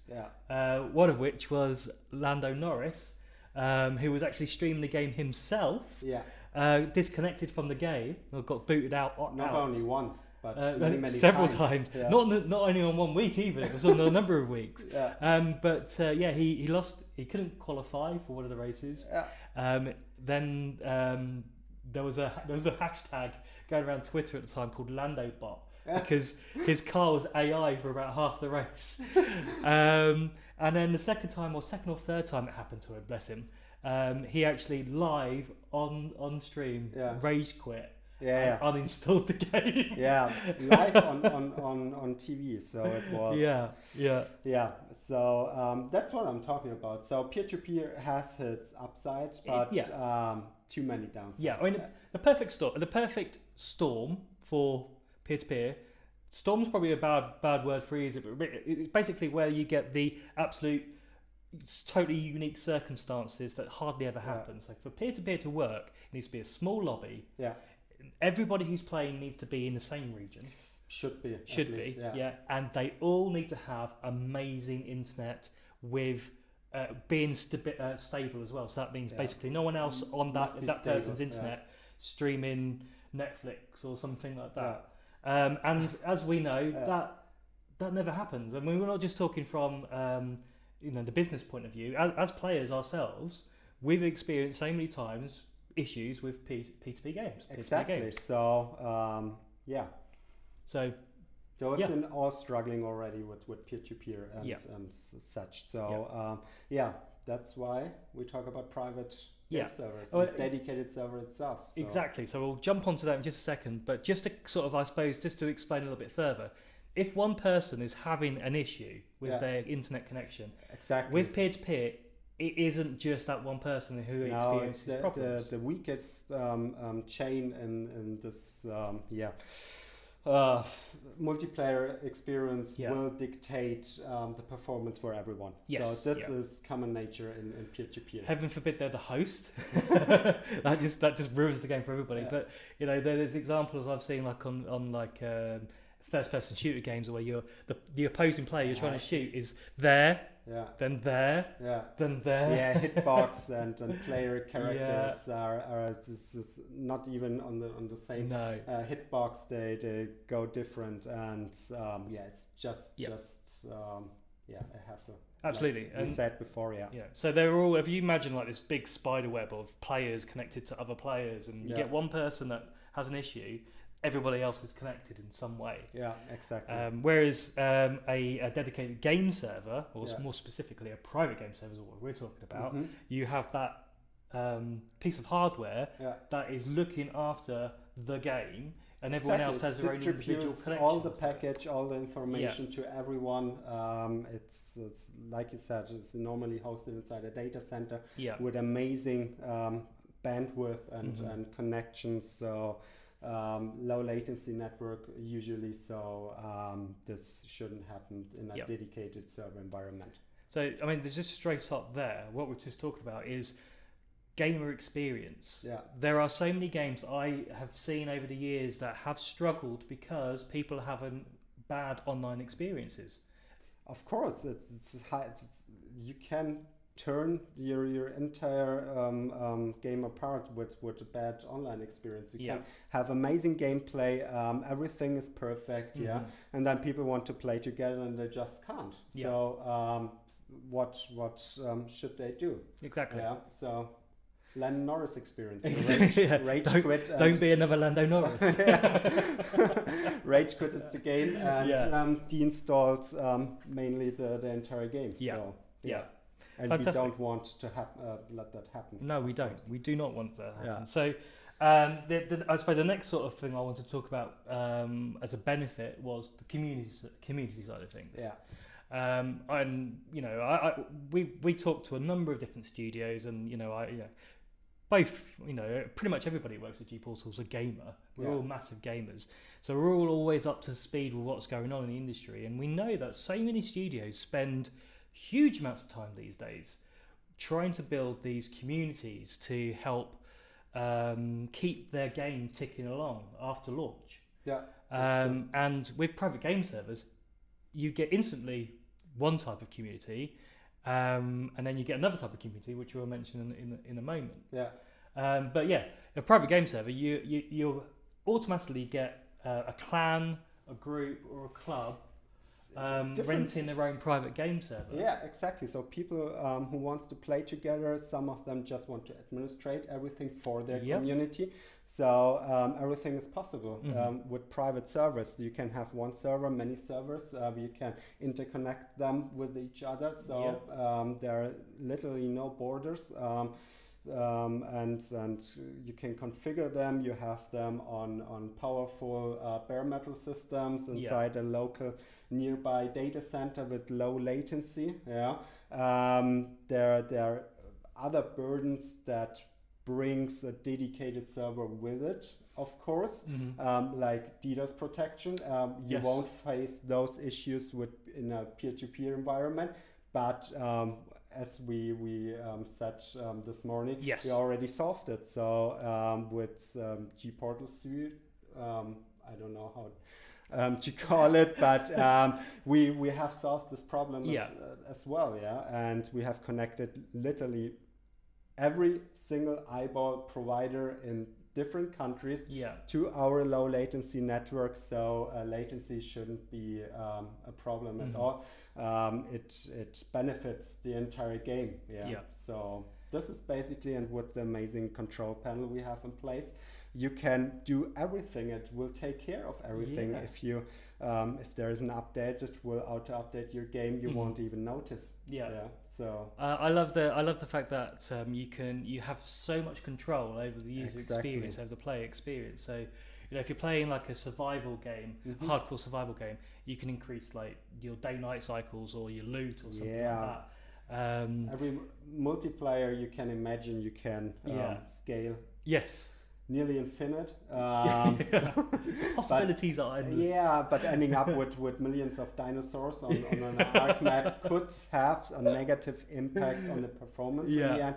But there are no boundaries at all. So you can configure whatever you want. And one big impact or downside also for peer-to-peer is the host has to be online all the time. So playing with your friends means the host has to be there or at least have his PC running all the time. He needs an ISP at home that doesn't disconnect him, not change IP addresses.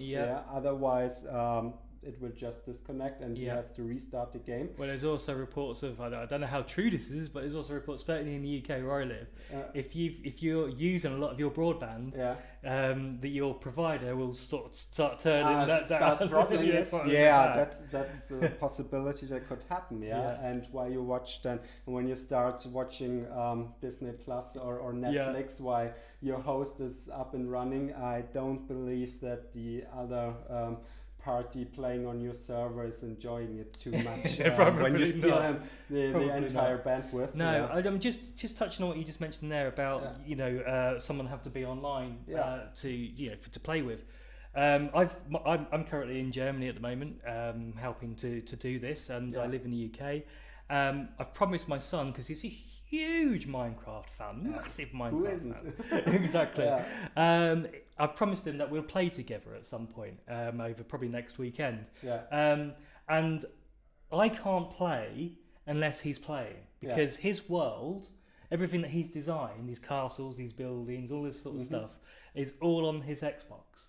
So until he fires up his Xbox, I can't join that game. So I was like, it wouldn't be great if I went out and built something as a surprise for him. I can't do it. No, you can't. You have to wait for him to come online. So then this isn't enough to just come online. He has to start the game and host again this game you started with him. So with dedicated server, your server would run 24/7. You don't have to take care of. We will patch it automatically. So another issue, if the host itself hasn't the latest patch and you're running on a different version, you can't join. So we will make sure about all this, and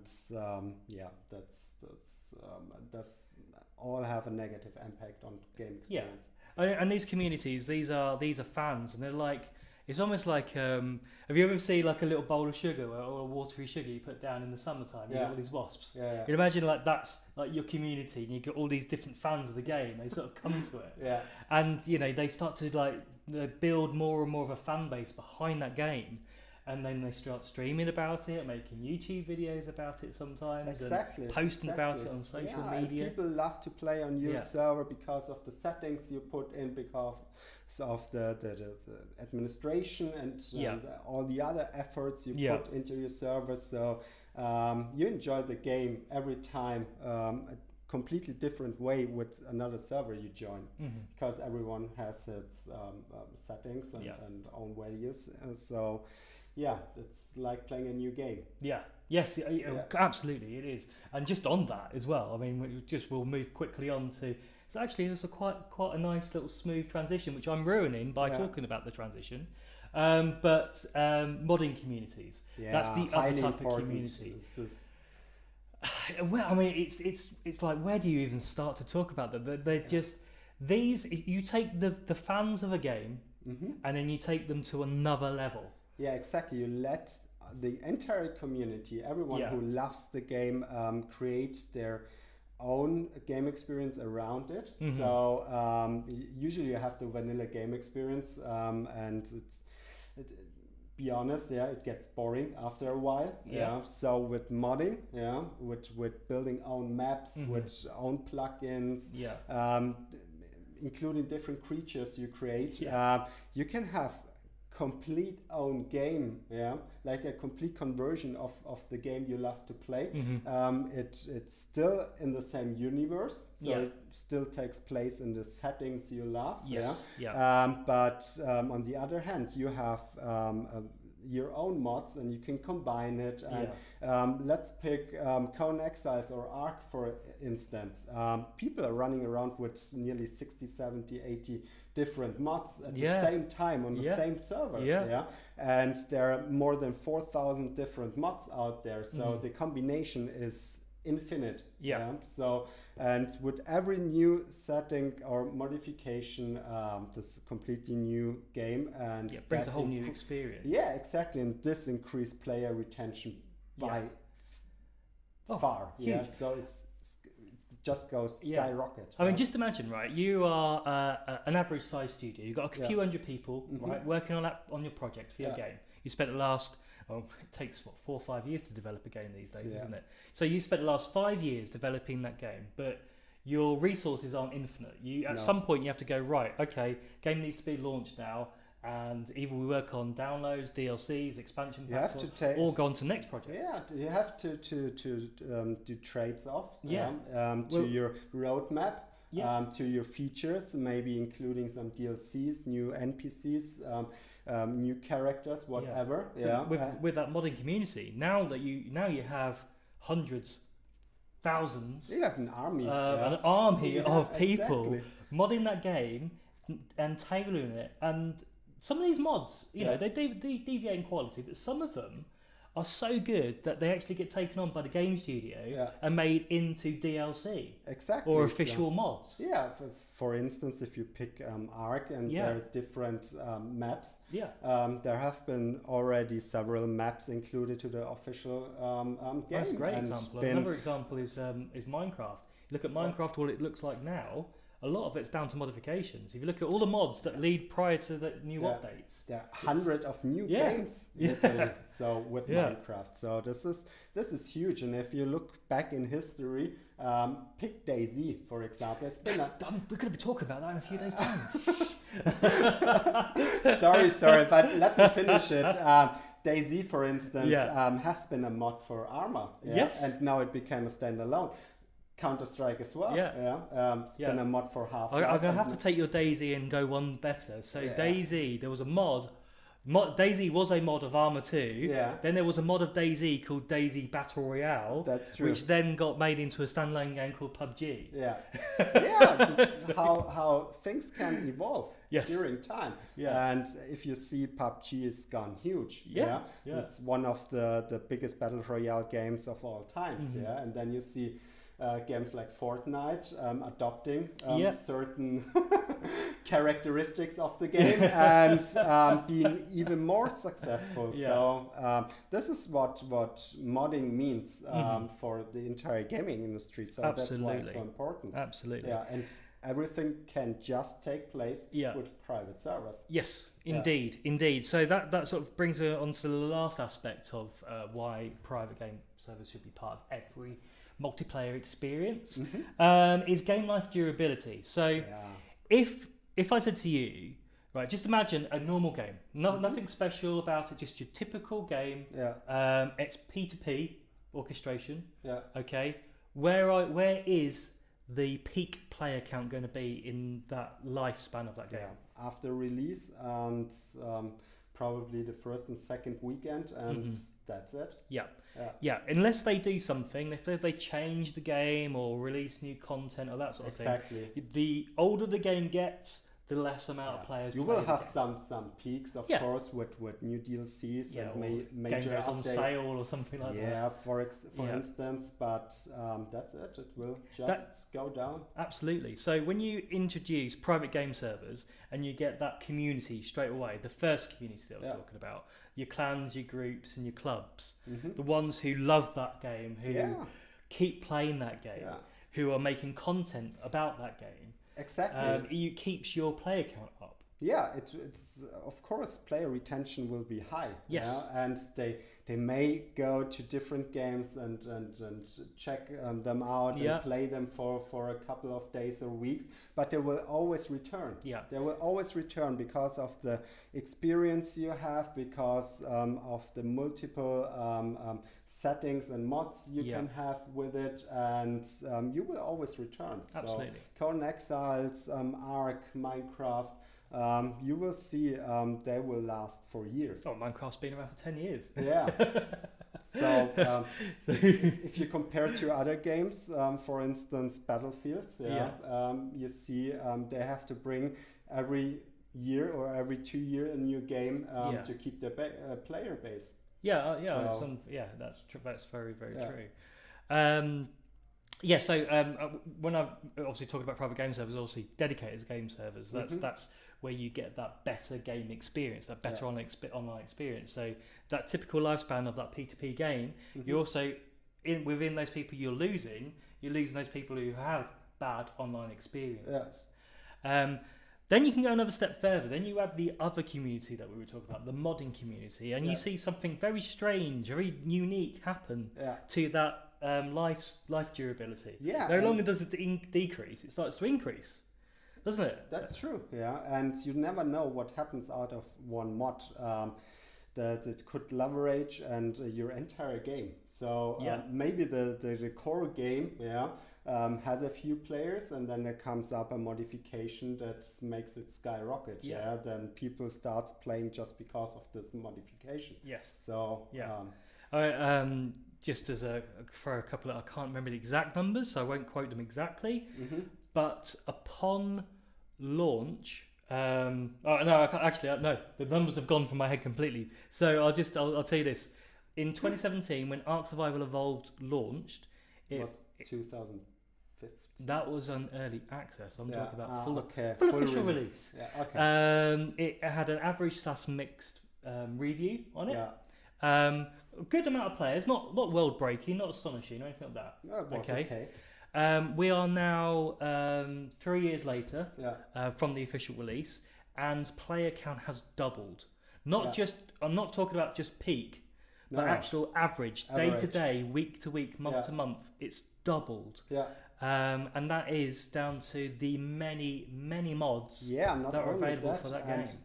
People are still playing and enjoying this game. Yes. They bring out one DLC per year. It's got freaking dinosaurs, you know. Yeah, that's true. But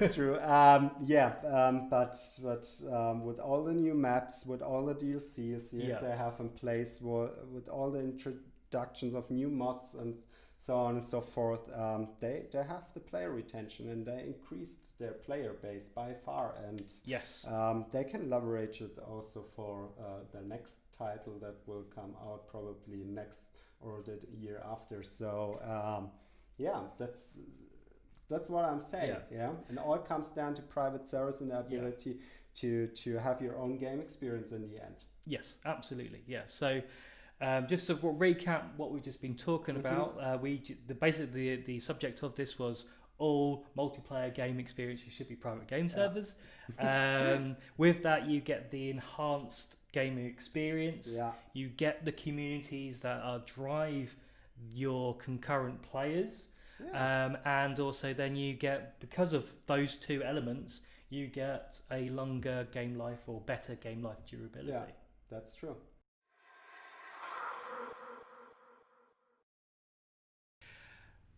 Hello everyone, my name is Damien Reed from GPORTAL, and we are at Devcom, and today I'm in a game called Ray Polly with the creator, the developer, the designer, literally absolutely everything you could think of that is in relation to this game.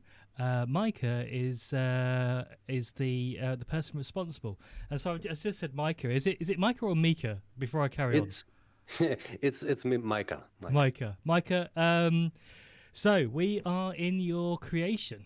And so, in a nutshell, how would you describe how would you describe the game? In a nutshell, so I would say the game is an survival adventure RPG. So let's call it SARPG Okay. in short form.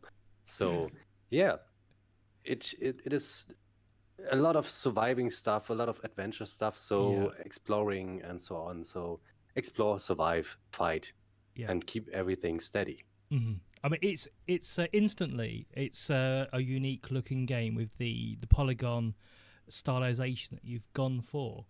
May I ask why you decided to go with this look? I decided to use this look because I played a lot of games as I was a younger boy. So I wanted to make a game that looks like the old games, but with a touch of the new style that you have with the new shaders and so on. So this is why I choose to make it low poly. Yeah, brilliant. Okay, so I think what we should do. I mean, we talked about this before we decided to record that we're going to do a few things, but both of us are freshly spawned characters, I suppose. I'm level 1. Are you a level 1 as well? I collected 1 or 2 things, so I'm level 2. But this is some quick doing. Yeah. So you're leveling a bit fast at this moment, but I would tweak this in the future. Yeah. But it is hard to get level to 30. So it is at the beginning it is easy, and later on it will be much harder to level. So let's pick up some stuff here, because I think we will be prepared for something that will come later on. Yeah. And at this moment, it is hard to find each other on the map because the friend system is not in. Okay. But it will come in the future, definitely in the future, in the next few weeks, I think. Yeah. So, tell me about why you decided to create this game. This is a big and a good question, because I since I was a little boy, I played games, and the first game was on a Sega system. Yeah. So it was 2D and so on, and played a lot of other games. But I wanted to make a game by my own since I was 10 years. I think I was 10 years old. That I decided to say, hey, I want to make an own game. I have to learn everything about it. So it needs time for this. But every time I was thinking about this, I stopped the idea. Right. Yeah, but now I said, okay, let's start this, and I started it. And so, how long have you been working on the project? How long? Yeah. I think 1.5 years. 1.5 years. The idea is 4 years old, but I'm working on it since 1.5 years. And this isn't your full-time job, is it? No, that's not my full-time job. I have a usual job at this moment, but it is a little dream of mine to make it my usual job. So I try to do my best in the game, so that it is a game for everyone, or not everyone, because not everyone likes the style and so on, but for a lot of people, so I can make the game my usual job.